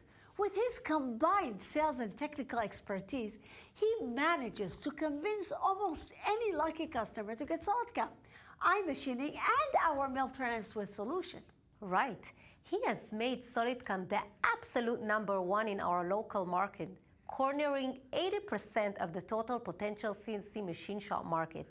That is no easy feat, and he's advancing in the direction also in Japan, working closely with Tactus, our major SolidCAM resellers in Japan. So kudos to Zvika. Today, he will give a presentation about our new shop floor suite, which he is very excited about. Zvika, the stage is yours.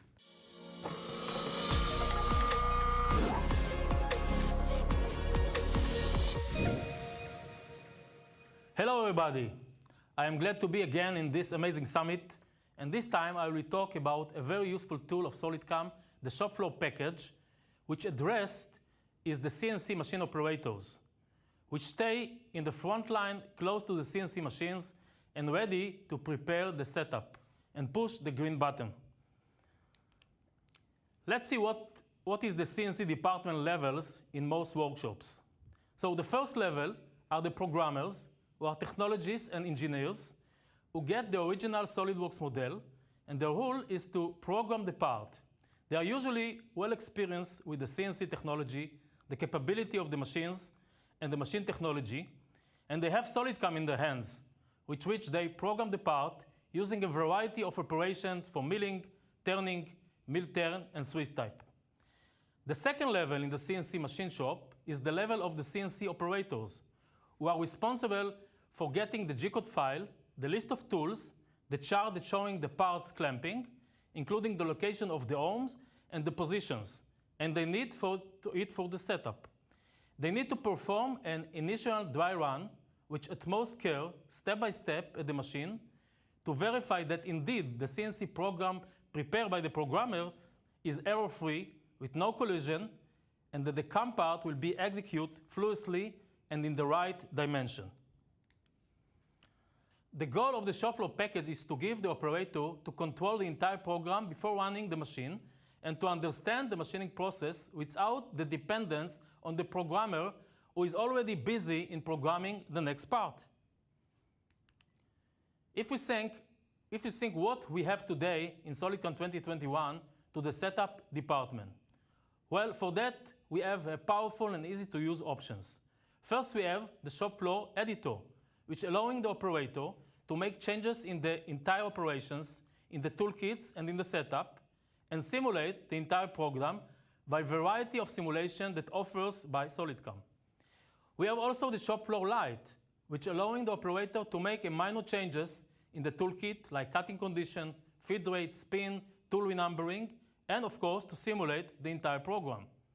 And the third option is the shop floor simulator that allows the operator to see and simulate the entire program by a variety of SolidCAM simulations. We will talk about it in depth as we're going along. If we think why CNC operator need shop floor seats. So first of all, clear picture. With the shop floor, the operator has all necessary tools before cutting. Clear tools picture and mounting, full 3D simulation and fixture, and setup view prepared by the programmer. Change minor parameters. Sometimes, the CAM programmer is new to machining or to the CNC machine, or has less experience than the machine operator. The shop floor editor lets the shop floor operator flexibility to make minor changes to improve the process. Working in shift. Sometimes the machine operator is working on a different shift from the CAM programmer. Or maybe the CAM programmer is not available to make changes. So the operator wishes to make minor changes, for example, increase or decrease the step down for a pocket, or make some changes in the cutting condition. So now with the shop floor editor, the operator can make these changes very easily. Outsourcing programming. Some companies are using outsourced services for their machining. So instead of just receiving the G-code, the machine operator can receive the CAM part of SolidCAM, check it, do minor changes, and simulate the entire process before machining, thus understanding it better or making changes if needed. QA department in the shop floor is a great tool also to the QE department. They can see the entire process, understand what was the programmer's idea, mainly with the multi-position part, when they need to measure sometimes during the cutting process. Okay, so to summarize the three types of categories of the shop floor package. So we have the shop floor editor, which let the operator to modify the edit operation, to change the toolkit, to change the part setup, get a full simulation, include machine simulation, and to regenerate the G-code file. We have the shop floor light editor, which let the operator to change minor changes in the toolkit, to see the full simulation and to regenerate the G-code. And we have the shop floor simulator, which let the user full simulation and regenerate the G-code. Okay, I must point out the fact that we began develop the shop floor editor first, and the other two categories are maintained due to customers' request and due to internal factory consideration of them. Okay, now let's switch to SolidCAM to see it in live. So let's now demonstrate the shop floor version inside SolidCAM. So if the operators needs to run the setup and cutting the part without the shop floor, for example, for this kind of machine, this is a Multus mill-turn machine with the back spindle, main spindle, and main turret and upper turret.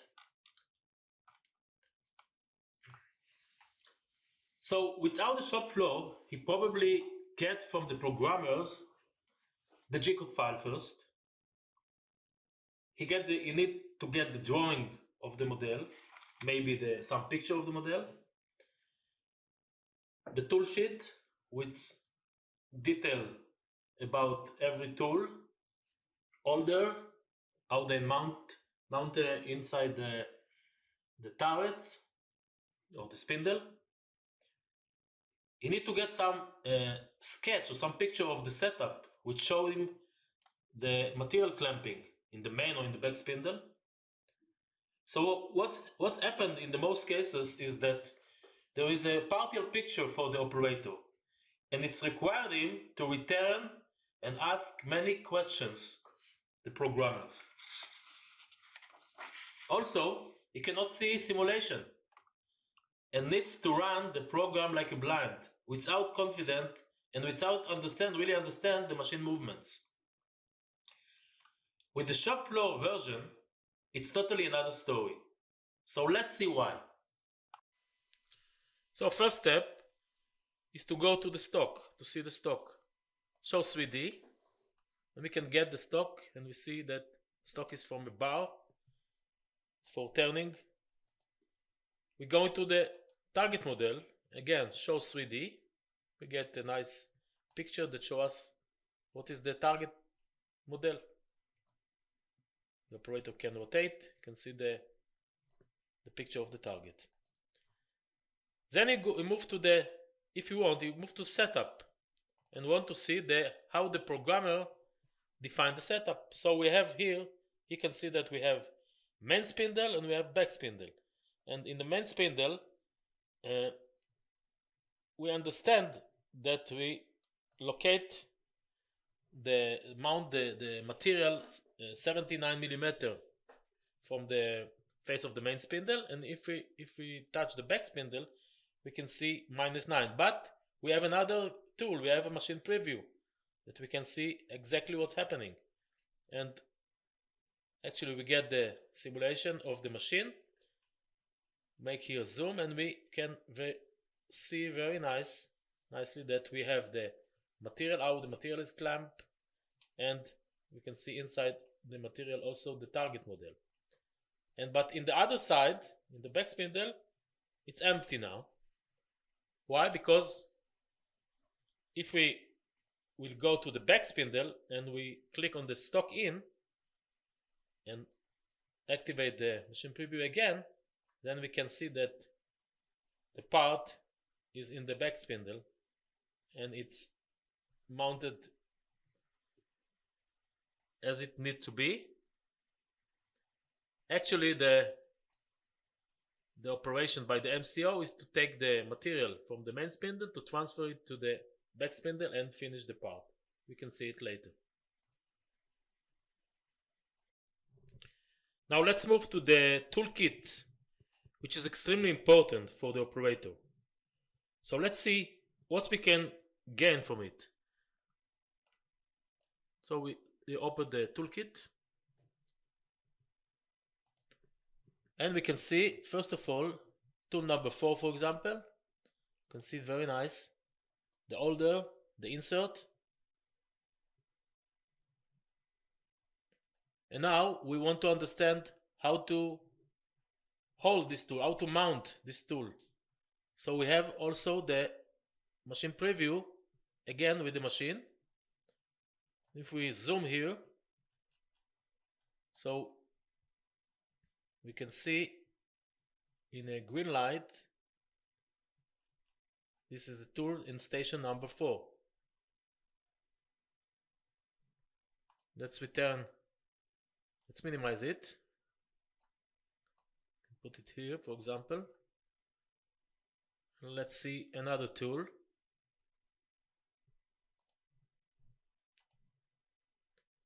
This is tool number 2, for example. This is a shape tool. The shape tool is in station number 2. You can see exactly the shape and to understand it. And let's see what is tool number 5. Tool number 5, we can see very nice holder. It's a turning tool.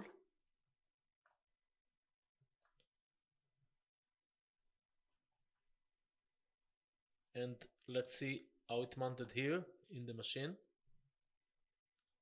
No, it's not in the turret, the lower turret, but it's mounted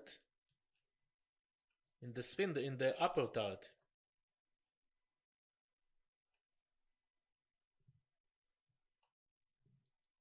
Let's see another tool. Tool number 2. It's a milling tool. You see the tool, the holder, and we can see here in the assembly of the tool and the holder, we can see that it is HSK A63.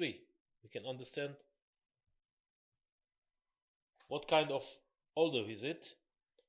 You can see exactly the parameter of the tool. You see the diameter of the tool.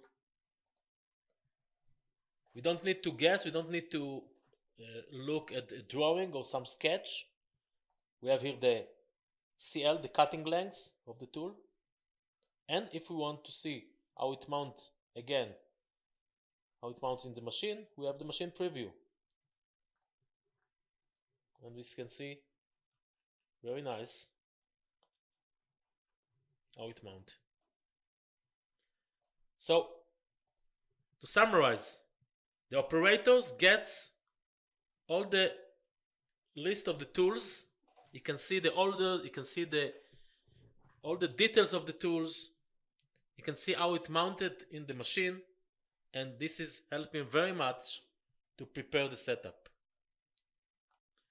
Okay, but this is not enough in order to see the entire picture. So for that, we have a very strong tool, simulation. First simulation is our new simulator. Let's move to it. SolidCAM simulator. That will show the operator exactly what he will get after machining. It's very nice simulation. You can see the bar, you can see the clamp. And now let's simulate it. Let's move it slowly.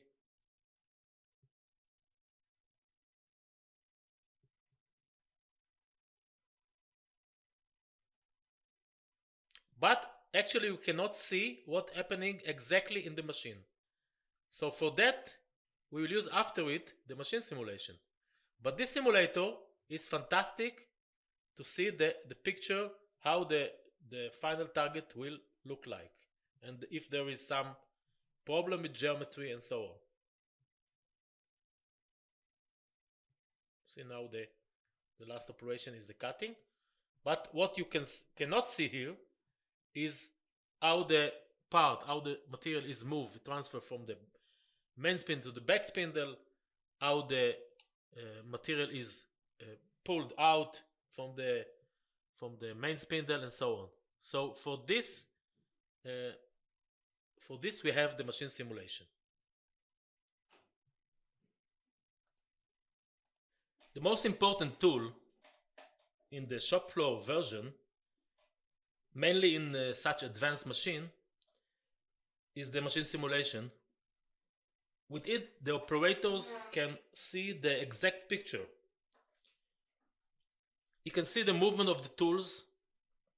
You can see the safety movements of the devices between operations. And you can simulate everything forward and back and can be sure before pushing the green button. So let's see this part with machine simulation.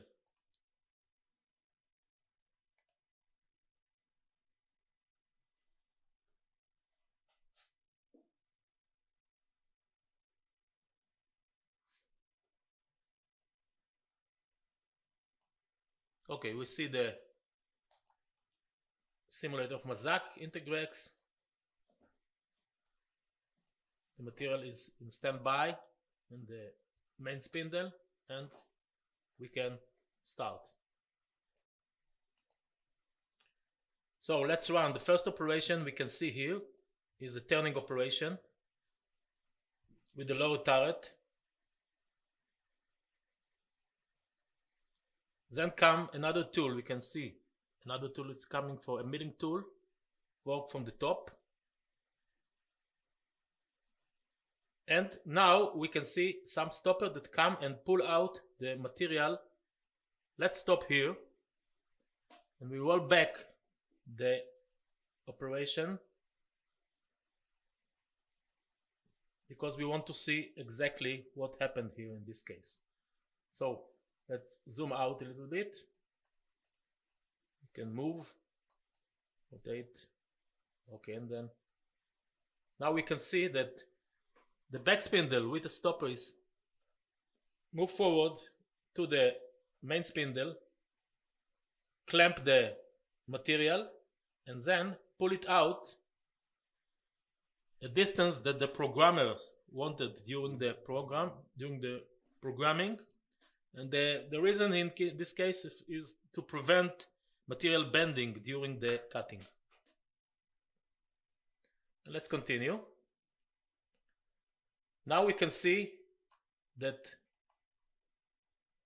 in the main spindle we can see a tool that positioned with a turning, also it's turning tool, and also in the lower turret also a turning tool in the right position. And if we continue, we can see that now we have a turning operation that called balance raft. Two tools that working together.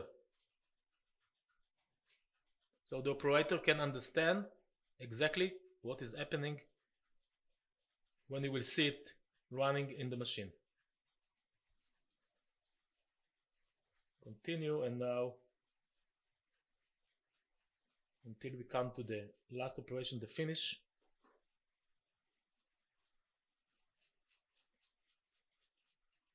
And we finish with this operation, and now continue with milling tool. Let's run it. We can see that we have here an index movement. The material is rotate every time in the right angle. Continue the cutting.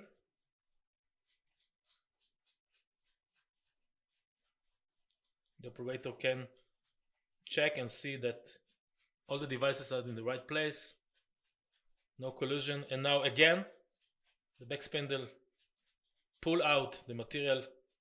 The part itself now is clamped from both sides, from the main spindle and by the back spindle and by the main spindle, and now is very suitable position to cut.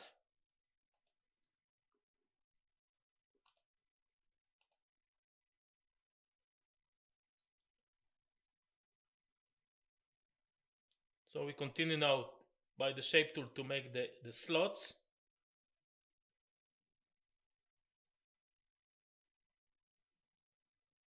And cut off. This is the last operation, I think. Let's go step by step. You can see a grooving tool here.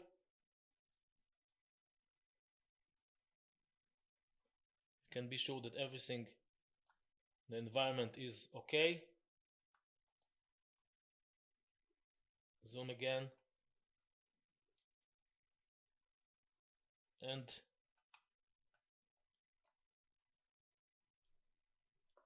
And now the part, let's run it again. The part is transferred to the back spindle.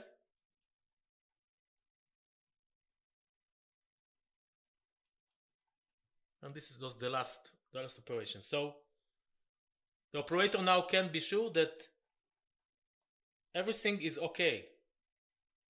no problem, no collision, and he can continue and run it live in the machine without fear.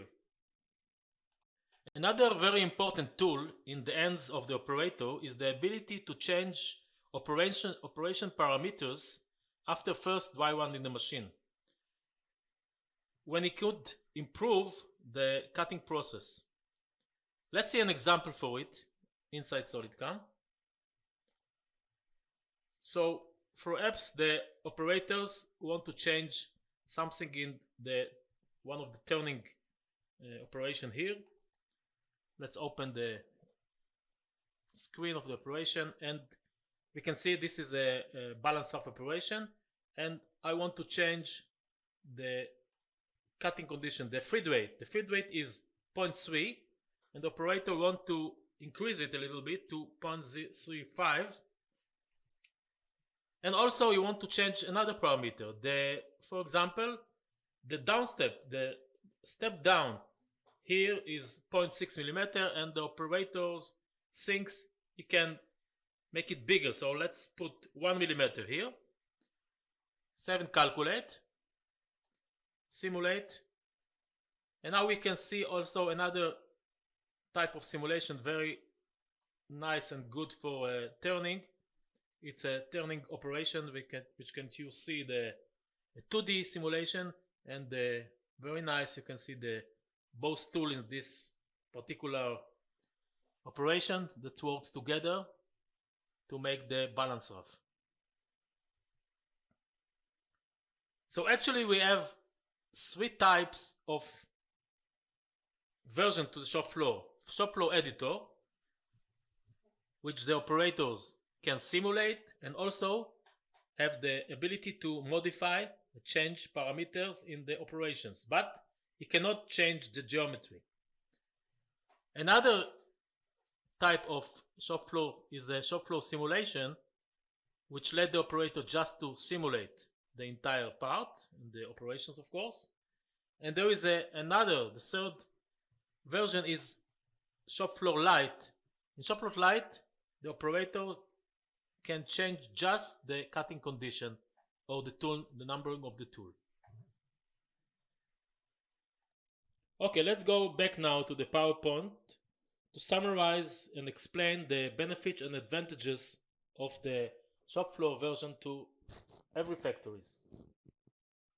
Okay, I hope you enjoyed the video and in SolidCAM, the live in SolidCAM.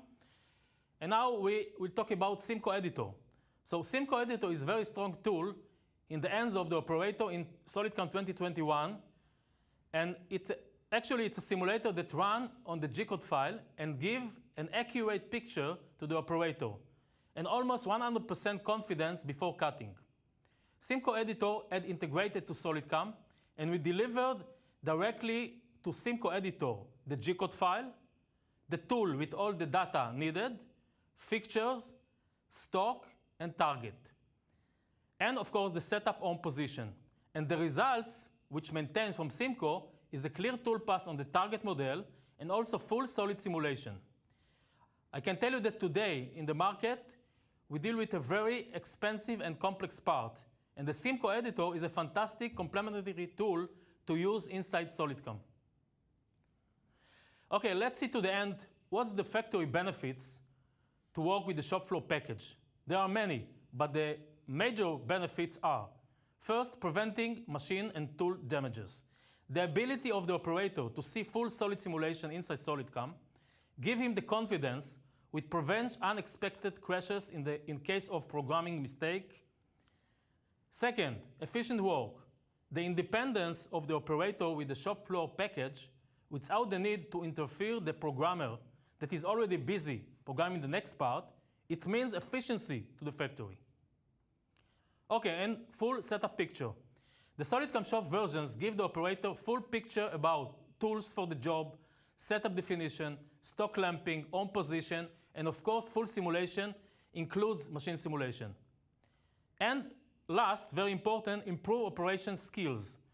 With SolidCAM shop floor package, the ability of the operator to improve his knowledge and to move ahead is very high. Okay, I think we got the point across very well. We already sold many seats in Israel in the last 2 years, and I'm sure almost every factory will be very happy with it. I would like to thank everyone for joining us. Stay tuned for Linda and take care. Thank you, Zvika. That was a very interesting presentation. Thank you. And a few feature of SolidCAM. Of course, and very So important. so now I see there are a few questions from the attendees. Let's see. The first question is, can the shop floor editor suite be combined with SolidWorks? Okay, Linda, yes, definitely. It can even be a great combination for a factory manager or production manager who wants to see model in SolidWorks and also to understand the programming process performed by the factory CAM programmer, including full simulation and machining time for the part. It could also be a fantastic pricing tool for managers. Nice. Okay, second question. Does a change made by the operator with the shop floor suite update the original CAM programming? Certainly, Linda. Actually, there is no limit for it in the shop floor version. This is already a question of organizing the internal files in the factory. If the factory keeps the data on the network, everything is updated at every stage. And of course, after changes that made by the operator who use the shop floor suite. Okay. So the last question. Yeah. Why are there 3 types of versions for the shop floor? There are different prices? Linda, first, workshop policy.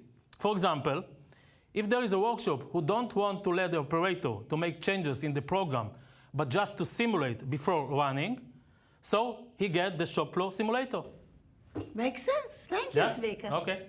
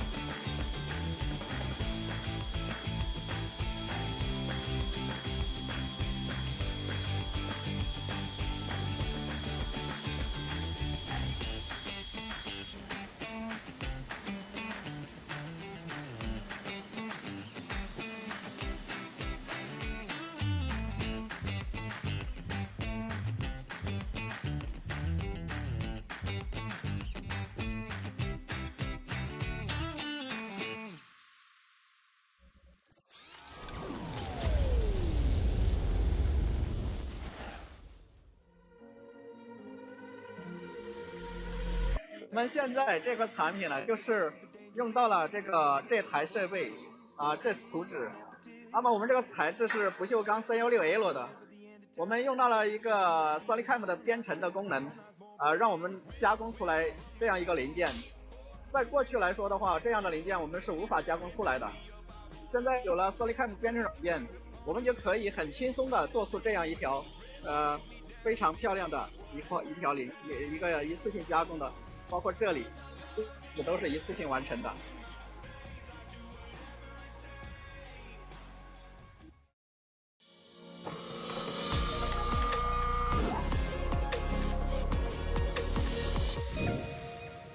Our next presenter is David Somech, who is SolidCAM's Chief Information Officer.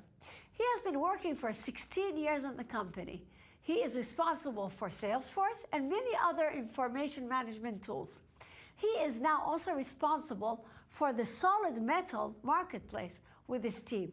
This marketplace will be the perfect meeting point for our CNC, for our SolidCAM customers with CNC job buyers worldwide. So David, can you tell us about this amazing marketplace? Sure, Linda, happy to. What is solid metal? Solid metal connects buyers with manufacturers all over the world. It's a cloud platform that connects CNC shops using SolidCAM, manufacturers, and potential buyers that need to machine parts. The platform is free for SolidCAM customers under subscription and with iMachining that can register as manufacturer. The platform is free for every potential buyer that need to machine parts. So, if by accident you are not on subscription or without iMachining, make sure to renew today. How does it work? Well, the manufacturer registers and adds information about his CNC shop, machines, additional machine shop capabilities. Buyers register and can see the directory of validated manufacturers and their contact details. Buyers can contact the manufacturer directly through the platform with online chat or also call the manufacturer. Buyers can upload their project details, due dates, part files, job description, and bookmark their favorite manufacturers. So as you can see, very streamlined process, very simple, very user-friendly. What data does the manufacturer provide about the CNC machine shop? List and details of CNC machine. These can be imported directly from the VMID directory of SolidCAM. Machining materials, aluminum, steel, etc. Industry types, automotive, aerospace, medical, etc. Additional job shop capabilities, assembly, casting, coating, etc. So, reach new customers and grow your business. Find buyers all over the world. With Solid Metal, you can publish your CNC shop worldwide. You're no longer limited to your own country. Get your parts programmed and machined by our manufacturers using SolidCAM and iMachining, the leading CAM software. So I will say it again. You need iMachining and subscription to be on that platform. So get it today to get new business. Chat with hundreds of potential buyers. Everyone likes to chat. It's user-friendly, it's fun, it's fast. So, publish your CNC machine shop. When you complete your profile, upload as many details as you can about your CNC machine shop. Pictures, really, as much details as you can to have a great looking profile. Thanks for watching, everyone. I'm David Somech. Not so fast. We have a question coming from one of our attendees. Sure, Linda. They're asking, why does the SolidCAM customer need to be on valid subscription and have iMachining to be able to offer his services? Well, Linda, we want all our SolidCAM customers to be on a valid subscription to benefit from our latest and greatest version, SolidCAM 21 SP4, and obviously to have iMachining and enjoy its amazing advantages.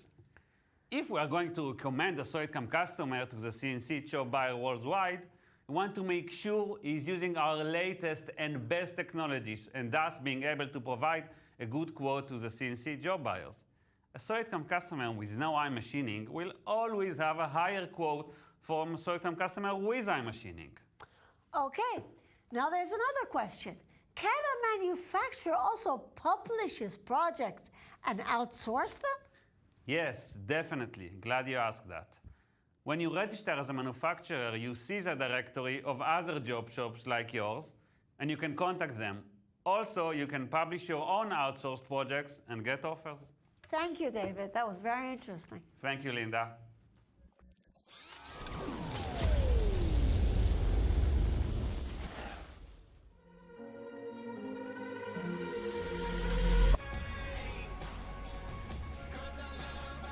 Tejasvi Singh from Kartar Group, Kartar Brothers Private Limited, Ludhiana. I was looking for various CAM software, but what I found was SolidCAM was the best one in the field, and it has made me money many times its cost, and I am enjoying its usage. Thank you very much.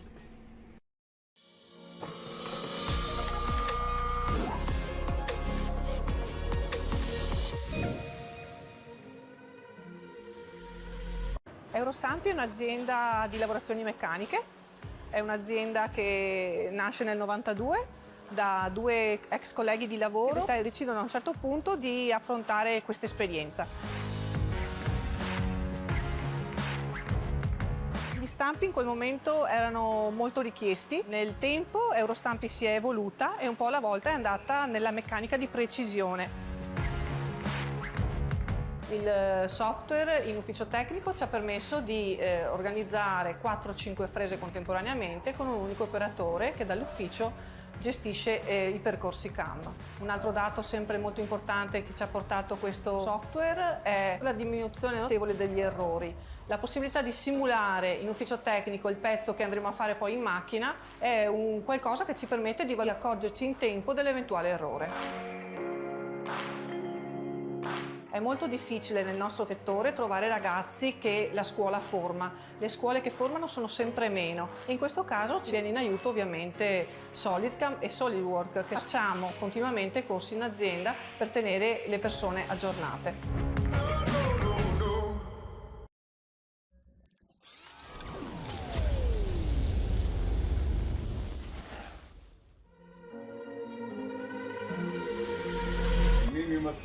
Sem lastnik podjetja orodjarstvo MDM. V našem podjetju prevladujeta natančnost in točnost. Zato potrebujemo program, kateri je prilagodljiv našim sistemom in dovršljiv funkcionalnosti. Po končni podrobni raziskavi ponudb konkurenčnih CAM programov sem hitro prišel do rezultata, da program SolidCAM najbolj ustreza našim kriterijem. SolidCAM je enostaven za uporabo pri vseh 3-osnih in 5-osnih obdelavah. Do sedaj me je najbolj navdušil 2 in 3D iMachining, ter njegova dovršljivost najbolj ustreza naši natančni izvedbi dela, da se lahko na trgu predstavimo kot vrhunsko orodjarno. Glede na prejete ponudbe je SolidCAM najugodnejši program, kateri že na samem začetku prevzel večinsko pozornost pri naboru. Če tudi vi iščete dovršljivost v svoji stroki, natančnost v delovnem procesu in to želite izvesti v najhitrejšem času, vam priporočam program SolidCAM.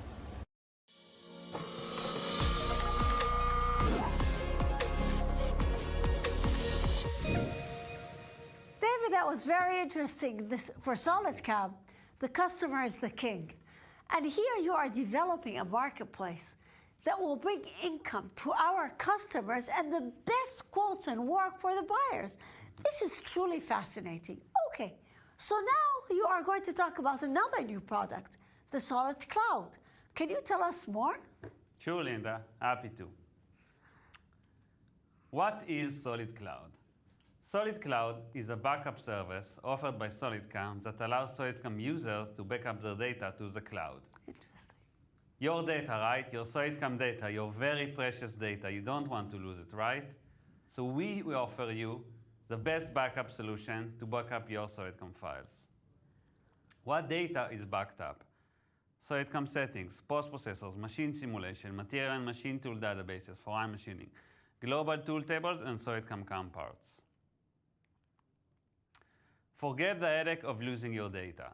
As you can see, all your information, including your post-processors, all backed up to the cloud, to the great Google Drive technology. Where is the data saved? SolidCloud syncs your data with your Google Drive account. You can stay in your familiar backup environment, also access your files with the mobile application. So many users use Google Drive today, and SolidCAM enables you to stay in the place where you feel comfortable, your Google Drive. Why is it so useful? If the SolidCAM user computer has problems, he could simply reinstall SolidCAM software and can access all his data on the cloud. If the SolidCAM user wants to work from another computer, he can access all his data on the cloud. Any changes done on the computer will be synchronized to the cloud. What is Google Drive? Google Drive is a free cloud-based storage server that enables users to store and access files online. The server syncs stored documents across all of the user's devices, including mobile devices, tablets, and PCs. So, and this is a very important question, is Google Drive safe? Sure it is. Nowadays, the security vulnerabilities that we see, such as ransomware attacks, very often happen on traditional servers that become compromised, whereas the cloud-based solutions are automatically kept up to date and protected from these risks. Google itself has almost 1,000 security engineers that are solely focused on keeping data safe and removing possible threats. This means it would be extremely difficult for even a large organization to rival this level of security internally. Therefore, Google Drive is one of the safest options for your data. So you can be calm. Thank you everyone for watching. I'm David Somek. Just a second, there's a question coming in. Let's see, is it completely safe to put our CAM parts data on the cloud? Great question, Linda, which is relevant for any cloud application. When you host your data on your own device, you are responsible for securing it, which is not an easy task. As you all know, Google is second to none in cloud technology, and they protect your data with the latest and greatest tools out there. There's another question. Do I need to pay Google for the backup? Well, when you create a Google account, you get 15 GB for free for email, photos, and files. This should be sufficient for a SolidCAM backup. However, if you exceed 15 GB, you need to be on a paying plan. For example, you pay only $5 monthly for 200 GB. Sounds good. Thank you, David. Thank you, Linda.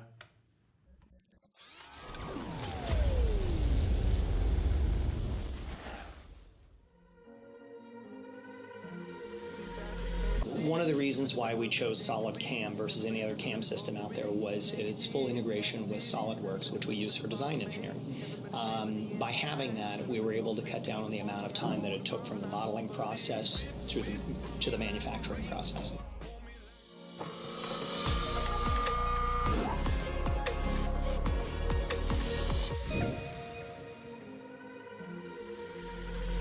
We're using SolidWorks for everything we do, right? And then you have SolidCAM right inside SolidWorks. Not only you have the ability to have the fixtures in your programming window of you working with, you have the raw casting. The programming alone, we're running this one casting out here. It took me like an hour to program the whole job. And it's a total 5-axis job with, you know, 6 different angles and all kinds of different features. And there's always clearance issues, and it's SolidCAM tells you if you're going to run into a clamp. You can make it, you can program right around it. It's perfect.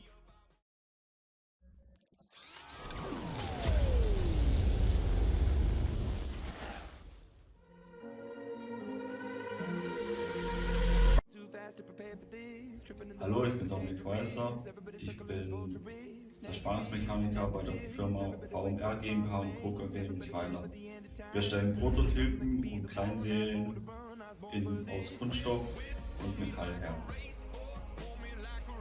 Mein Name ist Florian Fehrenbach, ich arbeite als Zerspannungsmechaniker hier im Hause und mittlerweile nutzen wir seit 1998 SolidCAM, um unsere mehreren Bearbeitungszentren zu programmieren. Derzeit nutzen wir 9 Lizenzen. SolidCAM hat wenige Softwareprobleme, aber wenn man Fragen oder Probleme hat, bekommt man schnell und guten Support. Dadurch, dass SolidCAM in der Region sitzt, konnte ich bereits in der Berufsschule mit der Software arbeiten und wurde so auf mein Berufsleben vorbereitet.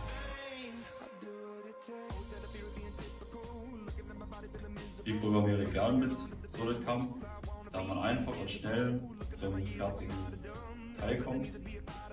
Die iMachining-Jobs sparen Zeit beim Programmieren und erhöhen gleichzeitig noch die Standzeit von den Werkzeugen.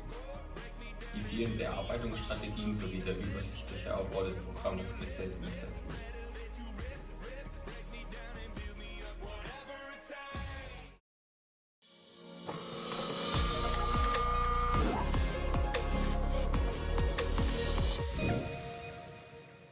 Thank you, David. You are a rising star in SolidCAM.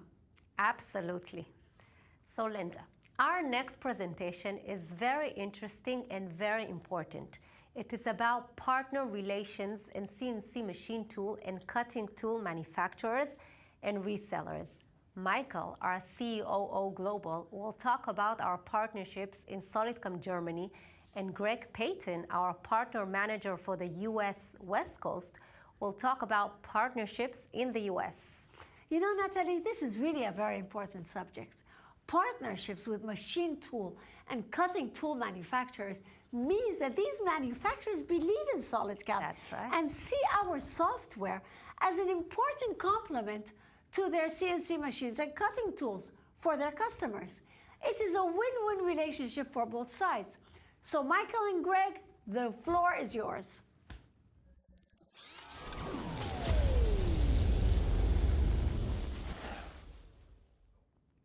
Hello everybody out there. My name is Michael Liditsky. I'm the CEO of SolidCAM. With me today is Greg Payton, who is the Director of Partner Projects West in the United States. Greg, welcome. Hello, Michael. Happy to be here. Cool. Today we are talking about partners and how important partnerships in the business environment are. So we should start, shall we? Absolutely. First, I would like to talk about the agenda that we're having today. So we start about how important it is to have partners out there. Second of all, we talk about the different types of partnerships. Then we are going to give all of you a few examples of already existing partnerships, how we are dealing with them, and creating this win-win situation for us and our partners. At the end, there will be a small how-to of getting partners. So first of all, we start, as I mentioned earlier, with how important it is to have partners. And Greg is going to talk about it more. Thank you, Michael. As we all know, the CAM industry is composed of multiple pieces, and our customers are looking for solutions to get their jobs done. And so what it is our goal to provide the solutions to this by bringing together a multitude of industries. Now, some of these partnerships may be sales partnerships, where we're looking at cross-promotional events, something that you'd see like a live cutting event or maybe an in-house workshop. These could be webinars, or one of the most popular ones that we come across is trade shows, where we can really get together with our partners and showcase the strengths of each company. And what this does is it ultimately strengthens the SolidCAM brand, because now we're able to get in touch with our customers and show them exactly what they need to be productive and successful. And in addition to our sales-based partnerships, we also look for technical-based partnerships. Now, this could be where we are coming together with a machine tool builder and getting information about their particular types of machines. Now, new machines are becoming more and more complex by the day, and getting the correct information to drive these machines properly is becoming a bigger and bigger challenge. And by partnering with these machine tool builders, we're able to get the information that we need to build post-processors correctly, as well as get the 3D data for a realistic machine simulation. And what this ultimately ends up in is streamlining the process to get the information directly to our end user. This also benefits the partners that we partner with, because then they can have the tool path and the power of SolidCAM to use in their day-to-day operations to create test cuts and other promotional materials. Now, when we are doing this, this can also lead to post-processor certification, meaning that our customers are getting the best post-processors for use with their machines. In addition to machine tool builders, it's also great to partner up with cutting tool manufacturers, because the cutting tool manufacturers are looking for the best possible way to showcase their product. And we can do that through the power of iMachining. And we can do cutting tests that will show the end user just how powerful iMachining is utilizing these tools. This helps the customer get their jobs done faster and also allows for the cutting tool manufacturer to sell more tools. And ultimately, by building these partnerships, we end up with the getting and exchanging of leads. That way we can share this information to grow our SolidCAM user base worldwide.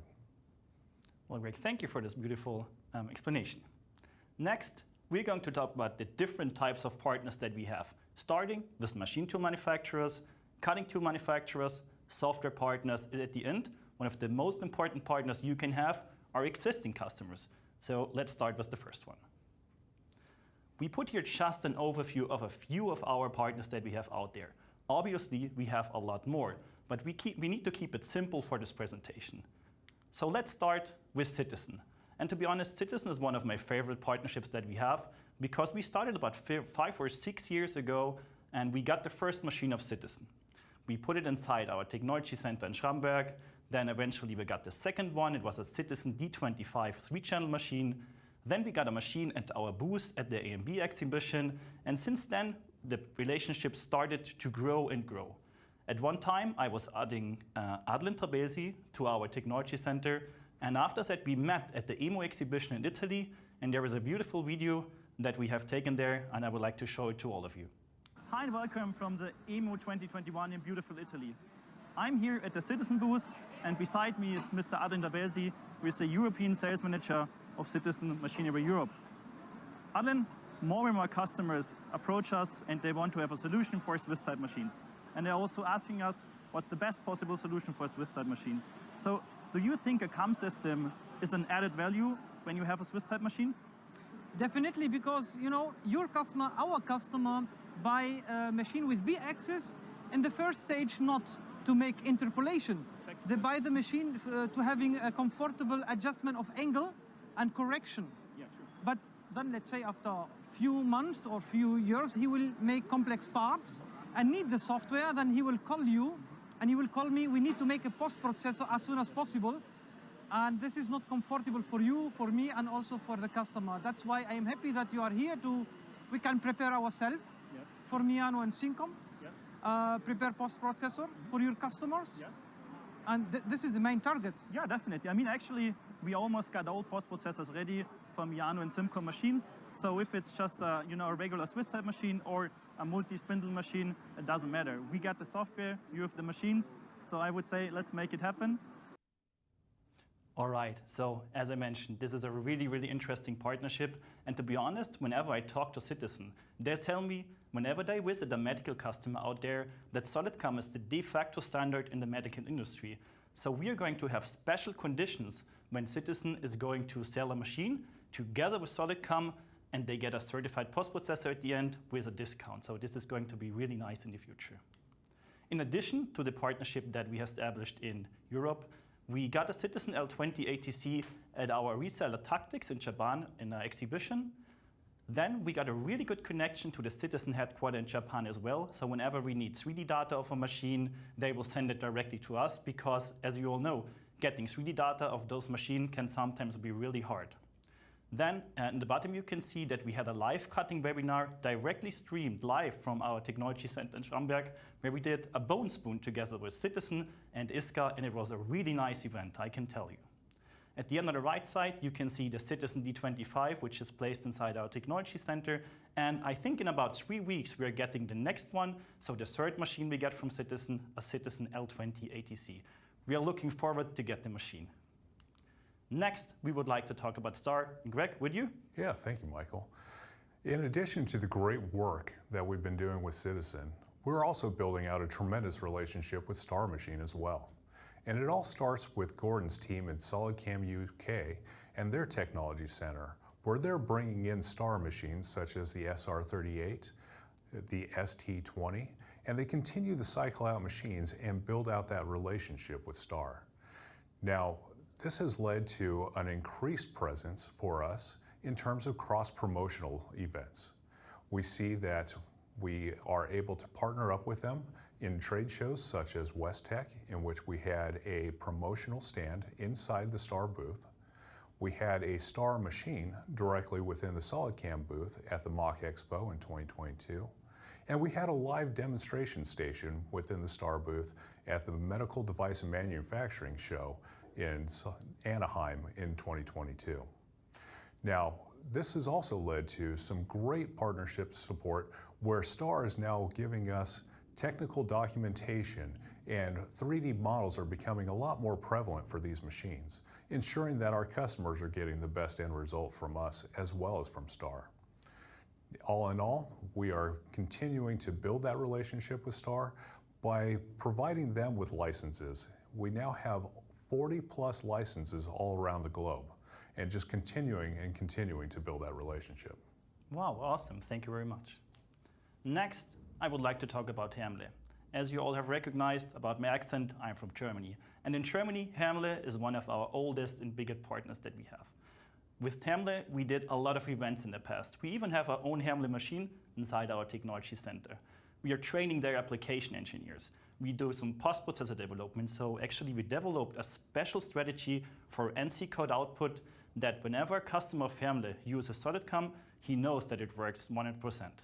Then we are doing live machining tests, and above all, they have 28 licenses of SolidCAM just in Germany.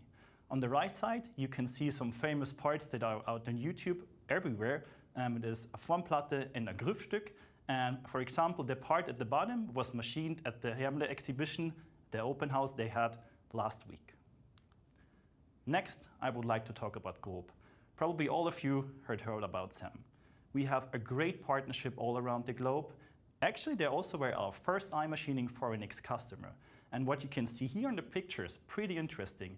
There is a SolidCAM version installed directly on the second monitor of this machine. So there's a dedicated computer in it, so you can edit your SolidCAM files directly live on the machine.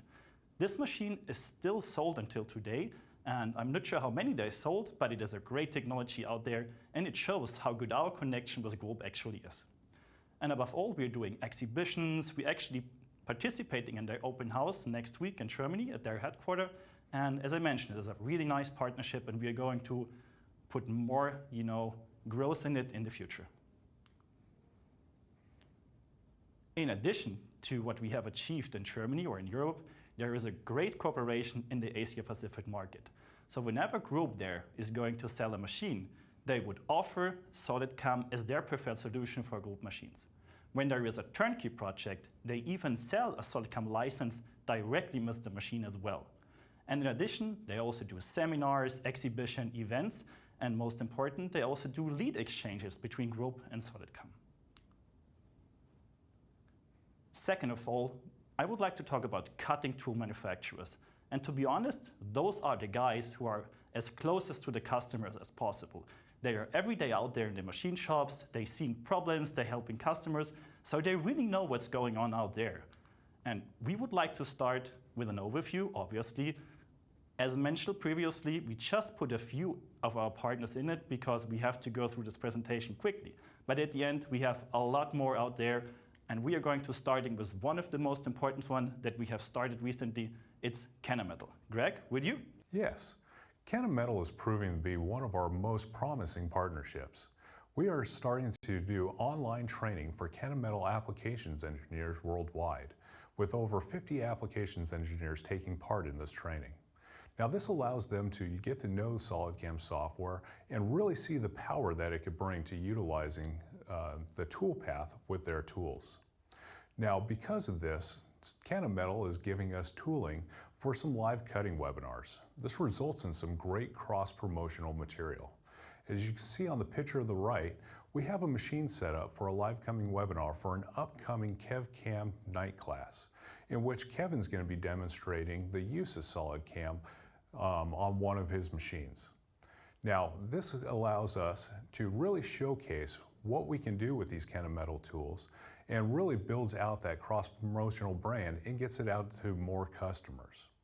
This also leads to cooperation in exhibitions. We can use these tools in trade shows and really showcase the power of both brands coming together seamlessly. Now, for those of you that are users of SolidCAM, you'll be happy to know that we are now linking up with Kennametal's cloud-based software, Novo, for the direct import of 3D tool model directly into the SolidCAM toolkit. Not only is this a good way of getting Kennametal's name out there in front of our customers, but it also benefits the customer by being able to quickly build out tool libraries using accurate model information. A win-win for everybody involved. Oh, definitely. So next, I would like to talk about ISCA, also a pretty famous machine tool manufacturer. With ISCA, we did some live cutting events, as I mentioned earlier, in combination with Citizen. We are working on turnkey projects together. We are helping them in their facilities to control their machines, even they also have SolidCAM licenses. And at the end, they also gave us tools for our Citizen machine. At the end, you know, whenever you have a good partner, you're giving something back and they give you something. So it's this win-win situation we are going to talk about a lot more in this presentation. Now, one of the more exciting partnerships that we've come across recently is that of NTK cutting tools. Now, this is a good example of how partnerships can arise in different circumstances. Now, the way this one came about in the United States is that an applications engineer from NTK approached our booth at an IMTS show and saw a live cutting utilizing iMachining. And he approached one of our applications engineers, actually a senior application engineer and VP of automation, Ken Merritt, and was talking to him about the iMachining toolpath and if it might be good for his ceramic cutting tool. And after a quick chat, they decided to do some test cutting. And in this video, I'd like to show you just how powerful iMachine can be when using these ceramic tools. Now keep in mind the sparks that you see coming off this tool are supposed to be there because it is a ceramic tool in Rene 65. But listen to that sound of that cut and how beautiful it is. Now normally the NTK applications engineer would only go about 25 thousandths deep when making each pass. But because iMachining is so powerful and can control the lead-in into the cut and the cutting force, we were able to go 10 times as deep, just absolutely astonishing the guys at NTK. And because they were so excited about what they were seeing, we were able to start building a relationship with them, and that included their full line of tools. And now we have access to their Swiss tooling package. And we're currently involved in a cross-promotional giveaway of a Swiss tooling package as a contest, getting their name out and the SolidCAM name out to a bunch of customers worldwide. Good that you mentioned the sparks. I was really worried. So next, I would like to talk about Marpal.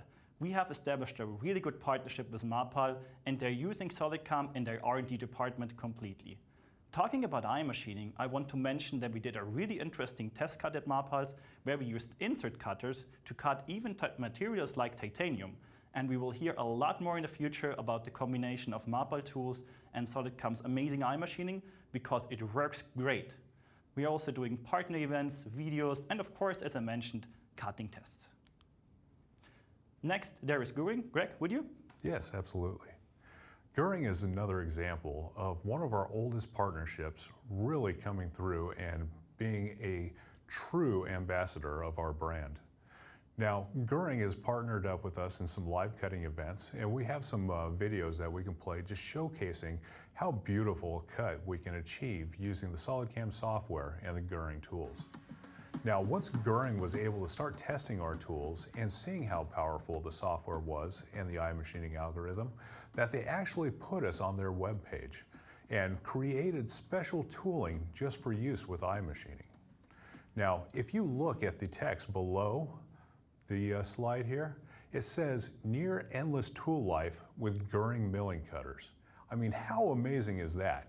That the cutting tool manufacturer is so enamored with the SolidCAM product that they're willing to put that in writing on their website. Definitely. I mean, I want to repeat it one more time. Near endless tool life with iMachining and Göring tools. This is really amazing. Next, we're going to talk about software partners. So we always say that we focus on what we can do best, and this is creating and supporting CAM software. But we need interfaces. We are linking up to all the major brands out there. For example, we just integrated Simco inside our software to be able to edit the NC code after we output it. Also, for example, you have a direct interface to Vericut, Zoller, WinTool, and TDM systems, so we can, put data back and forth in a really easy way. At the end, a really amazing thing is to talk about existing customers, because happy customers are your best partners. Greg, want to talk about it? Yes. We all think about partnerships between the machine tool builders and between the cutting tool manufacturers, but one of the most often overlooked is partnerships with your existing customers, because happy customers can be one of the best sources of referrals that you can get. People are more apt to trust people that are using SolidCAM, and we can see that we've got a 4.92 out of 5-star rating on our homepage. If you check it out, you can search through these reviews and see exactly why everybody loves SolidCAM. You can type into the search bar for posts and get all the information that you need for why people love our post development team. You could talk about our support and see exactly what everybody has to say about how easy it is to contact us and get solutions from our support team. And these customers, if they're talking to other people in the industry, you're going to get more leads. Now in the US, we have a program called our Easy Sell Partner Program, in which if a customer gives us a lead and that lead turns into a sale, then that customer would be eligible for a piece of the commission on that sale, and benefiting everybody involved. So 4.92 out of a 5-star rating. Absolutely. It's incredible. Okay. Now one more slide about how to build those partnerships. Want to continue? Yes, absolutely. As Michael likes to say, a partnership is between humans and not companies. And that all starts with finding the right contact person for the partnership that you want to build. If it's going to be a sales-related partnership, you're going to want to find somebody that's going to be in charge of marketing. That way you can send out cross-promotional materials like email blasts or engage in webinars or trade shows.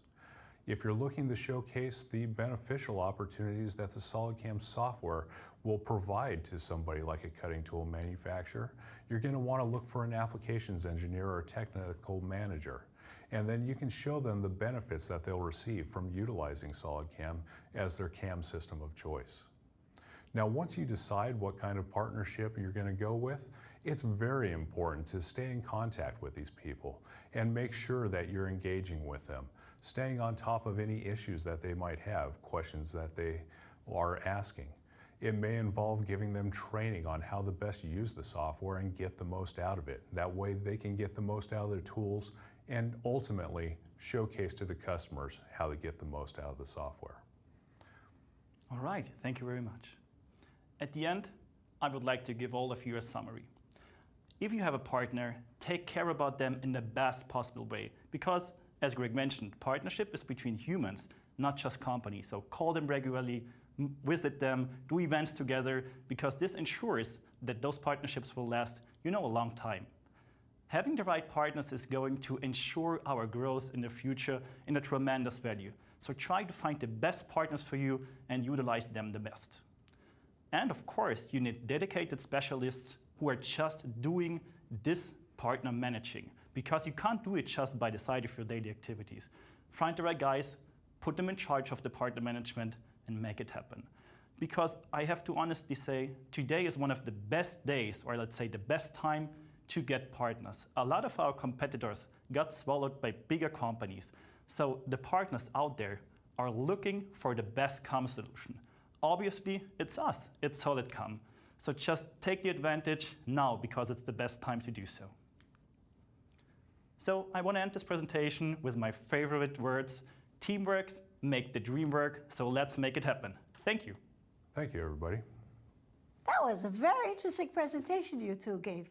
And the questions, as usual, are coming in. So the first question is, does the focus on partnerships hinder SolidCAM from focusing on the needs of their customers? Thank you, Linda. And I would say no, it doesn't. SolidCAM's core focus is on its customers.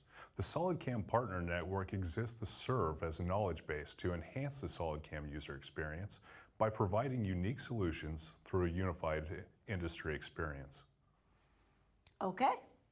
The second question is, what does SolidCAM look for when considering new CNC machine and cutting tool partnerships? Well, we are looking for compatibility, reliability, and passion for the industry, and an open-mindedness to embrace new technologies and solutions. Okay. What to do if I want to become a SolidCAM partner? Actually, a really good question. So just contact us. A partnership must be a win-win situation for both sides. So let's understand together what we can do for each other. Perfect. Thank you, guys. Thank you, Linda.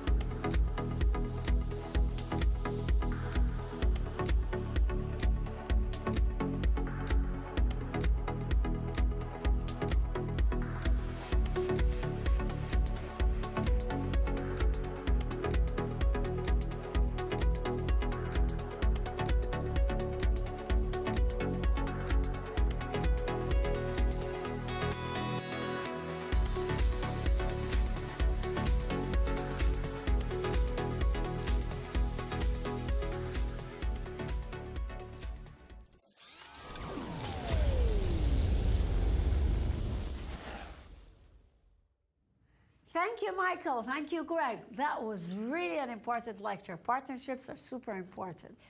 That's right. Okay, Linda, and now we continue with Michael Lidetsky, our COO Global. Works in our Rosenheim office and technology center in Germany. You know, Linda, he has been working in SolidCAM GmbH for the last 11 years, with the last 4 months also as SolidCAM COO Global. So we decided to be the providers of additive manufacturing for our SolidCAM customers.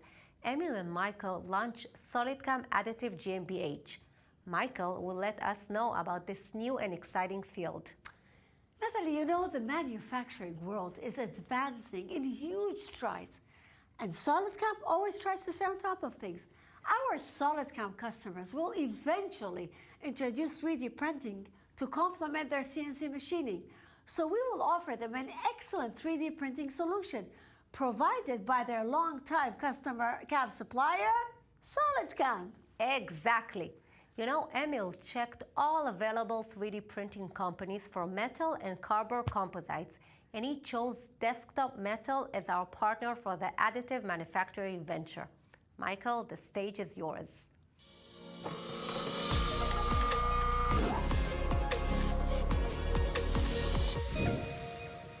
Hi everybody out there. My name is Michael Lidetsky and I'm the CEO of SolidCAM. Today, I would like to talk about additive manufacturing because it's part of the future in the machine chips. So let's get started. And I would like to start this whole presentation with a question to all of you. So do you think that additive manufacturing is going to replace CNC machining in the future? The answer I will give you at the end of this presentation. There are 5 big industries where 3D printing has become indispensable, starting, of course, with aerospace, then with medical, transportation, energy, and at the end, consumer products. So probably all of us had something 3D printed in his hands already. For example, in the transportation segment, airplanes, parts for airplanes are already 3D printed. The same in the consumer products market, and also medical devices are already printed, which is, I think, really interesting. So let's talk about the different materials that can be printed today, starting with plastics. Plastics, you know, ABS, PLA, PETG, probably all the materials you guys use at home with a small 3D printer, like a do-it-yourself kit or something like this. But they are major, more advanced materials like carbon fiber and also fiberglass.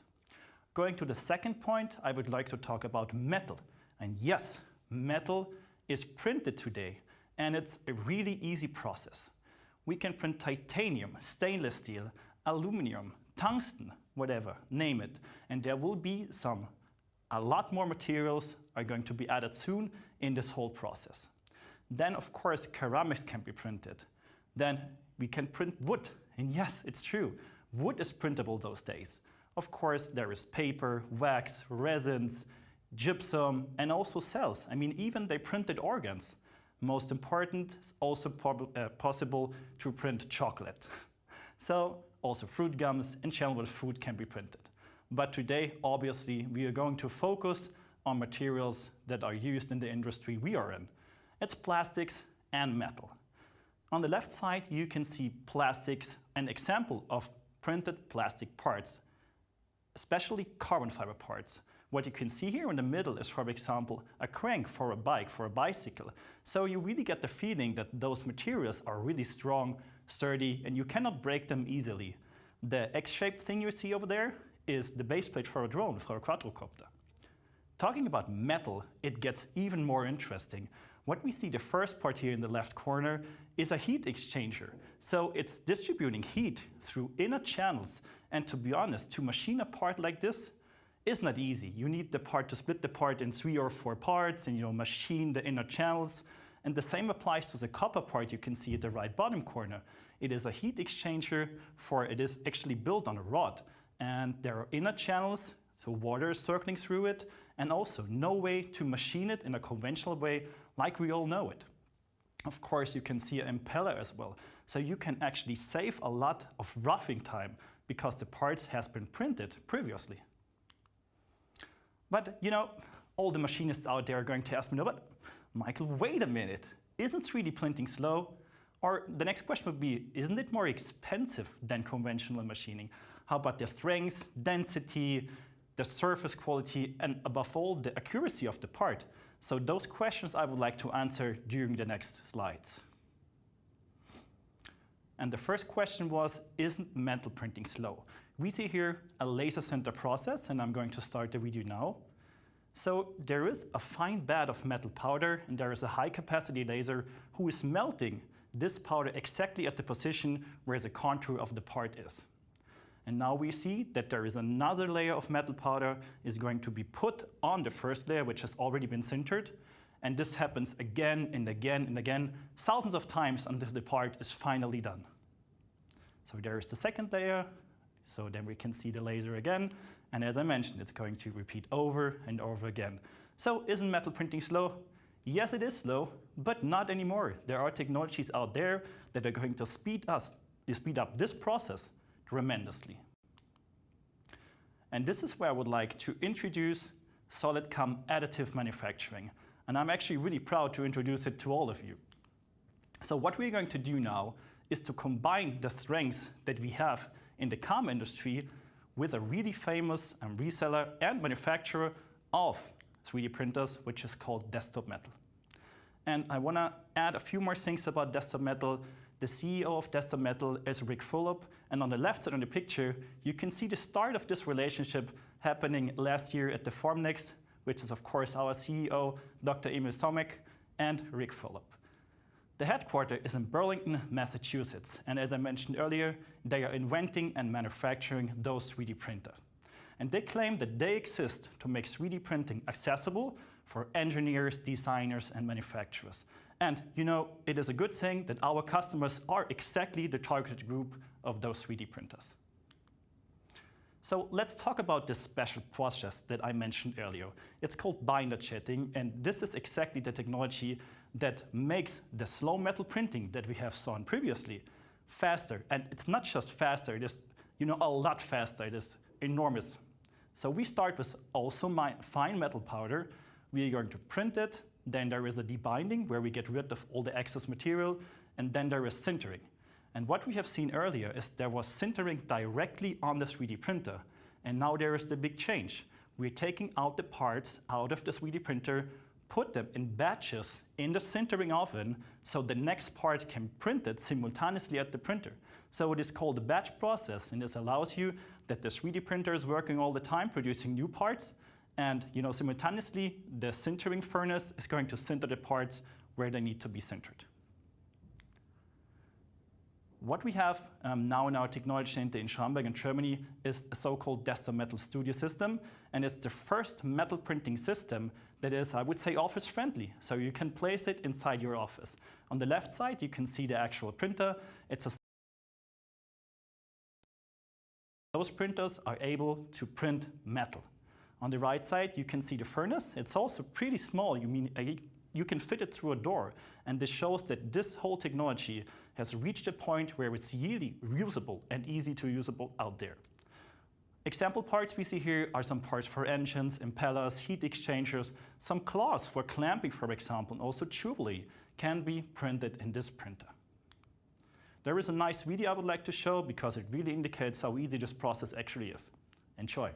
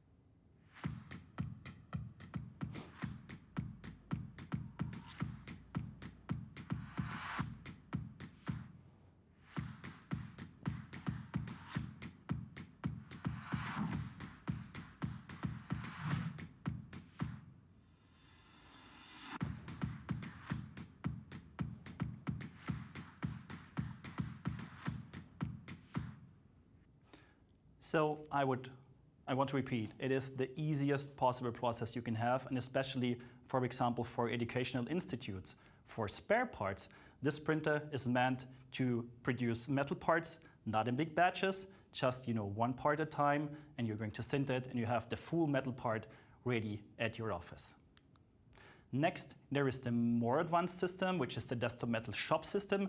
And talking about the shop system, we're talking about a printer that can actually replace a whole CNC machine, because those printers are meant to print big batches, thousands of parts, 100,000 of parts a year. And on the right side, you can see how awesome the surface quality actually is. And there is another interesting video which showcases the process of binder jetting and the desktop metal shop system in the best possible way.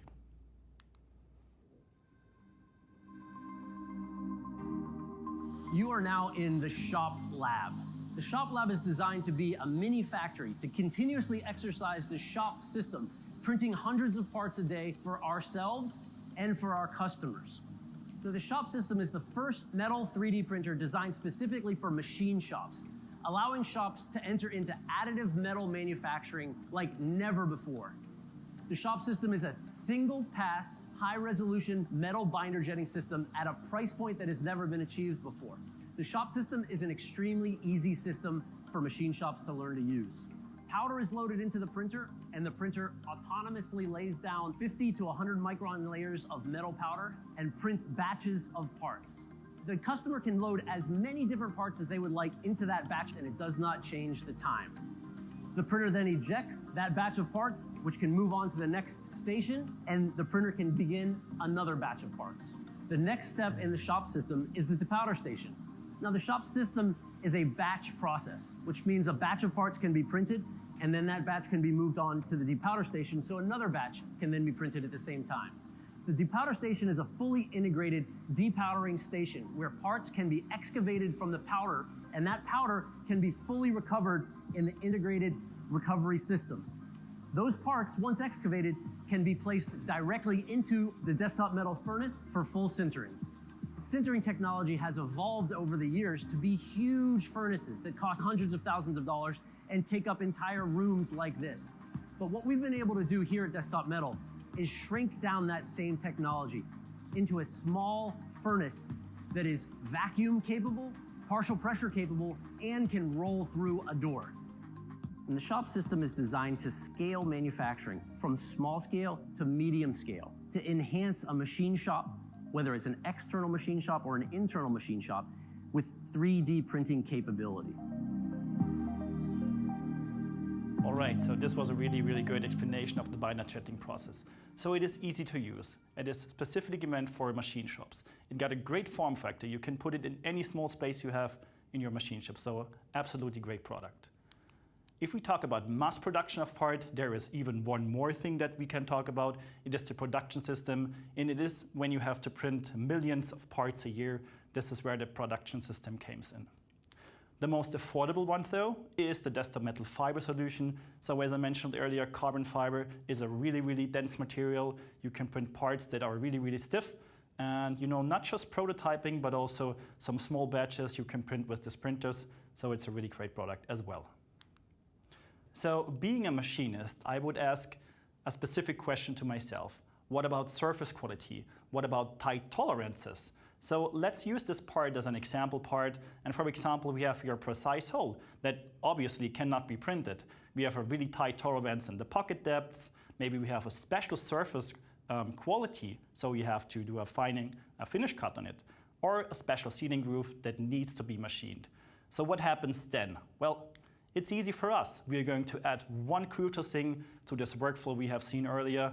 And of course, it is machining.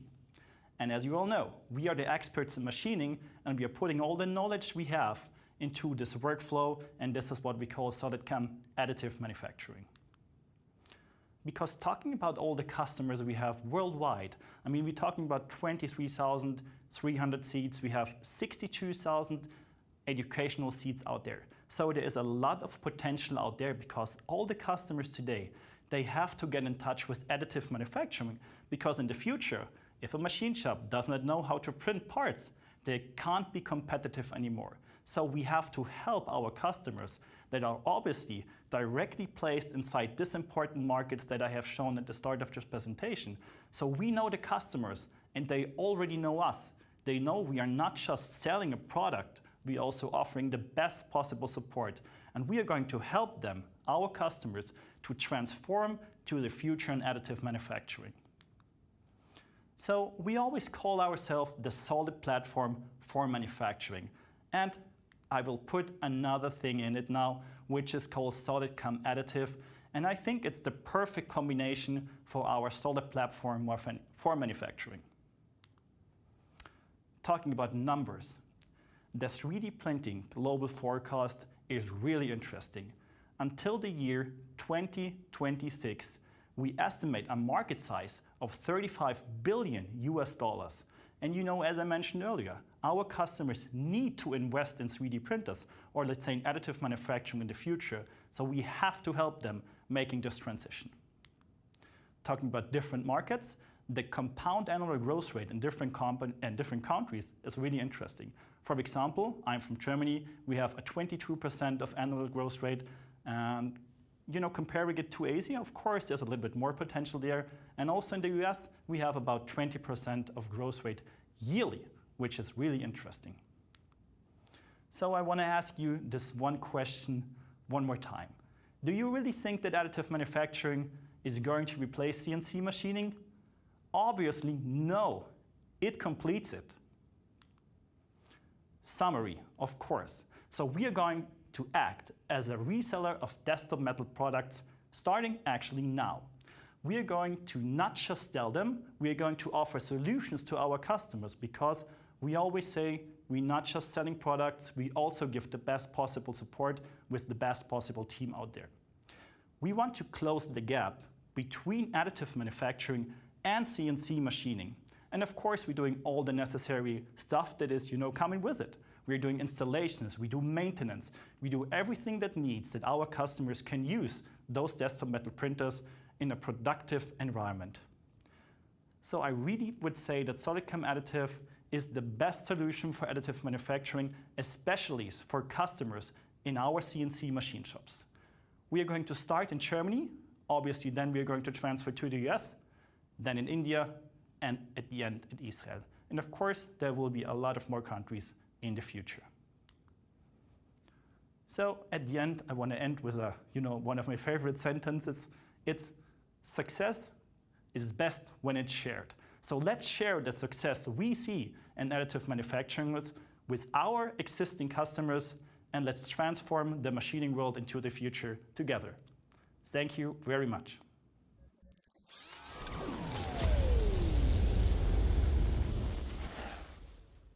Hi, SolidCAM family. This is Gürtel Kali speaking. I'm a regional manager at Desktop Metal in EMEA. Some of you may know me from my time as a SolidCAM employee. Today, I have the pleasure to talk about a new partnership between SolidCAM and Desktop Metal. First of all, I would like to thank Emil and Michael for the invitation to shoot this video for the SolidCAM World Summit. I entered the additive manufacturing world 4 years ago, with the belief that the future would be a combination of CAD, CAM, and AM. Today, I'm proud to announce that this combination is launched through a partnership between SolidCAM and Desktop Metal. Desktop Metal develops and distributes products that take additive manufacturing to a new level, AM 2.0, from single part to high volume production. Until now, these solutions have mostly been offered by companies in the 3D printing market, where the knowledge about metal, manufacturing, and traditional production methods is very limited. SolidCAM has this knowledge, and therefore the greatest potential in this market. Not every printed part immediately is an end-use part, and therefore the combination of CAM and AM is essential. Easy of use is the most important part of SolidCAM, as well as at Desktop Metal. A great successful future awaits us. We at Desktop Metal are looking forward to a wonderful cooperation. I wish the SolidCAM family a very successful summit. A great successful future awaits us. Regards from Heidelberg.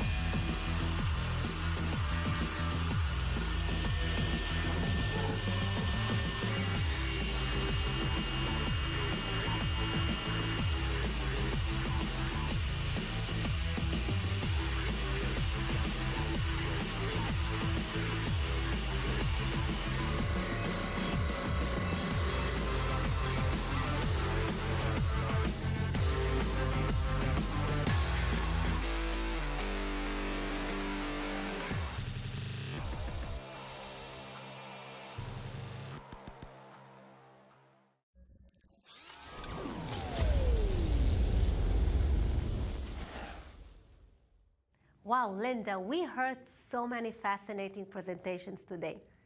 Our next presenter is Amod Onkar, SolidCAM India Country Manager and our SolidCAM 3-axis and simultaneous 5-axis Product Manager. You know, Amod has been with us for over 15 years. All the time he has been pushing SolidCAM to become #1 in CAM in India, and for SolidCAM to have the best 3-axis and simultaneous 5-axis solutions. I can tell you, this is another person that works around the clock. Definitely. In this presentation, Amod will show how by leveraging SolidWorks R&B add-ins, ModelWorks, SplitWorks, and ElectroWorks with SolidCAM machining, we can provide an excellent solution for die and mold and electrode design and machining. That is so good to hear, that we can now provide a complete CAD/CAM solution for mold makers. Amod, the stage is yours.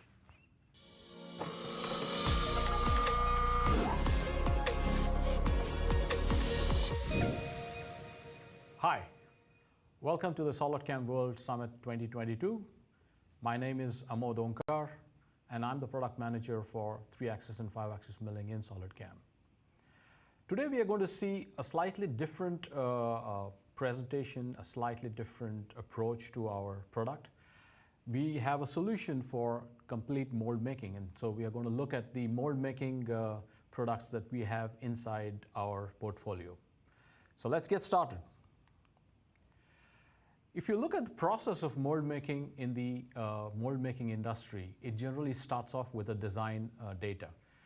It could be a third-party file, it could be a native file, or it could be a drawing and you're going to build a model out of it.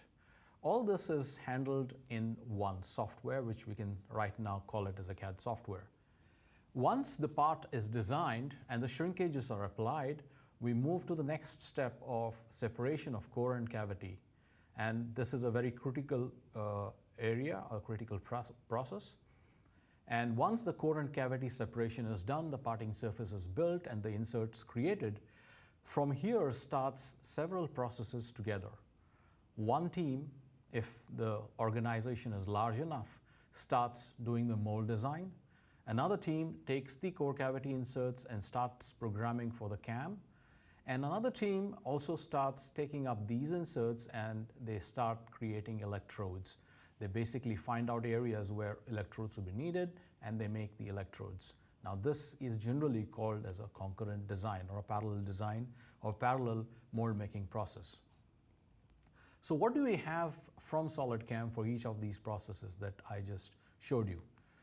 For CAD, we have the world's most popular CAD software, SolidWorks, inside which all of these other products also work. For core and cavity separation, we have a product from R&B called SplitWorks. For mold design, we have got product from R&B again, it's called MoldWorks. For electrode design and documentation, we have a product from R&B, it's called ElectrodeWorks. And finally, for the CAM, we have SolidCAM, which can handle right from a simple 2.5D product right up to simultaneous 5-axis, mill turn, Swiss type, and beyond. But today we are going to focus more on milling because that's about the area that mold makers need. So we have a complete solution for mold making with full associativity, which means that any changes to the CAD part in the native CAD system can trigger a change to the entire process. The process will automatically update itself right from the core cavity updation to the mold design, the drawings, the electrodes, and finally the CAM. Everything gets updated because they are all associative with the tight integration all of these products have inside SolidWorks. So let's look at a very short video wherein we present to you how the part is actually modeled. So we start with the base features and then we go on adding features onto this product. We add fillets, we add shells, we add bosses, we then add holes, again fillets. We also add ribs to strengthen the product, and once this is done, the product is frozen and this becomes our base for our mold design. So once this product is frozen, it need not be 100%. There could be further changes to the product, but once the design or the part is somewhat ready, we can start with the next process of core cavity separation. This is handled in the R&B SplitWorks. SplitWorks is a revolutionary product using advanced technology to automate the process of core and cavity separation and creation for plastic molding, for blow molding, for high pressure die casting dies, investment casting, wax molding, etc. It also includes a very advanced technology to update the inserts and any modifications or additions in the part that include changes to the IGES or Parasolid file that would have been given to SolidWorks as a start for the core cavity separation. Let's look at a very quick video on how we handle this core cavity separation inside SolidWorks using R&B SplitWorks. So we have the part that we just designed. We introduce the SplitWorks. SplitWorks creates immediately the split of the part and separates the core and cavity. So what we do basically is we take the separation and then we start editing and moving things that we do not think belong to core to cavity and from core cavity to core and vice versa. We also attach surfaces that are not part of the core or not having any draft back to the core, and we create the first basic core cavity separation. After which we take the surfaces that belong neither to the core nor to the cavity. These are the ones that are going to go to the side cores. We attach these surfaces to side core 1, side core 2, define the direction in which they're going to move, and there we go, we complete our complete separation. This generally for parts like this, the separation happens in less than few minutes. Once the separation is done, we then close the internal parting areas with internal parting surfaces, and then we move ahead to create the external parting surfaces. The external parting surface in this part is created using two methods. One is using SolidWorks method, and then we have to stitch it if we are using the SolidWorks method. But we also have a very interesting lofting function inside SplitWorks where we just select the start and end, and SplitWorks creates the surfaces automatically using the direction and the edge that we have defined. No need to do any stitching because it's a part of the process. The parting surfaces are created automatically everywhere, and once that is done, we move to the next stage of creating inserts. By selecting the parting surface and the inserts are created, the core insert, the cavity insert, and the part itself. So there we have the core and cavity. Of course, the side cores and the sub inserts still remain, so this will be created in the next step. So let's look at the next step of creating sliders and sub-inserts. So once we have the core and cavity separation done, the main core and cavity separation done, we can go into creating the sub-inserts and sliders. The first is going to be the side cores.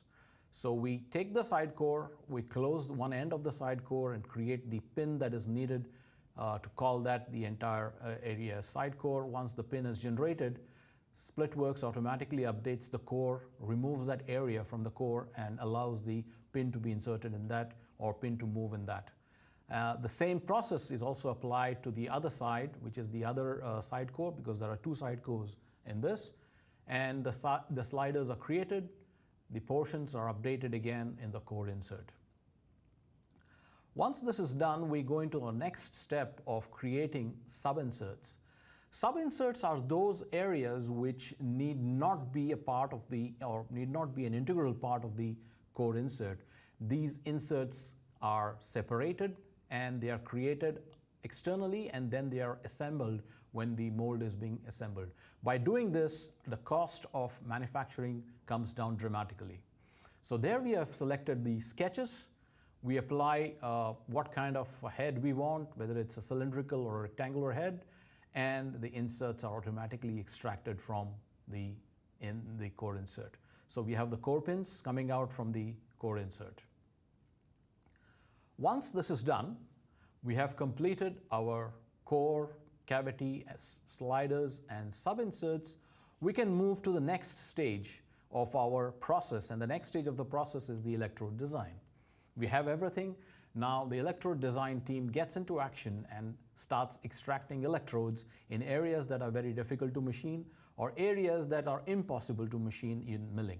For example, if there's a sharp corner or if there are very thin ribs where putting a milling cutter is virtually impossible, in those areas electrodes are created and the process of electric discharge machining is then done using the electrodes.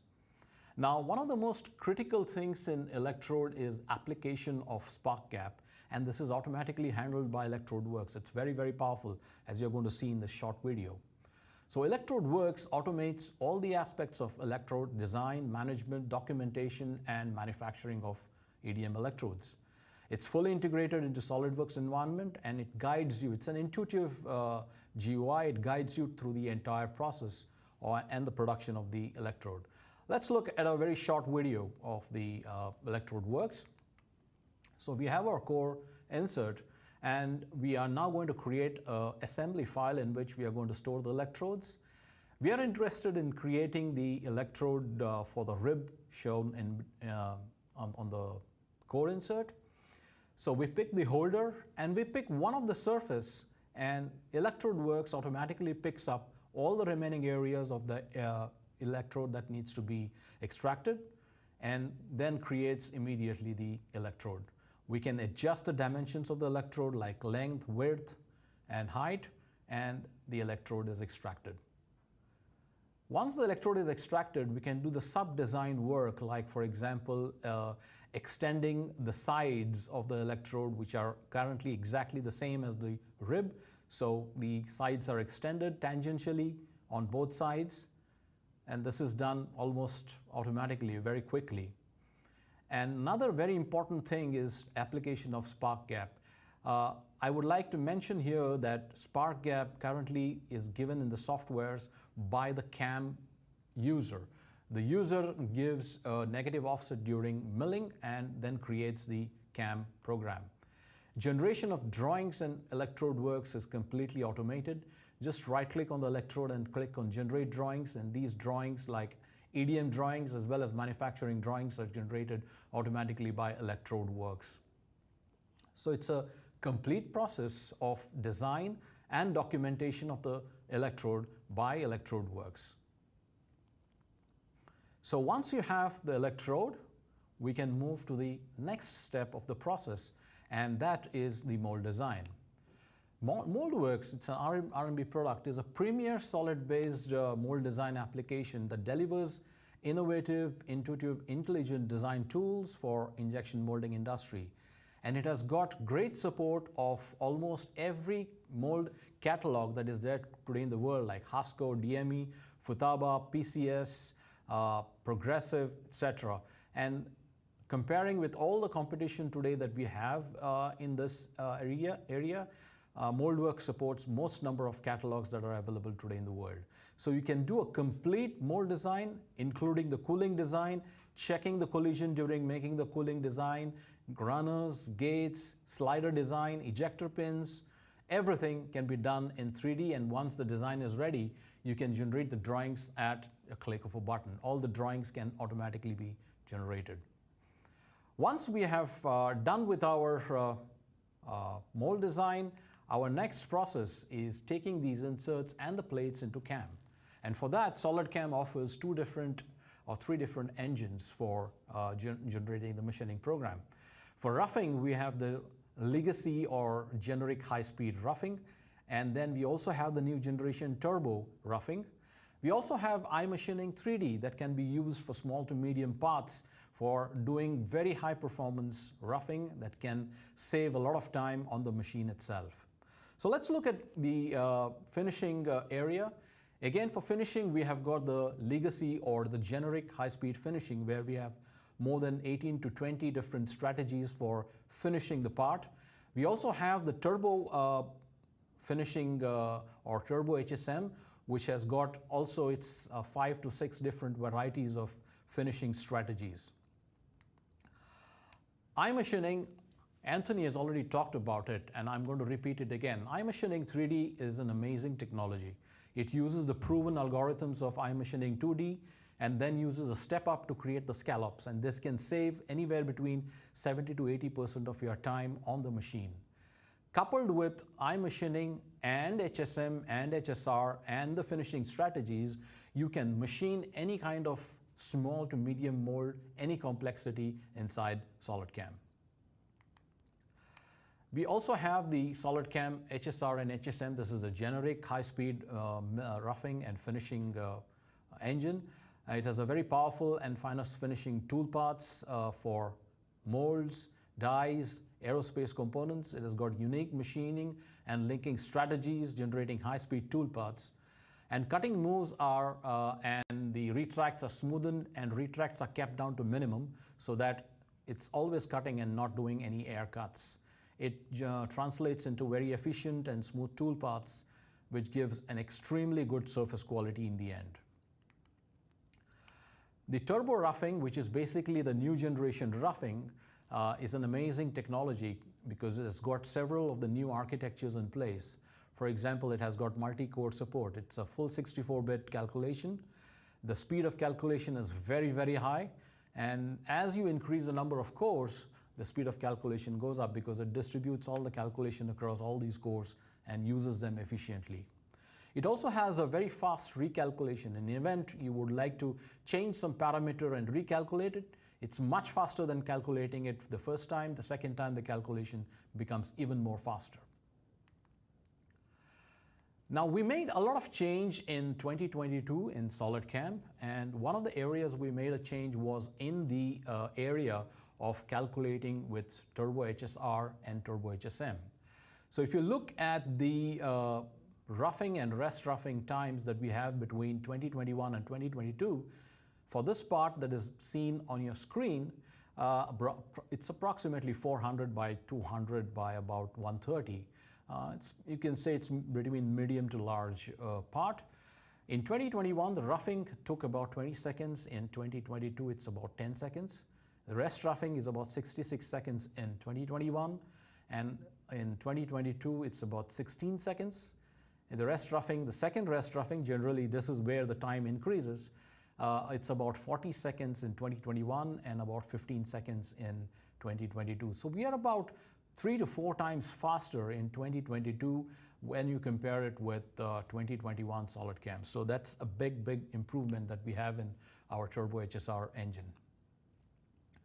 Turbo HSR and HSM also have got the multiple surface offsets where you can provide different offsets to different group of surfaces. And this is very useful when you are machining large sheet metal dies where you would like to keep a different offset on the parting surface and a different offset on the actual profile geometry.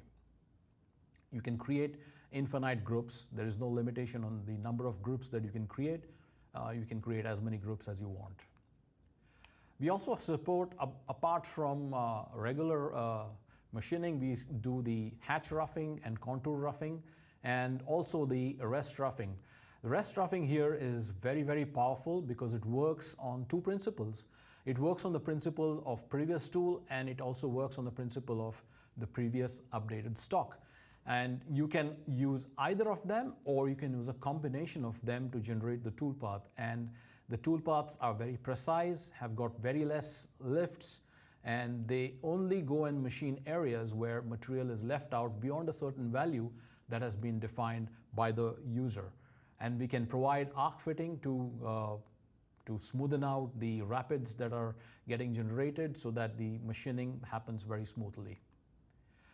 In 2022, in Turbo HSR and Turbo HSM, we also created a very new function of arc fit. And this greatly reduces the number of blocks that gets generated in the final G-code output. For example, the same part for roughing, it generated about 785,000 lines of code in 2021. With ArcFit in 2022, it generated only 464,000 lines of code. For rest roughing, it generated 332,000 lines in 2021. In 2022, it just generated 121,000. And finishing, approximately 250, it's 2507440 lines. And in 2022 with ArcFit, it was down to 144,150. So it's almost between 50 to 60% of reduction in G-code size. And ArcFit is very, very useful, especially when you go on older machines, which can't handle a lot of linear moves. There the arcs become very, very important. So this translates sometimes into a much faster machining, better surface quality on older machines. Of course, on the newer machines, it can be even better, but even on old machines, it translates into a very good surface quality.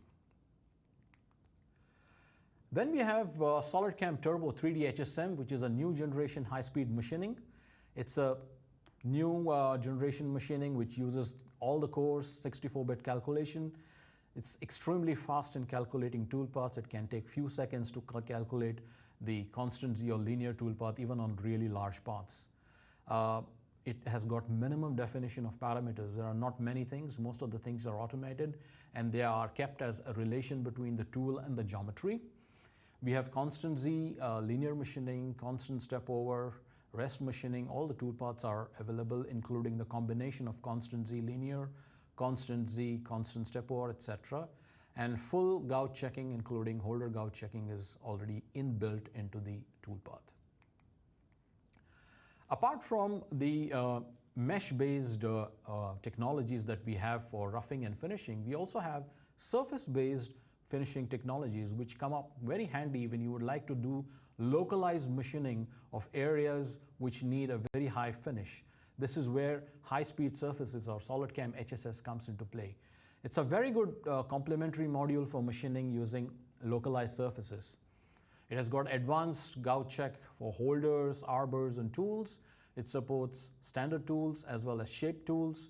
It handles undercuts very well. You can machine undercuts using HSS, and it's super complementary. It's really complementary. It works as a complement to all the HSM and 2.5D toolpath engines that we have inside SolidWorks. So I have been talking about stuff that we have inside SolidCAM. We did some trials with all these technologies on several machines, and I present to you a few case studies. For example, this part here was done on a mold steel, on a pre-hardened mold steel on a Makino PS105. That's the photograph of the part as it is coming out of the machine. There was absolutely no touch-up on this. It's as coming out from the machine. It took about 240 minutes from rough to finish. The same part was then attempted on an Indian-make machine, Jyoti VMC 850, and the machining time here is 300 minutes on a pre-hardened, same pre-hardened steel. Another small part was cut on the same machine on a Jyoti VMC 850, and here the machining time is approximately 200 minutes. This part is as seen on the machine. You can see the coolant, the vise, everything, and the finish is as coming out from the machine. The part that I just showed you earlier, which was like a forging die, the 400 millimeter by 200 by 135, was also cut on an Indian machine, and this was done on an AMS MCV 450 from Ace Micromatic. The machining time here is approximately 400 minutes, and this was done on a pre-hardened mold steel. So if I summarize, we have got the excellent solution today, right from design of the part, design for core and cavity, mold design, electrode design, and finally CAM right up to 5-axis. You can do any kind of mold insert. You can design everything and do the entire process in a single software running concurrently. Thank you very much for listening and watching this presentation. Thank you, Amo. That was a very interesting presentation as usual. And there are 3 more questions from the attendees. Sure. So the first question is, do mold makers use a single software for the entire process? It's not common for mold makers to use a single software for the entire process. Large corporations, large mold making companies do. Generally, mold makers use different softwares, which are also called as best in class for each approach. But this approach has great limitations. Data transfer and change management takes away all the benefits which the mold makers would have accrued using the best in class approach. Okay. The second question is, What challenges do mold and die makers face in the entire process of mold making? There are many challenges, but I would like to put two of the challenges which mold makers face today. One is a concurrent mold design. This ensures that the mold is manufactured much faster by doing things and processes parallelly. And the second is change management. Mold making is always fraught with part challenges or changes. Mold makers address this currently by waiting for the final part before they begin making the mold. This adds to increase in delivery time. Making a mold with a concurrent process greatly reduces the delivery time. Thank you. And the last question is, how does SolidCAM fix the challenges you mentioned? SolidCAM today offers solution for the entire mold making process in a single window. Data is also showed in one format. For part design, we have SolidWorks, the world's best and most popular CAD system. The mold design is handled by SplitWorks and MoldWorks from R&B, that too a native SolidWorks data without any conversion. Electrode extraction and design happens with ElectrodeWorks. And finally, machining of the electrodes, mold plates, cores, cavities, sliders is done by SolidCAM. All the process is done in single window without changing the environment or data format. Since the format is always SolidWorks data, any changes to the CAD data is seamlessly transferred to all the aspects of the design and manufacturing, which results in changes being applied and all the data including toolpaths, drawings automatically updated to the latest change. This makes concurrent design and manufacturing possible, which results in faster delivery of the mold. Thank you, Mahmoud. I think you explained it very well. Thank you. Thank you.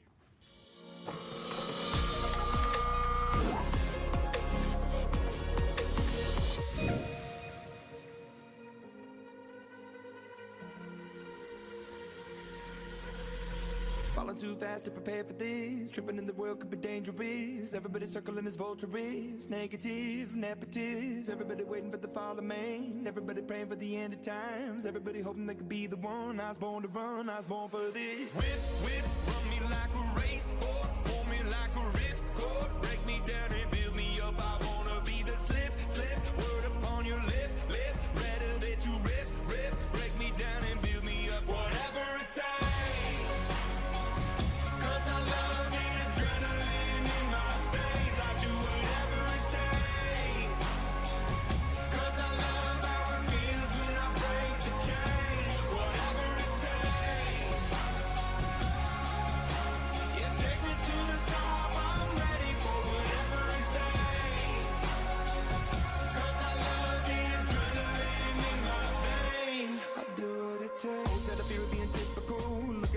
Feeling miserable, always hanging on to the visual.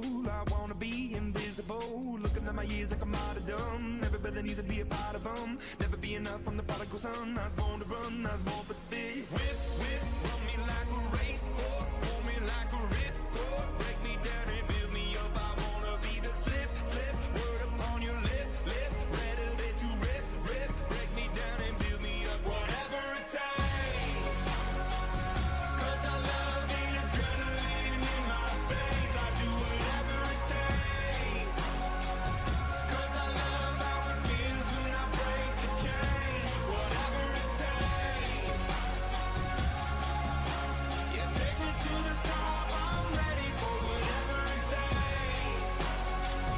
'Cause I love the adrenaline in my veins. I do what it takes. Critical, egotistical. Don't wanna be the parenthetical, hypothetical. Working under something that I'm proud of.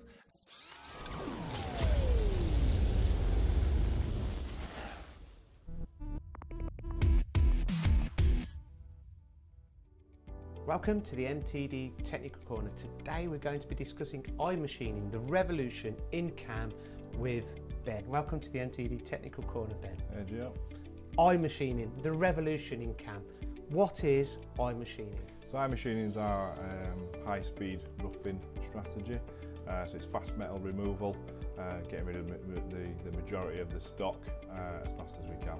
So it's a roughing strategy. Now, I would assume, and please talk us through it, that a lot of the time savings come through roughing, and this is the importance and the main USP of iMachining. Yeah, a lot of people can concentrate on the finishing strategies and things, but the roughing is the majority of or the bulk of the material that's going to need to be removed. So being able to get that away fast is where you're going to get all your time savings in the job.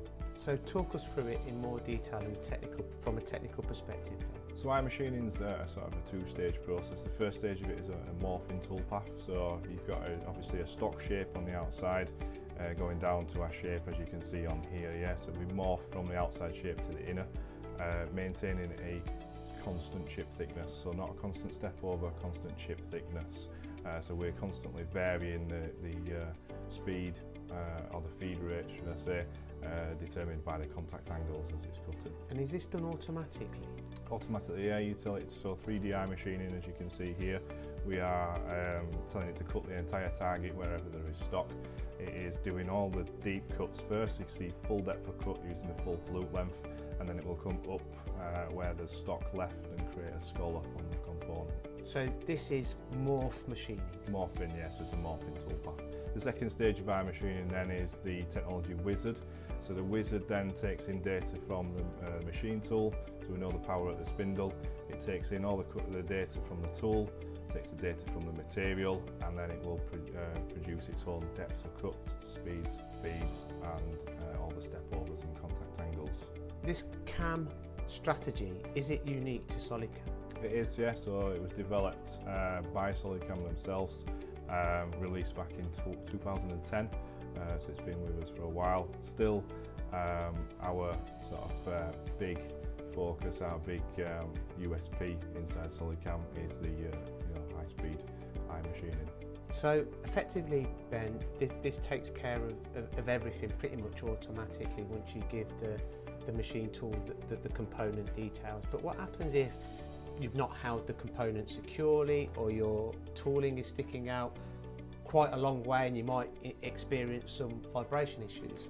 So the software can account for that. We've got a machining level, so it's the material removal rate. So although iMachining will calculate all these speeds, feeds, depths of cut for you, you've then got a slider bar from 1 to 8 where you can slide down, up and down that scale, which will bring everything. So you keep in using still the technology of iMachining, but just slowing everything down a little bit, still getting all the benefits of sort of tool life, less pressure on the tool, on the spindle, and things like that. Still getting that high material removal rate, just at a sort of reduced rate instead. So if you held it on a casting or held in quite flimsily, for instance, or like you say, a long tool sticking out, the program has got the option to dial that down a little bit. Okay, so let's start discussing some of the time-saving benefits using iMachining, starting with cycle time reductions. On average, what would you expect a typical cycle time reduction to be using iMachining? So on average, we're boasting up to 70% cycle time savings. The harder the material, believe it or not, the better it is for iMachining. So you can get up to sort of 90% cycle savings cutting into titaniums and harder steels. But 70% is roughly the sort of average marker that you'll be gaining. Well, that's massive. Yeah, it's game-changing, effectively. Big cycle time. Now, you mentioned cutting tools. We've mentioned cutting tools if they're sticking out a long way to get accessibility or whatever the case may be. How is the cutting tool life longevity increased using iMachining? Well, it's increased. And what are the benefits of that financially? Yeah, so the tool life's increased from the point of view that the cut is a lot nicer, a lot kinder on the tool, but also using the full flute length as well. So you paid for all that carbide instead of using just a section of it and then creating a notch in the tool where now you can't use the tool again. You've got all of that flute length that you can use, so why not use it all? You can see here full depth of cut, full flute length cutting on. So is that part of the strategy then, to use the full length of the cutter? It will, yeah, it will go as deep as it can with the flute length. Obviously this got a bit more flute length to go, but the depth of the part obviously is not the same length as the flute length. But the idea behind iMachining is get as deep as we can with that tool. So the engineering or the engineer plays a big part in this by choosing the correct tools for the application. So this is effectively a tool to enhance the productivity up for three-axis machining.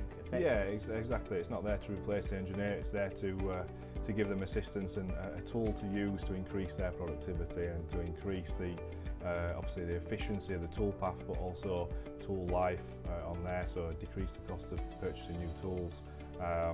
It's better for the machine tool, it's less pressure on the spindle bearings and things like that as well. So it also gives your machine tool better longevity? Yeah, definitely, yeah. Now, Ben, this sounds absolutely fantastic, but for people that may be watching this technical corner and think that it's too good to be true, can you prove to them that it isn't? We can, yeah, and we often do so. If anybody wants to send us a part or they want us to come in to their facility, we'll happily program a part using iMachining. We'll cut it, we'll run it on a machine. You know, we'll take the challenge and we'll prove to you that we can save you cycle time, but obviously we'll save tool life as well. Ben, an absolute pleasure. So there you have it, over 70% cycle time savings with the revolutionary iMachining from SolidCAM.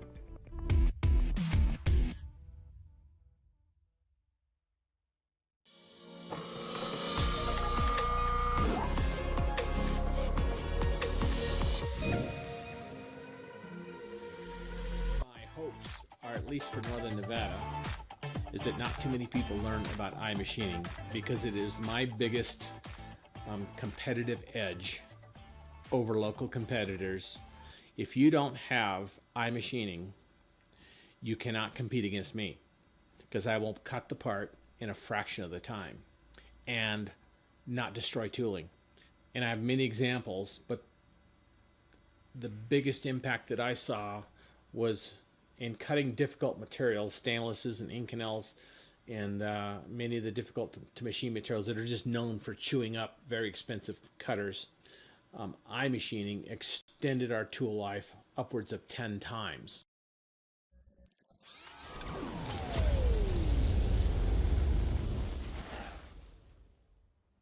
Hi, Ahmad.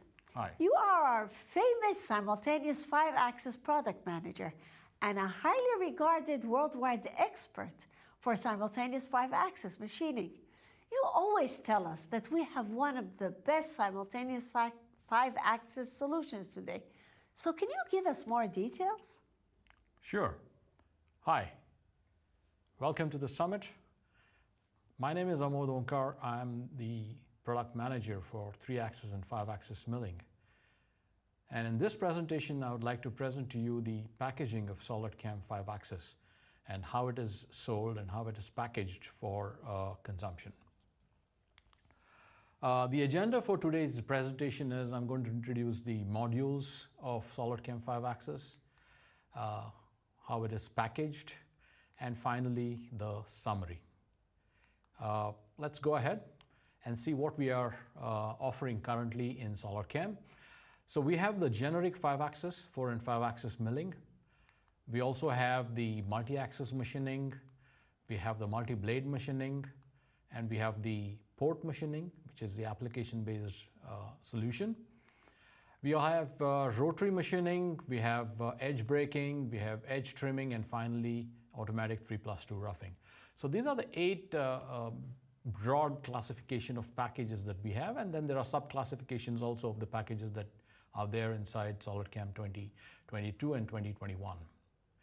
So what does the generic 4 and 5-axis milling have to offer? So it's a complete generic solution, which means it's completely controlled by the user. Every aspect of machining can be controlled by the user. You can machine any part the way you like. You have full user control with the tool axis. There are user-defined gown check strategies, smooth lead in and lead out. You can apply different types of leads in, lead out macros to the tool path. We support all standard tools, including the circle end mills, which are basically the barrel tools. And we have got several strategies and sub-strategies inside the generic 5-axis machining, like parallel cuts, parallel to curve, perpendicular to curve, morph between two boundaries, morph between two surface, etc. And user even like engraving and stuff like that inside the generic 4 and 5-axis machining. We get exceptional surface quality in this because we machine the NURBS surfaces as they are without creating any intermediate mesh or any other thing. We directly machine the surface. So we get exceptional surface quality. We can reproduce the surface as they are on the part. Part of the generic 4 and 5 axis machining is also a rotary 4-axis finishing.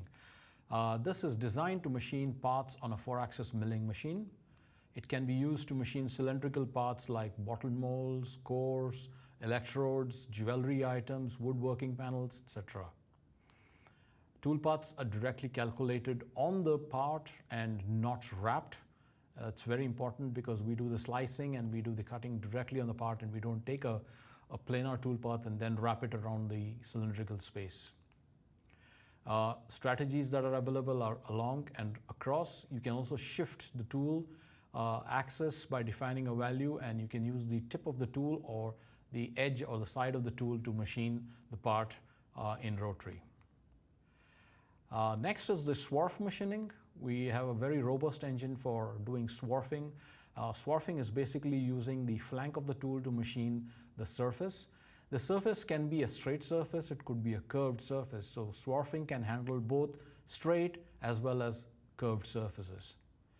Minimum inputs, all you need to define is the machining surfaces and the floor, the tool, and some other entry and exit parameters, and that's it that are needed to machine the swarf geometry. Clean results, because here we do not directly machine them on surface, but we create a mesh and we generate the tool paths on the mesh so that the results are very clean and extremely reliable.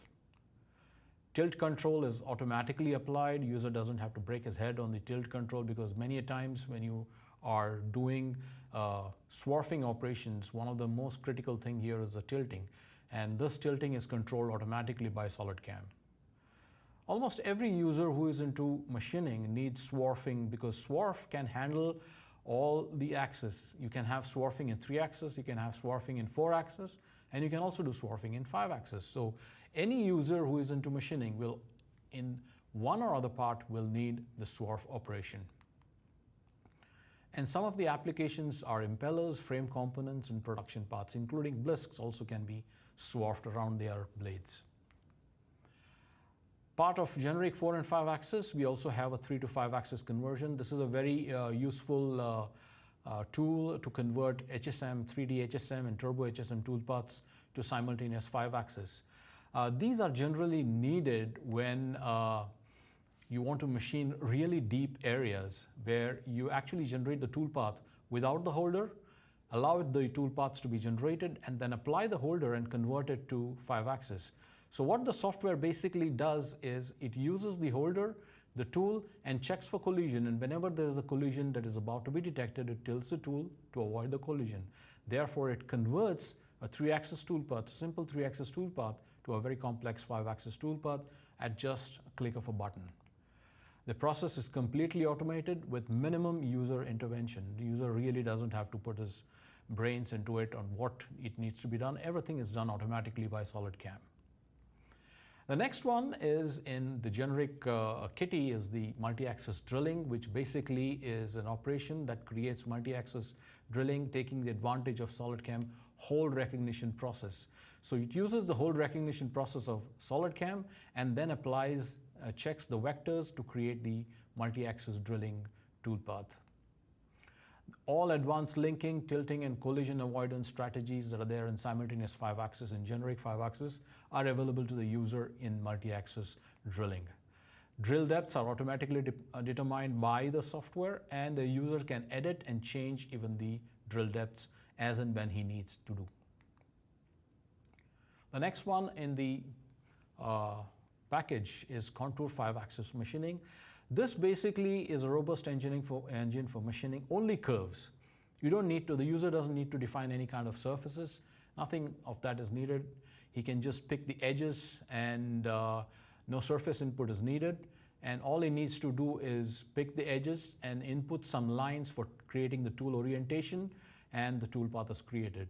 Now the application here could be for chamfering, for deburring, for trimming, different kinds of parts where this technology is very useful. And we support different cutters, whether they are ball nose, flatten mill, bull nose, chamfer tools, taper tools, any kind of tools that are supported inside the Contour 5-axis machining. We recently introduced, like a couple of years back, a technology called geodesic machining. Geodesic here means SolidCAM provides a new next generation evolution in field of the pattern generation. So pattern generation is taken care by this engine.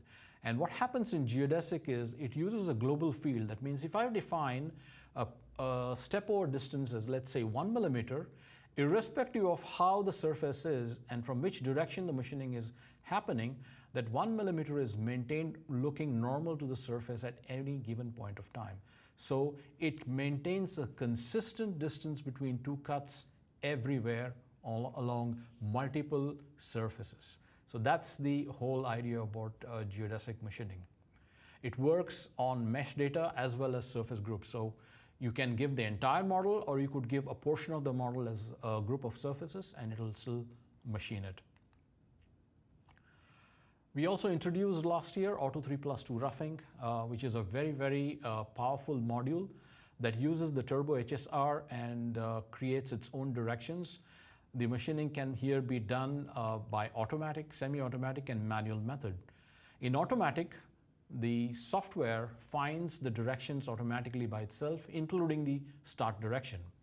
Whereas in semi-automatic, initial direction will have to be provided by the user. Once that is provided, the remaining directions are taken care automatically by SolidCAM.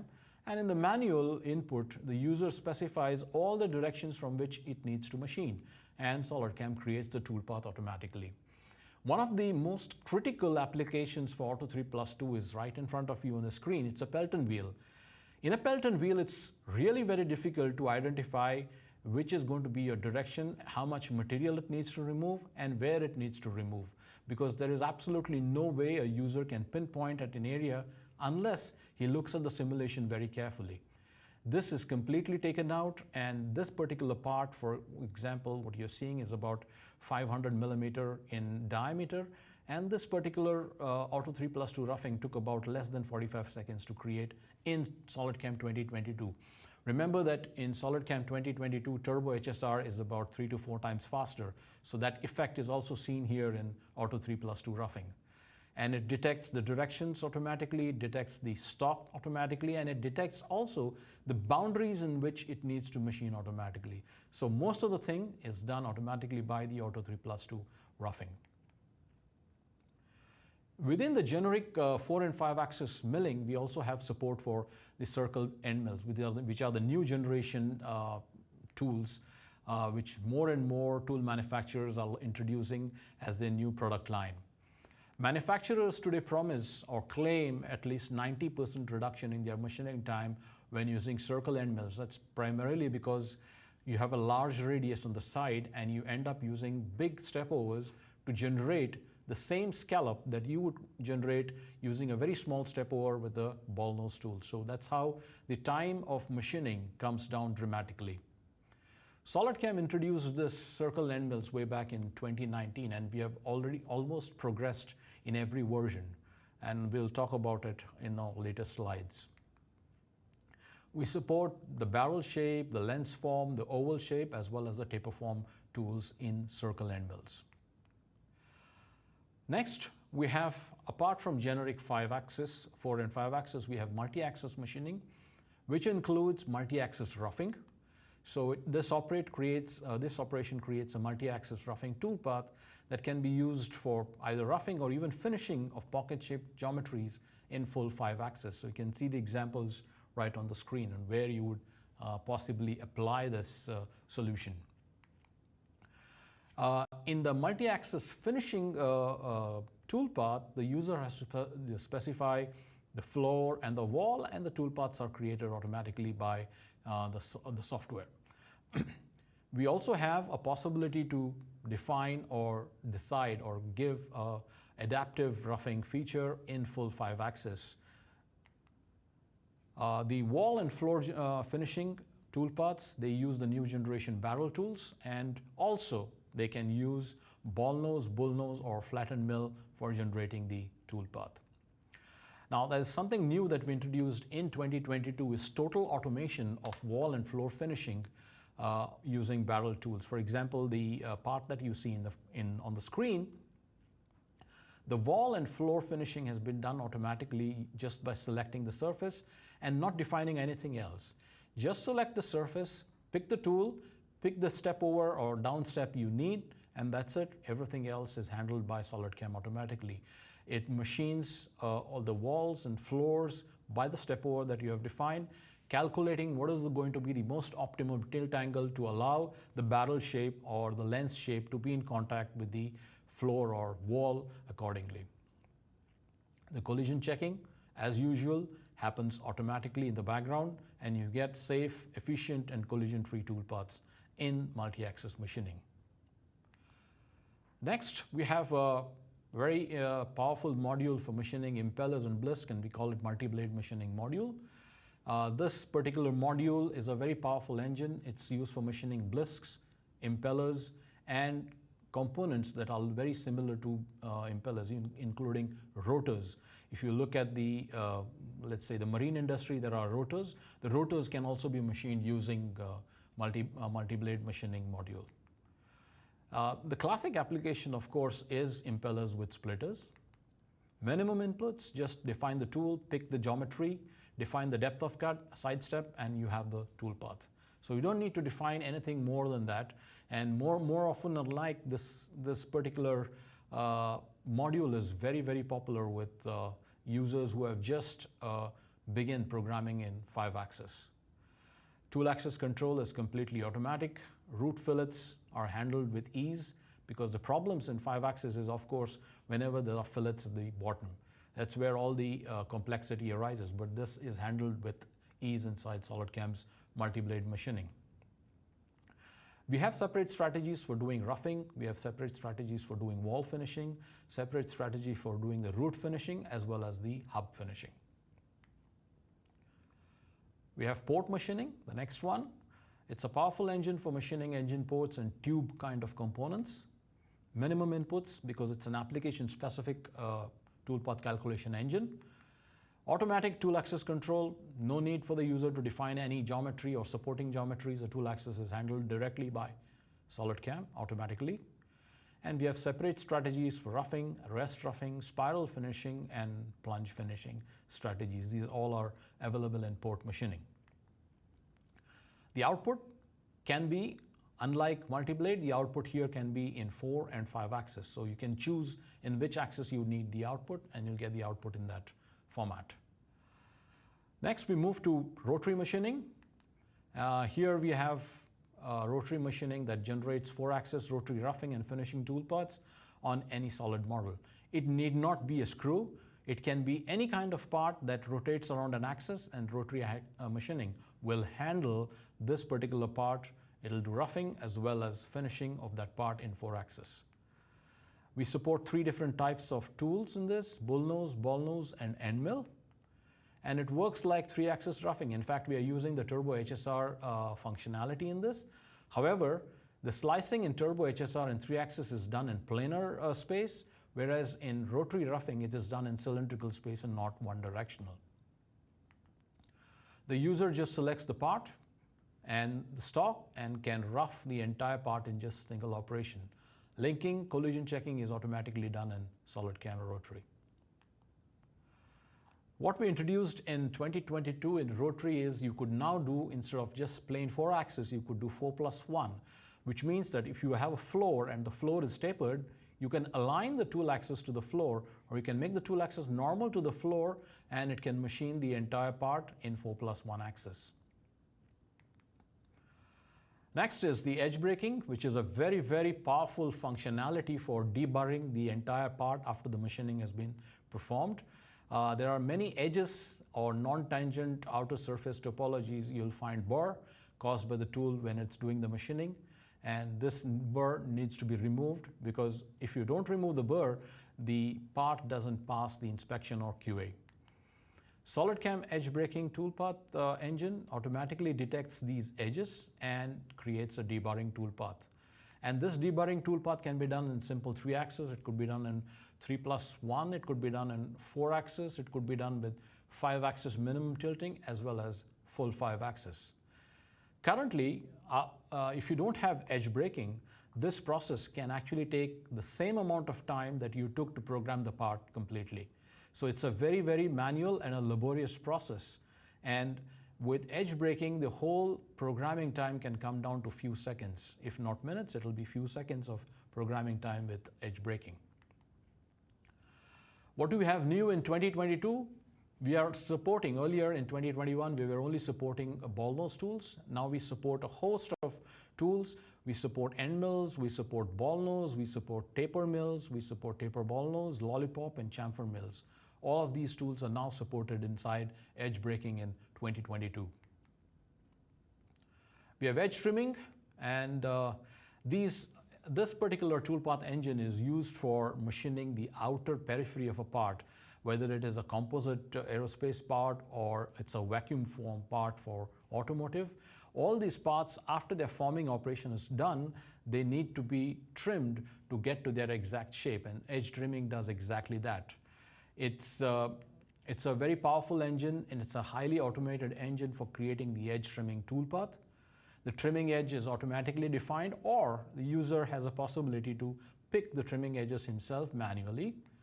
And the position of the tool is relative to the geometry and can be defined by various options.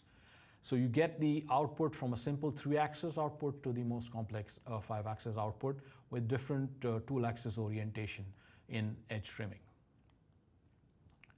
So if I summarize our entire bouquet of offerings in simultaneous 5-axis, we have got a complete solution to machine any part in 4 and 5 axis. It's really tested. It's been around for the last 15 to 20 years. It's a highly proven 4 and 5 axis engine. It's easy to learn with a very intuitive GUI. It drives the user to pick the geometries, put in the parameters, and calculate the toolpath, including gout check, collision check, and other things. Users, experienced users, will love it because they have got complete control over all aspects of toolpath. The generic, they have got complete control.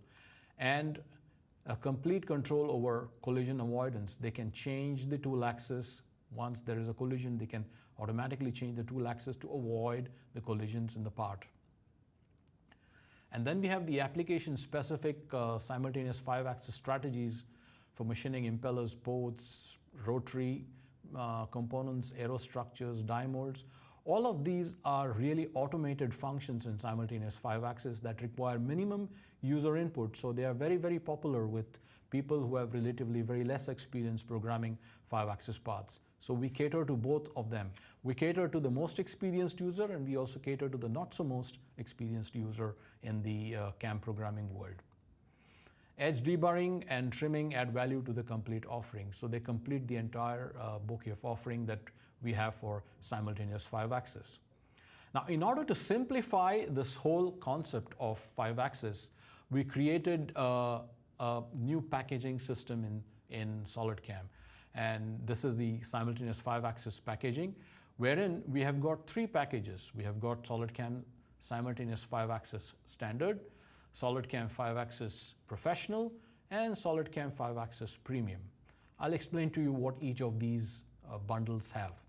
So with standard, we have got the generic 4 and 5 axis, which is a full-blown 5-axis solution that can machine any kind of part. We have got 3 to 5 axis conversion, which converts 3-axis toolpaths of HSM and turbo HSM to 5-axis, multi-axis drilling, 5-axis swarf, 5-axis contour, rotary finishing for 4-axis, geodesic machining, and the Auto 3+2. All of these are added as a part of the 5-axis standard bundle. So if you buy 5-axis standard bundle in SolidCAM, you get all of these. The summary of 5-axis standard, it's an excellent solution for machining any part. I mean, with the generic, you can do any part. There is no limitation on the kind of parts or complexity of part that can be handled by the generic 4 and 5-axis machining. It's a very good solution for advanced users. It has got complete control over the entire process. And this is what is the 5-axis standard. Next, we go to simultaneous 5-axis professional package. It has got everything what standard has to offer, plus it has got multi-axis machining, roughing as well as finishing using the barrel tools, the automated functions. They're there in multi-axis machining. It has got rotary machining. It has got edge breaking and edge trimming. All of these functions plus the 5-axis standard constitutes 5-axis professional. If I have to summarize what is 5-axis professional, it's a complete power of SolidCAM standard simultaneous 5-axis package with complete control and with a certain degree of automation, because we have got edge breaking and edge trimming, which are automation, rotary machining, also an automated one, multi-axis machining, certain degree of user control as well as automation. So we have got complete control with the generic, and we have got certain degree of automation with the other toolpath strategies that I just talked about. Good for 80% of the customers. It really addresses a large segment of the market. Next, we move to SolidCAM 5-axis Premium, and SolidCAM 5-axis Premium essentially is 5-axis professional, which of course also includes standard, with multi-blade machining and port machining. So it includes both of these very high-end strategies that are there for machining impellers, blisks, and ports and tube parts, along with all that you have just seen in the 5-axis professional package. It's an ultimate solution for simultaneous 5-axis machining. It has got a perfect mix of complete control and great automation. So you have got generic with complete control, and then we have automated strategies like multi-blade port, rotary, multi-axis machining, edge breaking. These are all almost automated solutions for doing 5-axis machining. It's good for all the 100% customers, and it addresses the entire 5-axis segment. We have not left out even a single area of 5-axis that we do not address. We address the entire solution of 5-axis. Apart from selling the 3 standard packages, we also have the hybrid approach in which the user can pick whatever he wants. Let's assume the user wants only edge breaking. So he doesn't have to buy standard, he doesn't have to buy premium or professional, he just buys edge breaking and that's it. He adds it to his 3-axis bundle and he's done with it.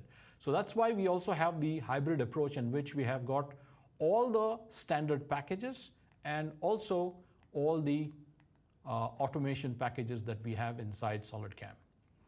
So of course, the hybrid approach may not be useful for everybody, but I believe the packages that we have created, the standard, professional, and premium, are really going to be exciting for all our resellers and customers. And they can pick and choose what they want, or they could go back to the hybrid approach for selecting the 5-axis solution. Right. Thank you very much for watching, and it was really nice interacting with you. Thank you. Thank you, Ahmed. 3 questions have come in from the users, from the attendees, I mean. The first question is SolidCAM more flexible or more automated in its approach to simultaneous 5-axis milling? That's a very good question, Linda. SolidCAM is in a unique position to offer a right mix of flexibility and automation.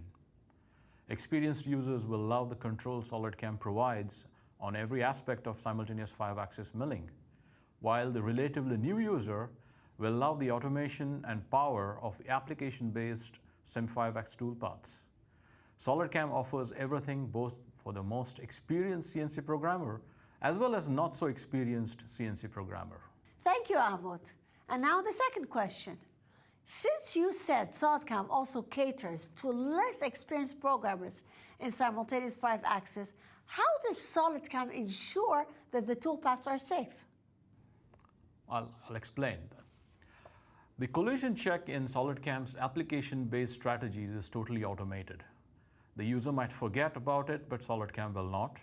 The collision checking is done automatically by SolidCAM and thus providing collision-free and safe toolpaths.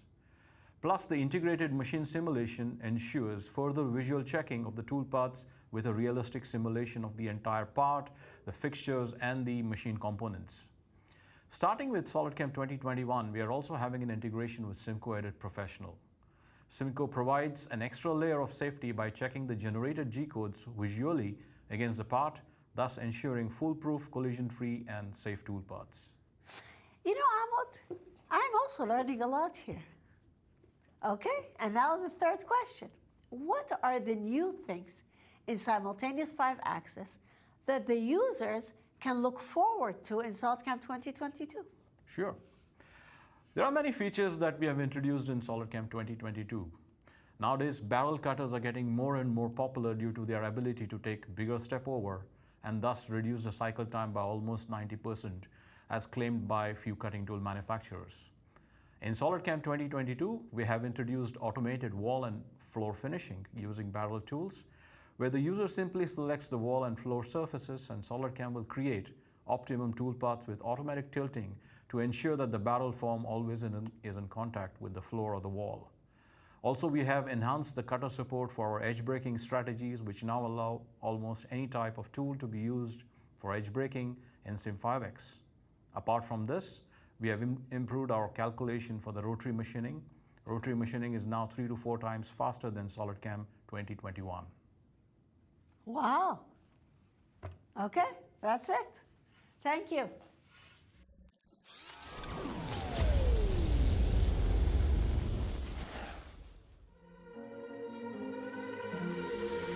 Since moving to iMachining, we've seen a huge improvement in tool life, along with a reduction in cycle time. Now for us, it's not about cycle time because we want quality, and iMachining toolpaths give us that. We also find that the adaptive profiles mean that we don't have as many accidents on the machine, which is also hugely important. Now 3D iMachining is an absolute revelation. Those toolpaths with a one-click button, absolutely easy. When I'm using it, I always use iMachining as much as I can. It's just simple and it works.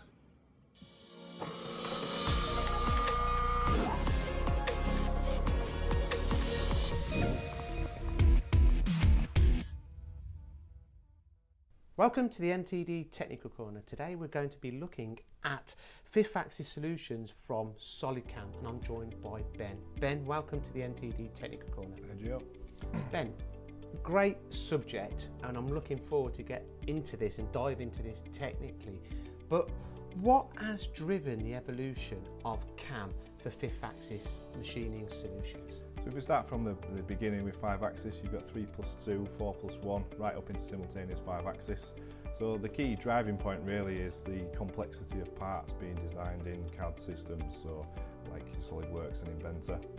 The more complex the part becomes, the more need there is for a 5-axis machine. So even in 3+2, you're cutting down setups, so from 3-axis machine onto a 5-axis machine, you can do it in 2 ops rather than maybe 5, 6 operations. Right then up into simultaneous 5-axis, where the complexity of the part demands the more complicated tool paths, as you can see here with the barrel cutting. I mean, with an application like this, Ben, it's safe to say it would be pretty much impossible to program this by hand. Yeah, especially in the timescales as well that we can program it. So you may be able to create the tool path manually, but yeah, far easier using CAM software, driving directly off the model from the CAD system. So simplification of programming parts such as this, how is this achieved from SolidCAM? So SolidCAM has a nice, easy to use interface. Right up to the complexity of 5-axis. So if you're already a SolidCAM user, for instance, you already know how to do the 2.5D profiling, things like that. Up into 5-axis simultaneous, it's the same window, same graphical interface, exactly the same usage inside SolidCAM. So it's then just a matter of deciding what surfaces you're going to use, what tooling to use, and you can generate the toolpaths pretty easily. With the SolidCAM package, as you're saying, you're kind of growing into a package such as this from 3-axis machining. Is this quite common? Yeah, so you've got customers where they've already got SolidCAM, they've already got 3-axis machines or simplified machines. They may then venture into getting a more complicated machine, and we can just grow with that customer, adding on the necessary modules that they need. Now, we're looking at this application again, and this looks like barrel cutting to me. Yeah. What advantages do you get from programming a part like this with a barrel cutting tool? Well, the initial advantage and the most common advantage really is the step down and the time saving over using a ball nose tool. You can see here on this cutter, using a 2mm step down on the semi-finish and then a 1mm step down on the finishing cut gives us a nice surface finish. As opposed to on the ball nose, you're probably looking at 0.1 step over on there. So already you're at 90% cycle time savings just from the step downs. 90%? Yeah, and then the other advantage then of a barrel cutter is keeping the tool nice and short, so we can It's not just for curved faces. You can see on this component here, we actually barrel cut the lower face on here, because the access using a straight tool is not, you know, you just can't get in there. So use the barrel cutter to create that flat face, as well as creating this sort of nice. So this is really important feature there, because then you're not getting the vibration that you would have done if you're using a longer tool. Correct. Is that correct? Yeah. So if we was using this one here, we'd be at 90 degrees. The table would be in the way as the head's coming down. You'd have a nice long tool stuck out trying to machine across here, whereas we have the barrel tool, which means we can tip up like this and have the contact point on there and still produce a nice surface finish. So we're touching on barrel tools, but there's lots of different tools such as lens tools that you can use. Can you explain in a little bit more detail of the kind of applications you'd use with these tools and what that tool means? Yeah, so a lens tool is part of the barrel family, but the actual convex of the tool is on the bottom of the tool. So whereas you would have a ball nose, say for instance you'd have a 12 diameter shank, 12 diameter ball nose, yeah, you may have a step over of 0.1 to create a finish on there. With the same size tool, so 12mm, you can have a lens tool on the bottom, so maybe 25 diameter, 25 radius, sorry, on the bottom, which is effectively a 50 diameter ball nose. So you can then use that for 3-axis work. So you could generate this shape here in 3-axis. So barrel cutters are not all about 5-axis. You can use them in 3-axis machines as well. Like you mentioned, 3+2, 4+1 or full simultaneous, and some of these demos that we can see on the screen here kind of highlight that you can actually machine any complex component using your CAM packages. Yeah, that's correct, yeah. Now, one thing that is really important with the complexity of the components, but not only the components, the complexity and the evolution of the technology and the machine tools, how easy is it to interface your product with a machine tool? So that's where the post-processors would come in. So we write and develop all the post-processors in the UK locally. So they're all done by us at our technology centre in Barnsley. We would go out on site, test the post-processors, make sure everything's working correctly, so that when the code comes out of SolidCAM, it's in the machine and it's ready to run. There should be no manual edits between CAM and the machine. So you're reducing any potential downtime. Correct. Simplifying the programming. Yes. And making it easy, I suppose, for people working within the organisation. Standard as well, so you've not got two people programming in a different style. We create the same code for different machines on the same machine, different jobs, and everybody can read that code, use that code. So employees, programmers within an organisation, you're standardising the programming within that organisation, and what kind of benefits would you get from that? So the benefits from that is obviously everybody can move around machines, everybody can look at that code on different machines, see it in the same style, the same layout. You've also got different jobs obviously being done with the same tool paths, the same strategies as well. So Ben, there doesn't seem to be any limits with your solutions and CAM solutions that you offer, but the product is one thing, but what about the technical support that you can offer? So that extends on from the post-processors being locally supported. Technical support again is all local, it's all run from the technology centre. We've got the engineers there ready to assist with any programming, any issues that they may have with using the software. Straight into an engineer, get the response they need straight away, carry on running the machines. So you practice what you preach? Correct, yeah. We've got the technology centre where we've got machines in the technology centre to prove the capabilities and what we can do. We have open days and open houses there. Anybody's welcome to come and have a look at the technology centre at any time. We'll show them the functionality, we'll show them exactly what we can do. So for any existing Fifth Axis users or any new Fifth Axis users that have watched this Technical Corner, how should they get in touch and how can you help them? So they could just get in touch with us, contact us by phone, email, however they prefer. We can come and do an on-site demonstration, we can come to your facility, we can prove our capabilities on your machine, on your parts.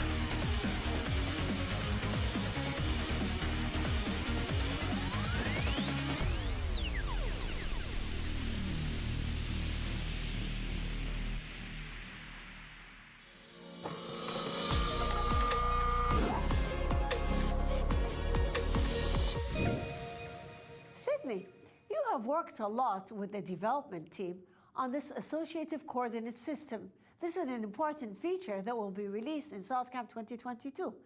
This feature will take SolidCAM to the next higher level of associativity to the SOLIDWORKS model. Can you tell us more about it? Sure thing, Linda. So, as Linda has asked about the new Associative Coordinate System, you know what my next presentation is about, the new Associative Coordinate System. But before I do that, let's first discuss why we needed to enhance our old one. Was it really inadequate? Was it missing functionality? Did we just want to give it a pretty face? Well, I can answer the first one easily. No, it was not really inadequate. It has served its purpose for many years, and we were always able to produce the coordinate system exactly where you wanted it. But as SolidCAM became more advanced and more powerful, we needed to keep up with the changes in order to accommodate our customers' needs when working with the coordinate system. This included full associativity, more flexible editing capabilities, easier to use, and more visibility. Let's take a look at the issues we needed to address. Upon creating your coordinate system, once you accepted it, that was it. It stayed in that place without any physical regard to the actual part. If the part was changed and the location origin or the angle of the coordinate direction was changed, the original coordinate system would stay in its original position. This forced you to edit the original coordinate system. And then, when it came to your coordinate system level page, there was not any option for associativity as well. And then there was also visibility. You did not have any indication of what faces or points you used to create your coordinate system or where your levels were located. Now, speaking of editing, that itself was another issue. Since you accepted the coordinate system beforehand, any slight change you wanted to do would require you to redefine the coordinate system from scratch. The list can go on and on. In the new coordinate system, we have addressed all of these issues. Issues such as associative fields, visibility, automatic origin location, and more, including some surprise enhancements we've added in our levels page of the coordinate system. We always say seeing is believing. So let's take a look and see exactly what we have done. Well, let's take a look at this part. If we take a look at this part, I'd like to create a coordinate system. Okay, no problem at all. But before I do that, let me do one more thing. Let's take a top view of this part also as well.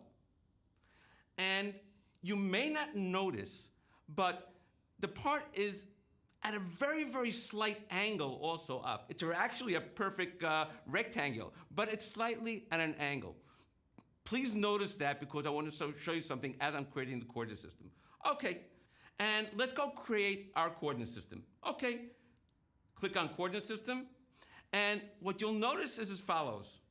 One, every single field that we have over here is an actual associative window. When we will choose something, you'll see it light up over here as well. And also notice that we have something here called Pick Auto Location Top. What does auto location mean? If I were to click, say, on this face over here, in this area, it'll go to the closest face at the very top. Of course, I have to be in that field. Click on the face, and you'll note it'll go to the top of that corner. That doesn't mean I can't move it, but just to show that you can put it exactly, just click on that area and it'll go to that closest point. Now, before I continue, you'll note that it also jumped automatically to my pick Y direction, and it says they're automatic. You know, we have our automatic direction. But I always tell people it's a good idea to give it a direction. Why? Let's take a look for a moment at the top view, and you'll see that the box that was created around it is slightly at an angle. Because remember I told you in the beginning, the part itself was at an angle. So people may not notice this, But therefore, it's always good to give an actual X direction. So when I give the X direction, I can actually just click on the face itself. I don't have to pick a point. I can pick the whole face. And the X direction will move towards there. If I put the top view in again, you'll see everything straightened up. Now, what else do we see over here? First of all, you see what I picked over here. It's visible. That's what I talked about, visibility. You can see it's an associative field. You can see that my X direction face is also associative, and you see that as well. Now, you'll see that it automatically went in my modify origin area, that my origin is at the automatic point. If I want, for example, I want to move my XY origin to the center of this. I'll just click on this cylinder over here, and you'll see it will automatically jump to the center of that cylinder. Now, we've added another nice little feature, is something called, if I go down at the bottom, you'll see my Z level is also automatic. I can actually pick a Z level, not modify it to go up or down to a value that I don't know. So if I go in here and click, say I wanted to put it over on this surface over here, just click on that surface, and you see it'll automatically go down to that surface. Or to actually put it on the top of the part, we can have it over there. But for this demonstration, I want to keep it down at the bottom. Not that I may necessarily want to work that way, but I'm going to keep it down at the bottom. So click in there, and it's back at the bottom. Okay, I'll accept this. Now we're going to go off, and it takes us to our levels page. Now, you'll also note that in our levels page, every single one of these fields are associative, and it has a delta value as well. So for example, if I want my tool start level, if I want to make sure it's associative, I'll pick this as my tool top start level, and I'll just give it a delta value, say 100 millimeters, okay? My clearance level, I want it also from there, I want it to go up to a total of, leave it at 50 millimeters. I'm going to have that at clearance level at 25 millimeters from there. My upper level, again, on top over there, I'm not going to use for delta that. That's my actual upper level. And my part lower level, I'm just going to pick this point over here. And you can see part lower level is associative as well, and I'll give that a delta of -6, let's say for the excess material, okay? I can do my tool Z level as well. I'm just gonna leave it for now. Now, when I accept this, let's take a look at my coordinate system manager at the top side. You'll see that all of the associative fields show up over here. What does that mean? If I click on any of them, you'll see exactly what my upper level is, what I use as my upper level, and if there's a delta value that I added to it, you'll see it over here as well. Clearance level, same thing. Upper level, no delta level to that. You see the upper level over there. And my lower level, you can see the point over there that I picked with the delta value there as well. I'll just accept that. And I have my coordinate system created. Now, let's make a little change to the part, okay? I'm gonna open up this part. Let's do 2 different changes. I'm gonna do one at a time. I'll open up the part, and I'm going to say that, this over here is right now 20 millimeters. The height of it is actually 20 millimeters. I'm gonna make it 10 millimeters, okay? Let's just save that. And when we go back, you'll see that my coordinate system manager is showing that it needs to be synchronized as well as my target. So I'll just right-click and synchronize. And if I go into my coordinate system manager and do edit, you'll see that my values changed over here. And everything's associative, exactly the way it was before, okay? Now, by the way, since I'm here already, let's do another edit. Let's do edit coordinate system. Remember I talked about edit coordinate system, how you don't have to create it? If I want to make any changes, I can go over here and make any changes I want. For example, all I want to do is change my Z level. I don't have to create anything from new. I'll just create my Z level up on top of the part. Accept that. Everything updates here as well. And that's done. Now, I'm going to do one more change, okay? Let's just go out of here. The change that I like to do after I open the part is as follows. You see this cylinder over here? I want to change the location of that cylinder. Right now, it's 25 millimeters from this face. I want to make it 28 millimeters, okay? You can see that that jumped over. Let's exit and save this, obviously. And now I'm going to put the part in my top view. You can see right now, it has to be synchronized, but note, my coordinate system is still at its old location. But when I click on synchronize, you can see my coordinate system will automatically update itself to the proper position. So as you can see, editing was made a lot easier. Obviously, if I do toolpaths, they will be also updated as well. So let's go back and let's summarize what I've done over here. We now have full associativity. Visibility is complete, both on the part and in the selection fields. Editing the coordinate system location is exactly that. Edit and not create from scratch. These were just some of the highlights in SolidCAM 2022 new coordinate system. Thank you, Sidney. You're very welcome. 3 questions have come in also for this presentation. Okay, go ahead. Okay. Let's see if I can answer them. Right. So the first question is, how can you ensure that your clearance level will all be above the part and clamps if there is a change in the upper level of the part? Okay. Well, that's actually very easy.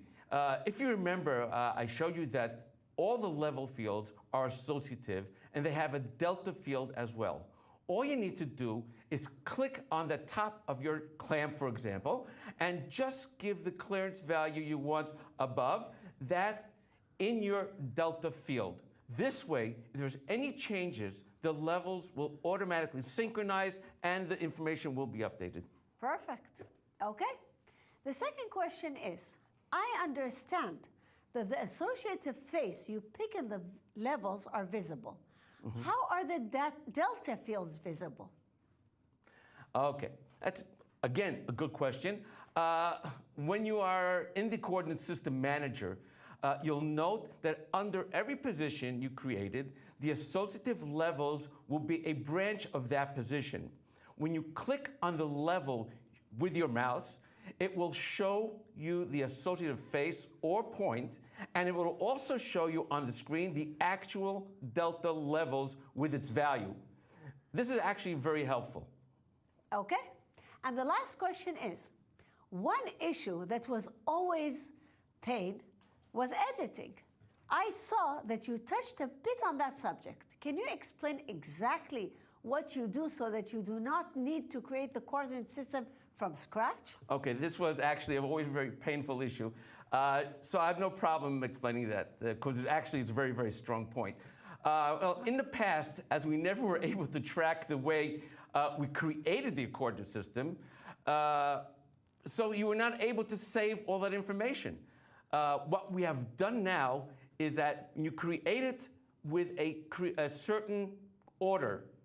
That is something that we can save in our database. So when you go back to edit the position, all we do is recall exactly what you did, and all those fields are open for you for a quick and easy editing. I know it makes my life a lot easier. You know, Sidney, that's why they used to call you the SolidCAM professor. You know how to explain things. All right, thank you very much. Thank you. All right, and again, thank you for joining us in my presentation. Take care and enjoy the rest of the presentations.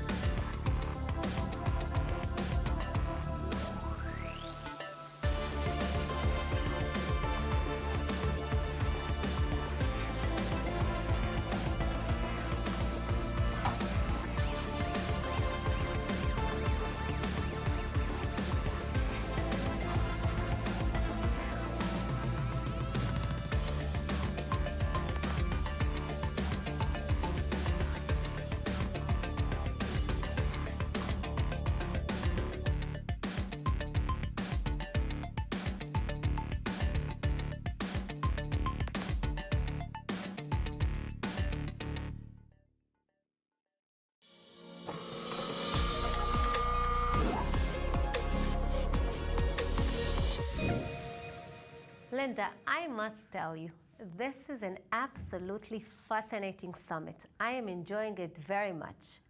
But now comes my favorite part, acknowledging our best resellers for their efforts and dedication for year 2021. But before we give out these awards, I would like to take this opportunity to say a few words about my work with resellers in the past few years. Working with resellers is both challenging and rewarding in so many ways, and it is always exciting for me to give out these awards, as we are a part of their success and they are a part of ours. You know, we work hard behind the scenes to make sure that SolidCAM delivers the best solution to fit our customers' needs. And then it is our partners' job to sell and then deliver the best support to their customers. It is a joint venture with a joint goal to make your SolidCAM business successful and profitable, and obviously to make SolidCAM customers happy and also profitable. So, Linda, should we start? Yes, definitely. I also want to take this opportunity to say a few words before we start. When Emilia and I first founded SolidCAM, one of the most important things we did throughout the years is to establish these partnerships. SolidCAM was just starting, and these resellers took the first steps with SolidCAM, and they built their success step by step with SolidCAM. And today, together we are strong, and we are on a mission to implement SolidCAM at every CNC machine shop worldwide. Absolutely. So the first award I want to give is to one of the best teams worldwide. They work hard, they work strong, they never stop expanding their great operation, and they reach exceptional sales of 12 million euros in year 2021. Wow. So this award goes to SolidCAM GmbH. I want to congratulate the entire SolidCAM GmbH team and management for their efforts and hard work. Congratulations to our SolidCAM GmbH team. Germany is our major market worldwide with 75 staff and 7 offices.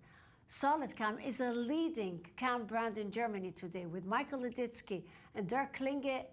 Excellent leadership. They have a very strong sales, technical, and post-support operation that is unstoppable. Absolutely. I wish the entire SolidCAM GmbH team to keep the push and achieve all success in 2022.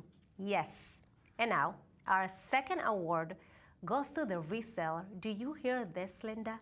With the best subscription rate worldwide of 80%. SolidCAM US! Woo! I want to congratulate our US team for achieving this great subscription rate of 80%. I have no doubt that the excellent support that is given to our customers in the US is an important contributor to this achievement, and I wish the US team great success in year 2022. Congratulations to the US team. The bottle popped by itself, which means subscription is very important. Exactly. And this year, we're going to work closely with all our teams to significantly increase our worldwide subs rate. We have so much exciting new functionalities coming up for our customers under subscription that I hope this year we will reach a worldwide record in subscription. You bet! We are so excited about our new solid metal platform that will provide our customers with a great venue to connect to CNC job buyers worldwide on condition they're on subscription and on iMachining. Okay, so we continue. Linda, I have a riddle for you. Are you ready? Sure, bring it on. Okay, so here are a few hints. We love it. We are proud of it because it revolutionized the manufacturing world. Our customers love it because it saves them machining cycle time and prolongs dramatically their tool life. And on top of that, it has a brilliant technology wizard that is equal to someone with decades of experience in metal machining, standing right by you. Are you starting to have a clue? This is an easy one. SolidCAM iMachining. You know, every time I hear another success story coming from one of our happy customers who are using iMachining, it makes me so happy to know that we are making the iMachining process so much more efficient and productive.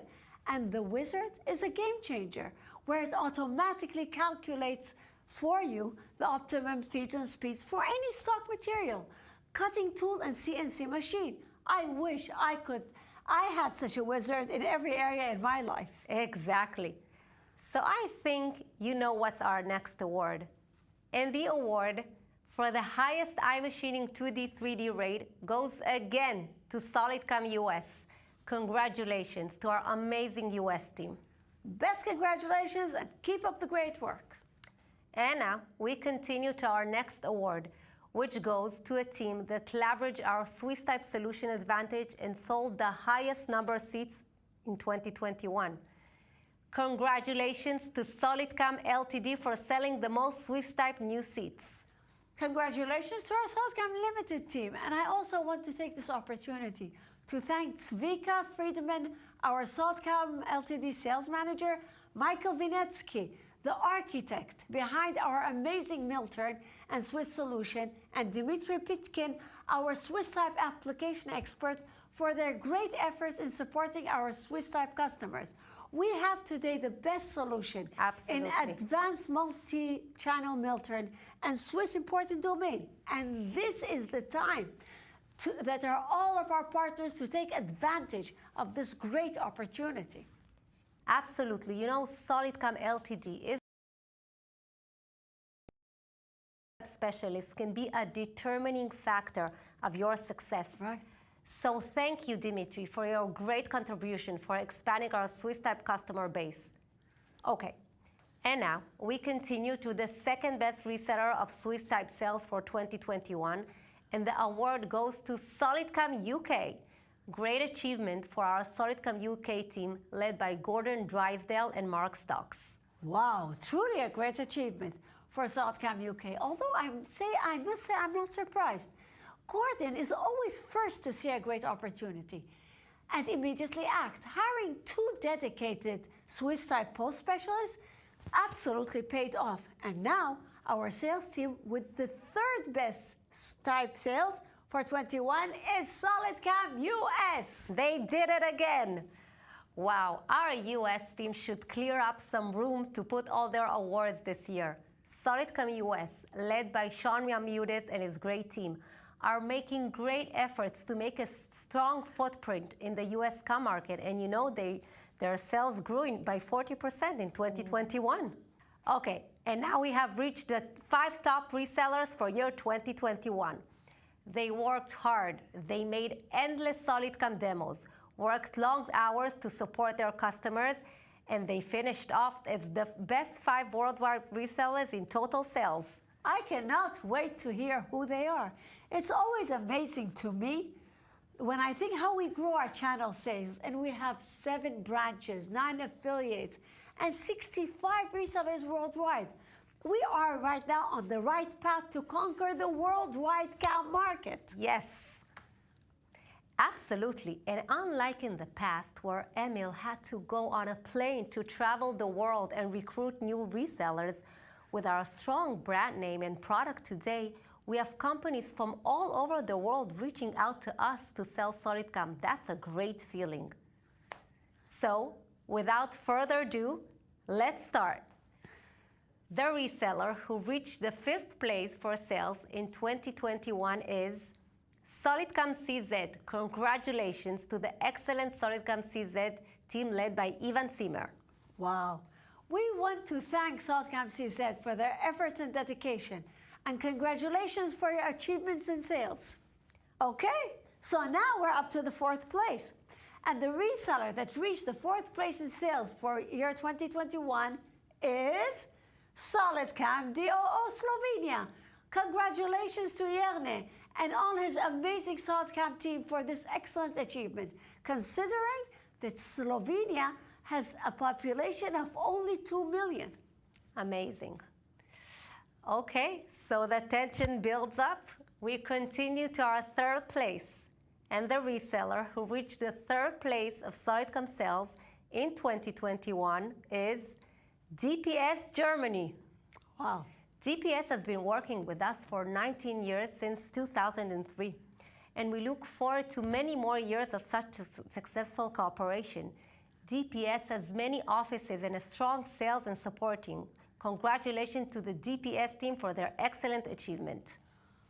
Okay, So now we have a second place, and the reseller who reached the second place for best sales in 2021 goes to Tactics Japan. Tactics has been working with SolidCAM for 22 years in the important Japanese market. They have 10 branches, a major technological center, and a strong sales and support team. Wow. Congratulations to Tactics, and keep the push for year 2022. You have started very powerfully.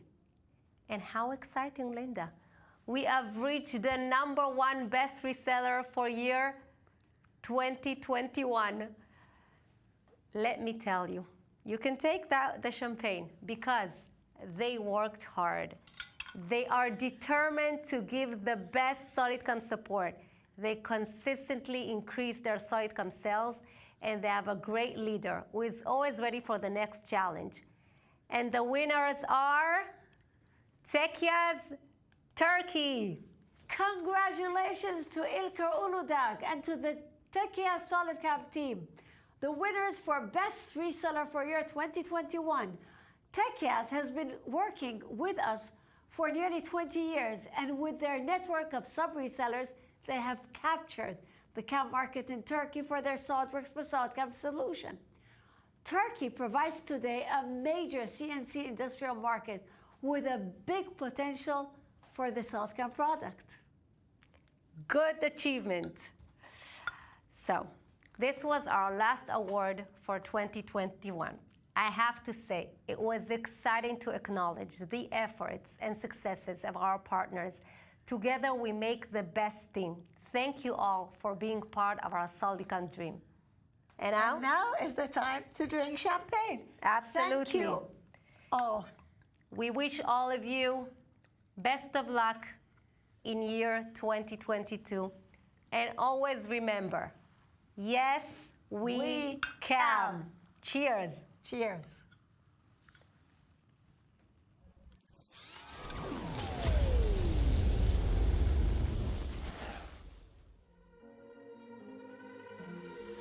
Merhaba, adım Ersin Uzunoğlu. Robust Otomasyon firmasında SolidCAM operatörü olarak çalışmaktayım. 2013 yılında SolidCAM çalışmaya başladık. Tezgahımız eski olduğu için işlerimiz biraz yavaş ilerliyor. Buna ilave olarak iMachining gibi yerimize kattık. İşlerimiz bayağı bir hızlandı. Fakat tezgahımız eski olduğu için ve çoklu bağlamalarımızdan dolayı hassasiyetleri yakalayamadık. Yeni olarak ilave 5 eksen bir CNC aldık ve SolidCAM 5 eksen modülüyle buna devam ettik. Simülasyon kısmını da bünyemize kattık. İşlerimiz daha güvenli, daha hızlı ve minimum bağlamayla çözüyoruz. Teşekkürler SolidCAM.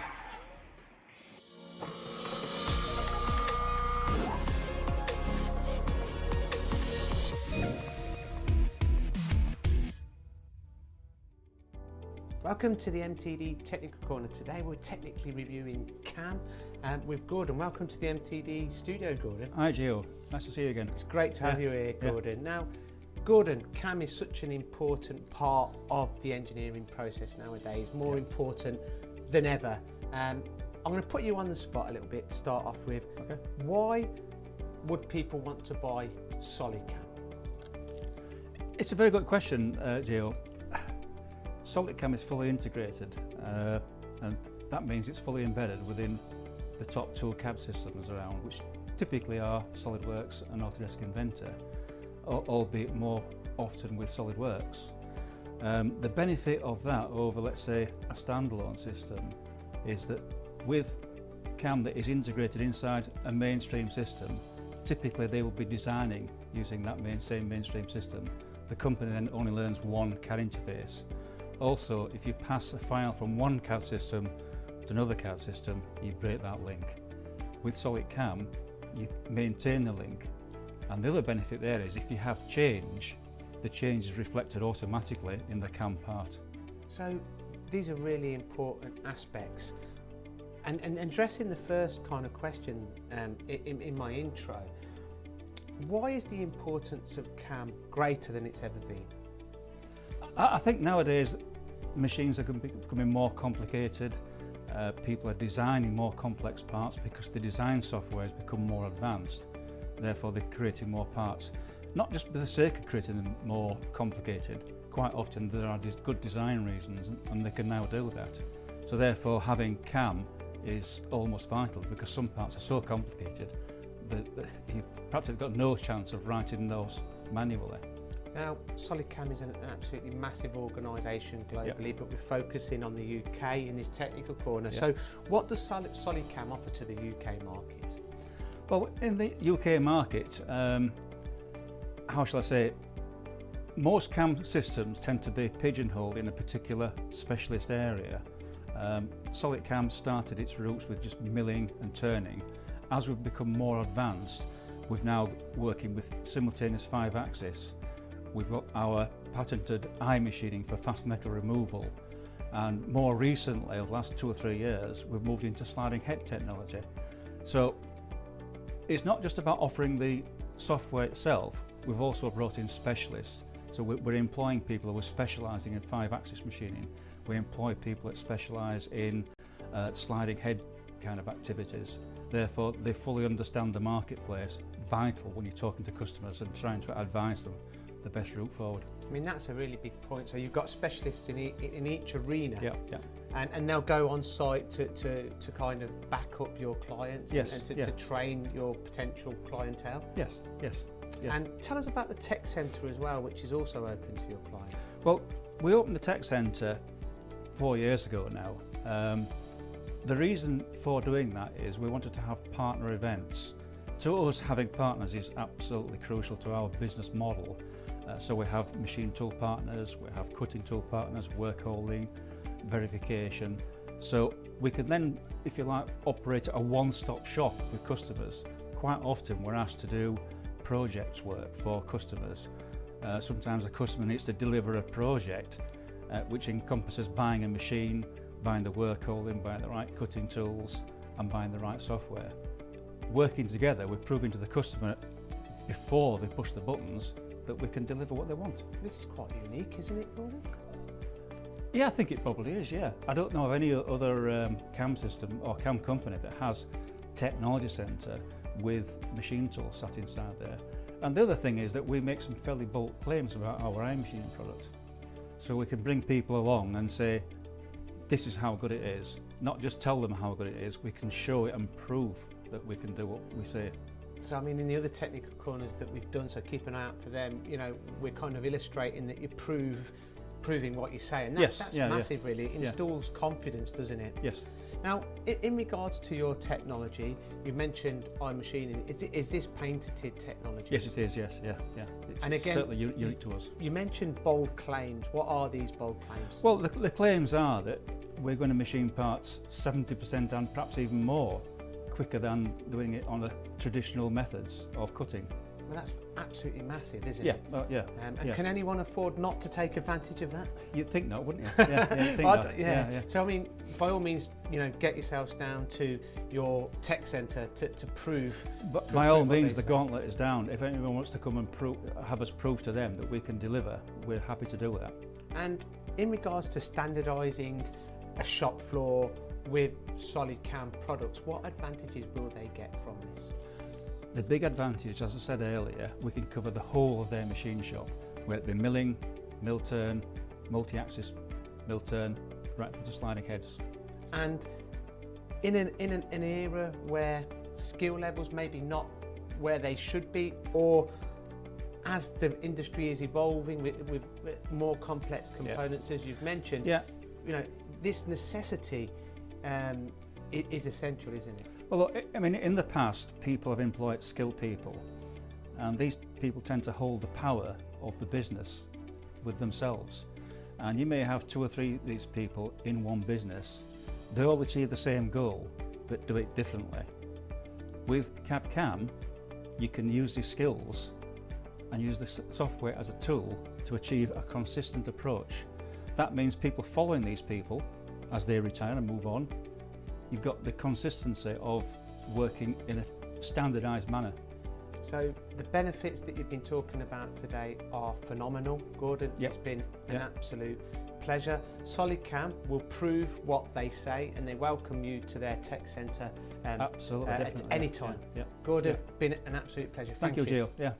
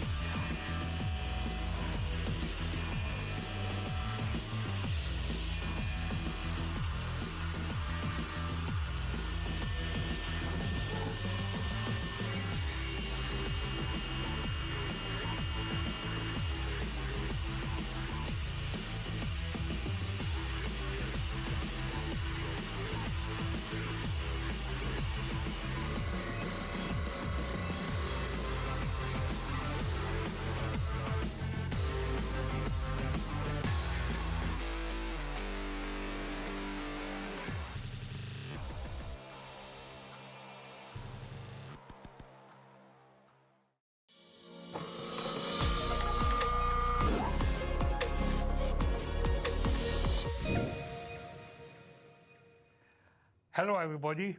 So it has been a long event. And if you are still awake and with us, now we want to summarize briefly what you have heard from our main SolidCAM experts. We say again that SolidCAM 2021 is the best CAM on the planet, seamlessly integrated and associative to SolidWorks and Inventor. Now, I will ask each of our panelists about our major advantages in iMachining, in multi-channel mill turn and Swiss, and in our powerful simultaneous 5-axis solution. By the way, I want to introduce our panelists.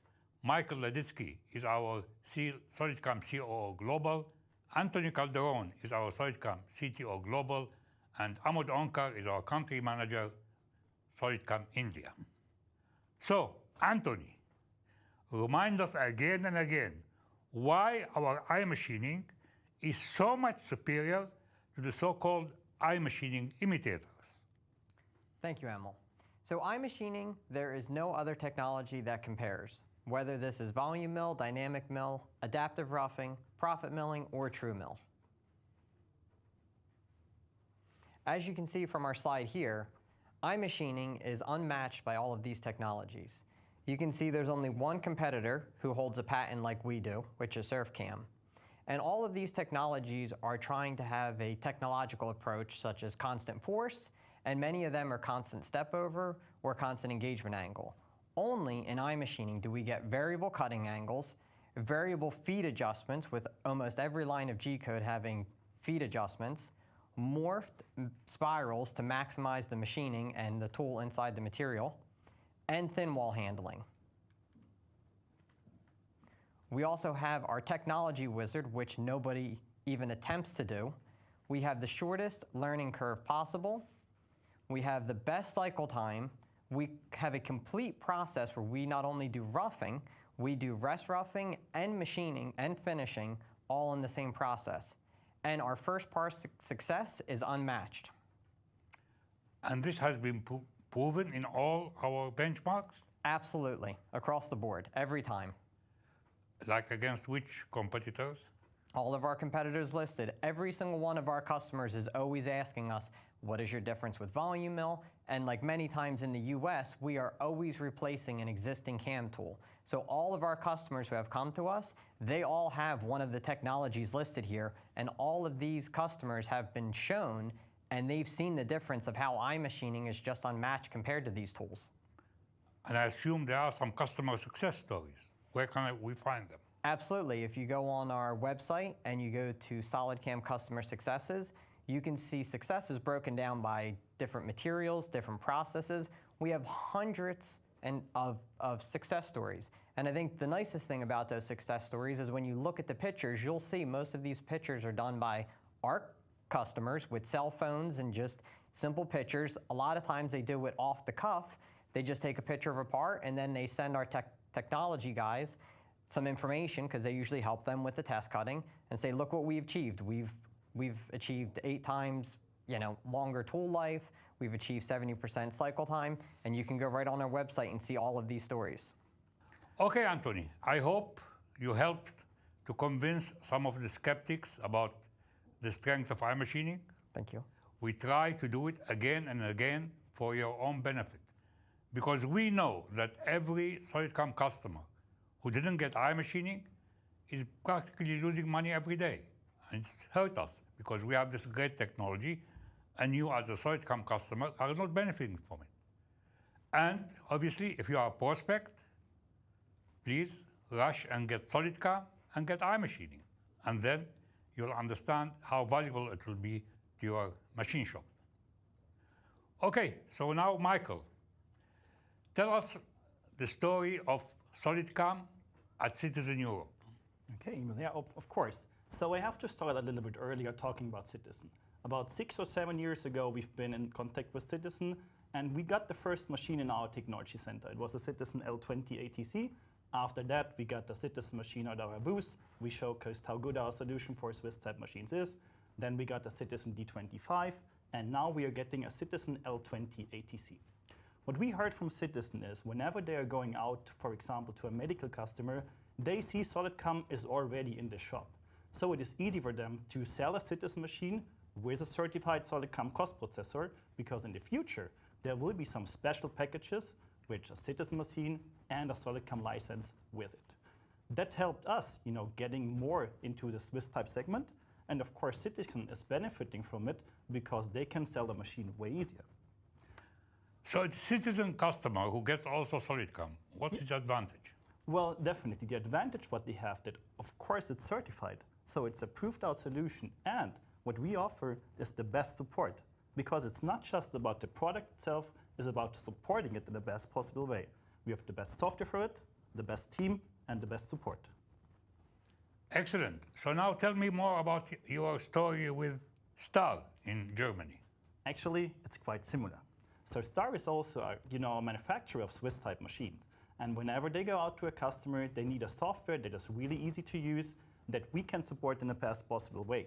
We established a great partnership with Star in Germany, also in the UK, and also in the US. So we are doing this on a global basis. Eventually, we are getting a Star machine soon in one of our technology centers as well. So actually, what do you recommend, a Star machine or Citizen machine? That is a really hard question. Both are really good machines, and I would say that we can control both machines in the best possible way. Actually, it's not only Citizen and Star that we support. We have a big database of Swiss type post-processors. As you see here in this slide, we also support Tsugami, DMG Mori, Nomura, Nextern, Tornos, Index, Traub, Hanwha, and many other brands. And I could tell you we have another big advantage. Even if we have a ready-made post that works very well on your machine, and you have special requests from us, we can easily customize it for you. We are the best in doing that for our customers, and customers love it because they want to see the G-code just like they like to see it. So if you have a Swiss machine, get SolidCAM and you'll be happy. Okay, Amod, let me ask you a question. You are the simultaneous 5-axis expert. What are the advantages of SolidCAM powerful simultaneous 5-axis solution? There are quite a few, Emil. One of them is our main one, which is our CAD integration with SolidWorks.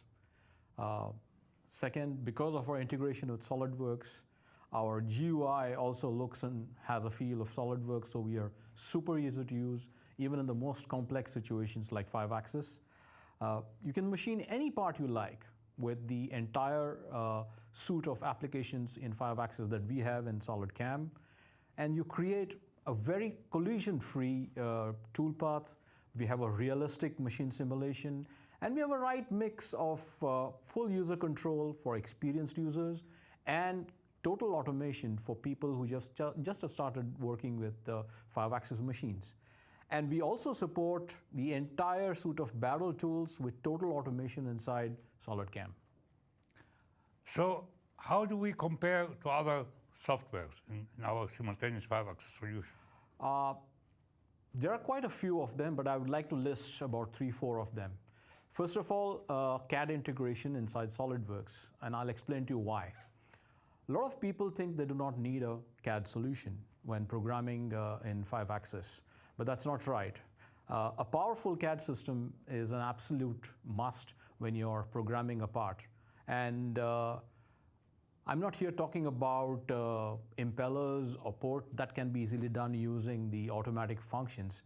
I'm talking of really complex parts like Pelton wheels, where you have to create a lot of supporting geometry inside the CAD and use them to machine it. So the CAD integration here becomes really very critical. The second one is we have a full range of strategies available, from Auto 3+2 roughing to generic 5-axis machining. In fact, our generic 5-axis machining can program any part in the world. And we also have automated strategies like impeller machining, port machining, multi-axis machining, which includes support of all the barrel tools, edge breaking, edge trimming. With SolidCAM's simultaneous 5-axis, we are not limited to the kind of part that we can do. We can machine any kind of part that is thrown at SolidCAM. The third one is we have the easiest of the interfaces. SolidCAM has the easiest of the programming interfaces against all our competition. Generally, people feel that 5-axis must be really very difficult to use, but that's not the case with SolidCAM.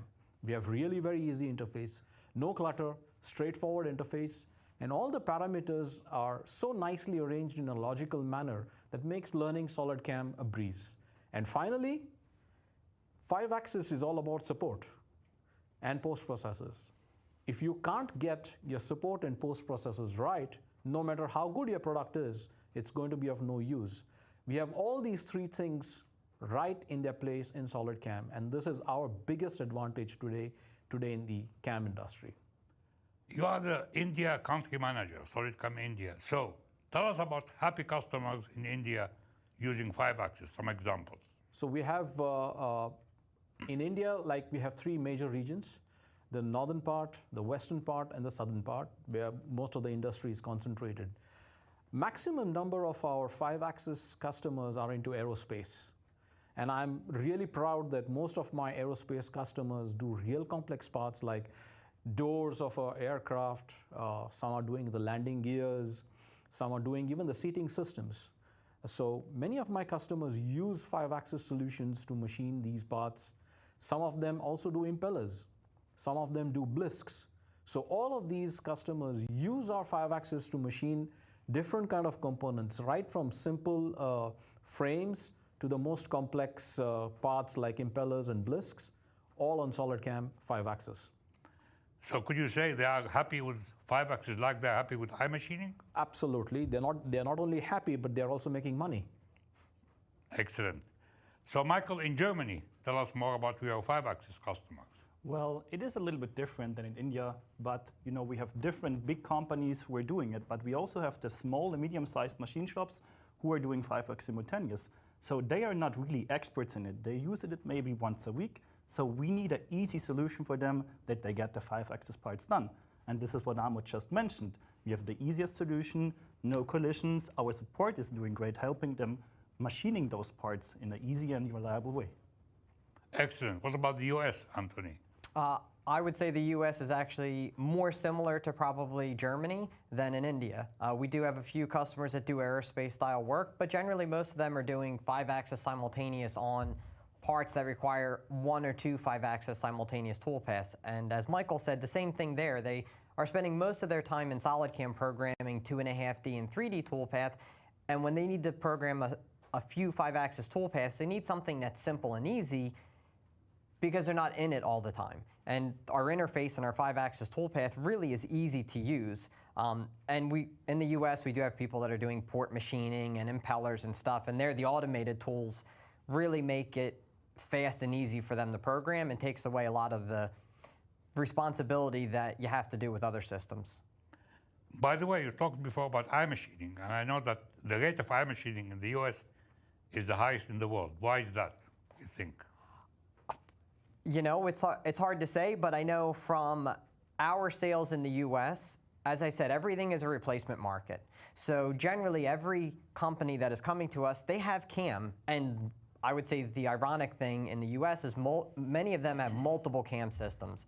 So the main benefit of why they generally do look at SolidCAM is because they use SolidWorks and they want tighter CAD integration. And then the second thing is probably the machining performance. And iMachining is something that just nothing else in the market competes with. So we push iMachining, we demo it to every customer, and every customer who uses it, they use it. They're using it on every part, whether they're an aerospace company or a 3D mold, it doesn't matter. They use iMachining on practically every part. And this is why our subscription rates are very high with iMachining. They are smart. They use iMachining and they save. Absolutely, and it's less stressful and it's just easier for them. Increased tool life. Ahmed, how about iMachining in India? How is it going? We are very popular. In fact, I would say that our sales skyrocketed after iMachining was introduced in India. And most of my customers, again, are focused and concentrated in the aerospace segment, although we have iMachining also in the medical as well as in the general production area. But our customers are very happy using iMachining, especially the ones that really want to make money.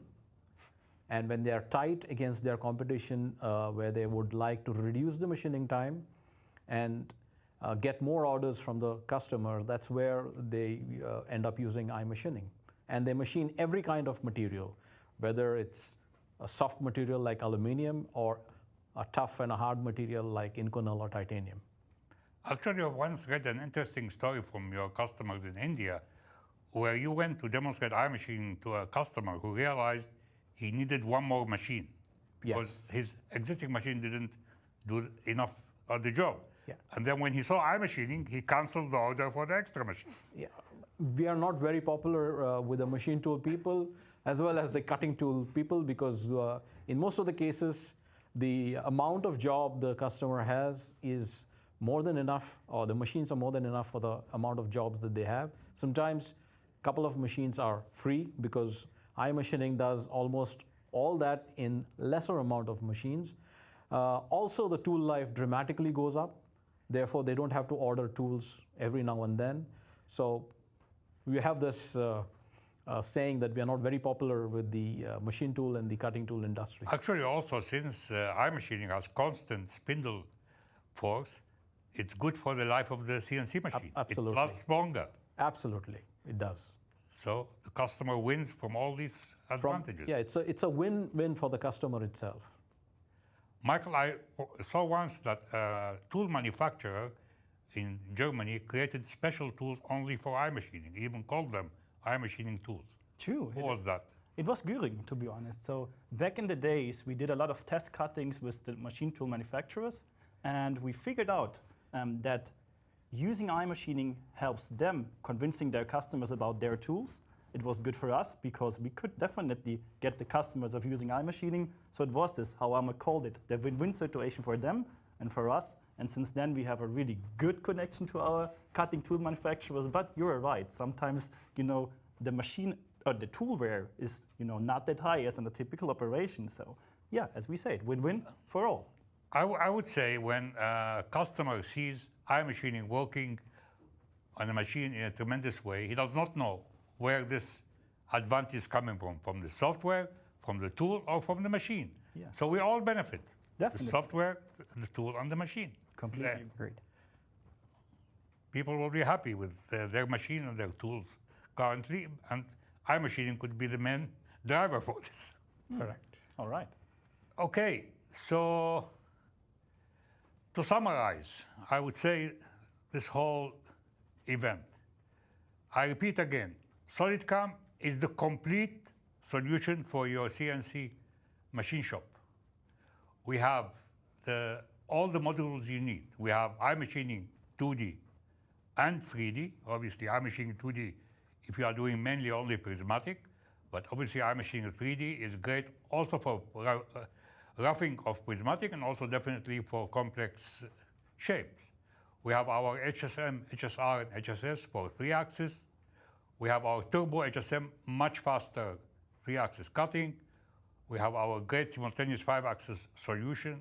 We talked about it. We have our best advanced mill-turn and Swiss-type solutions. We have our shop floor editor, Solid Pro for controlling probe on the CNC machine, and obviously our new SolidCAM simulator.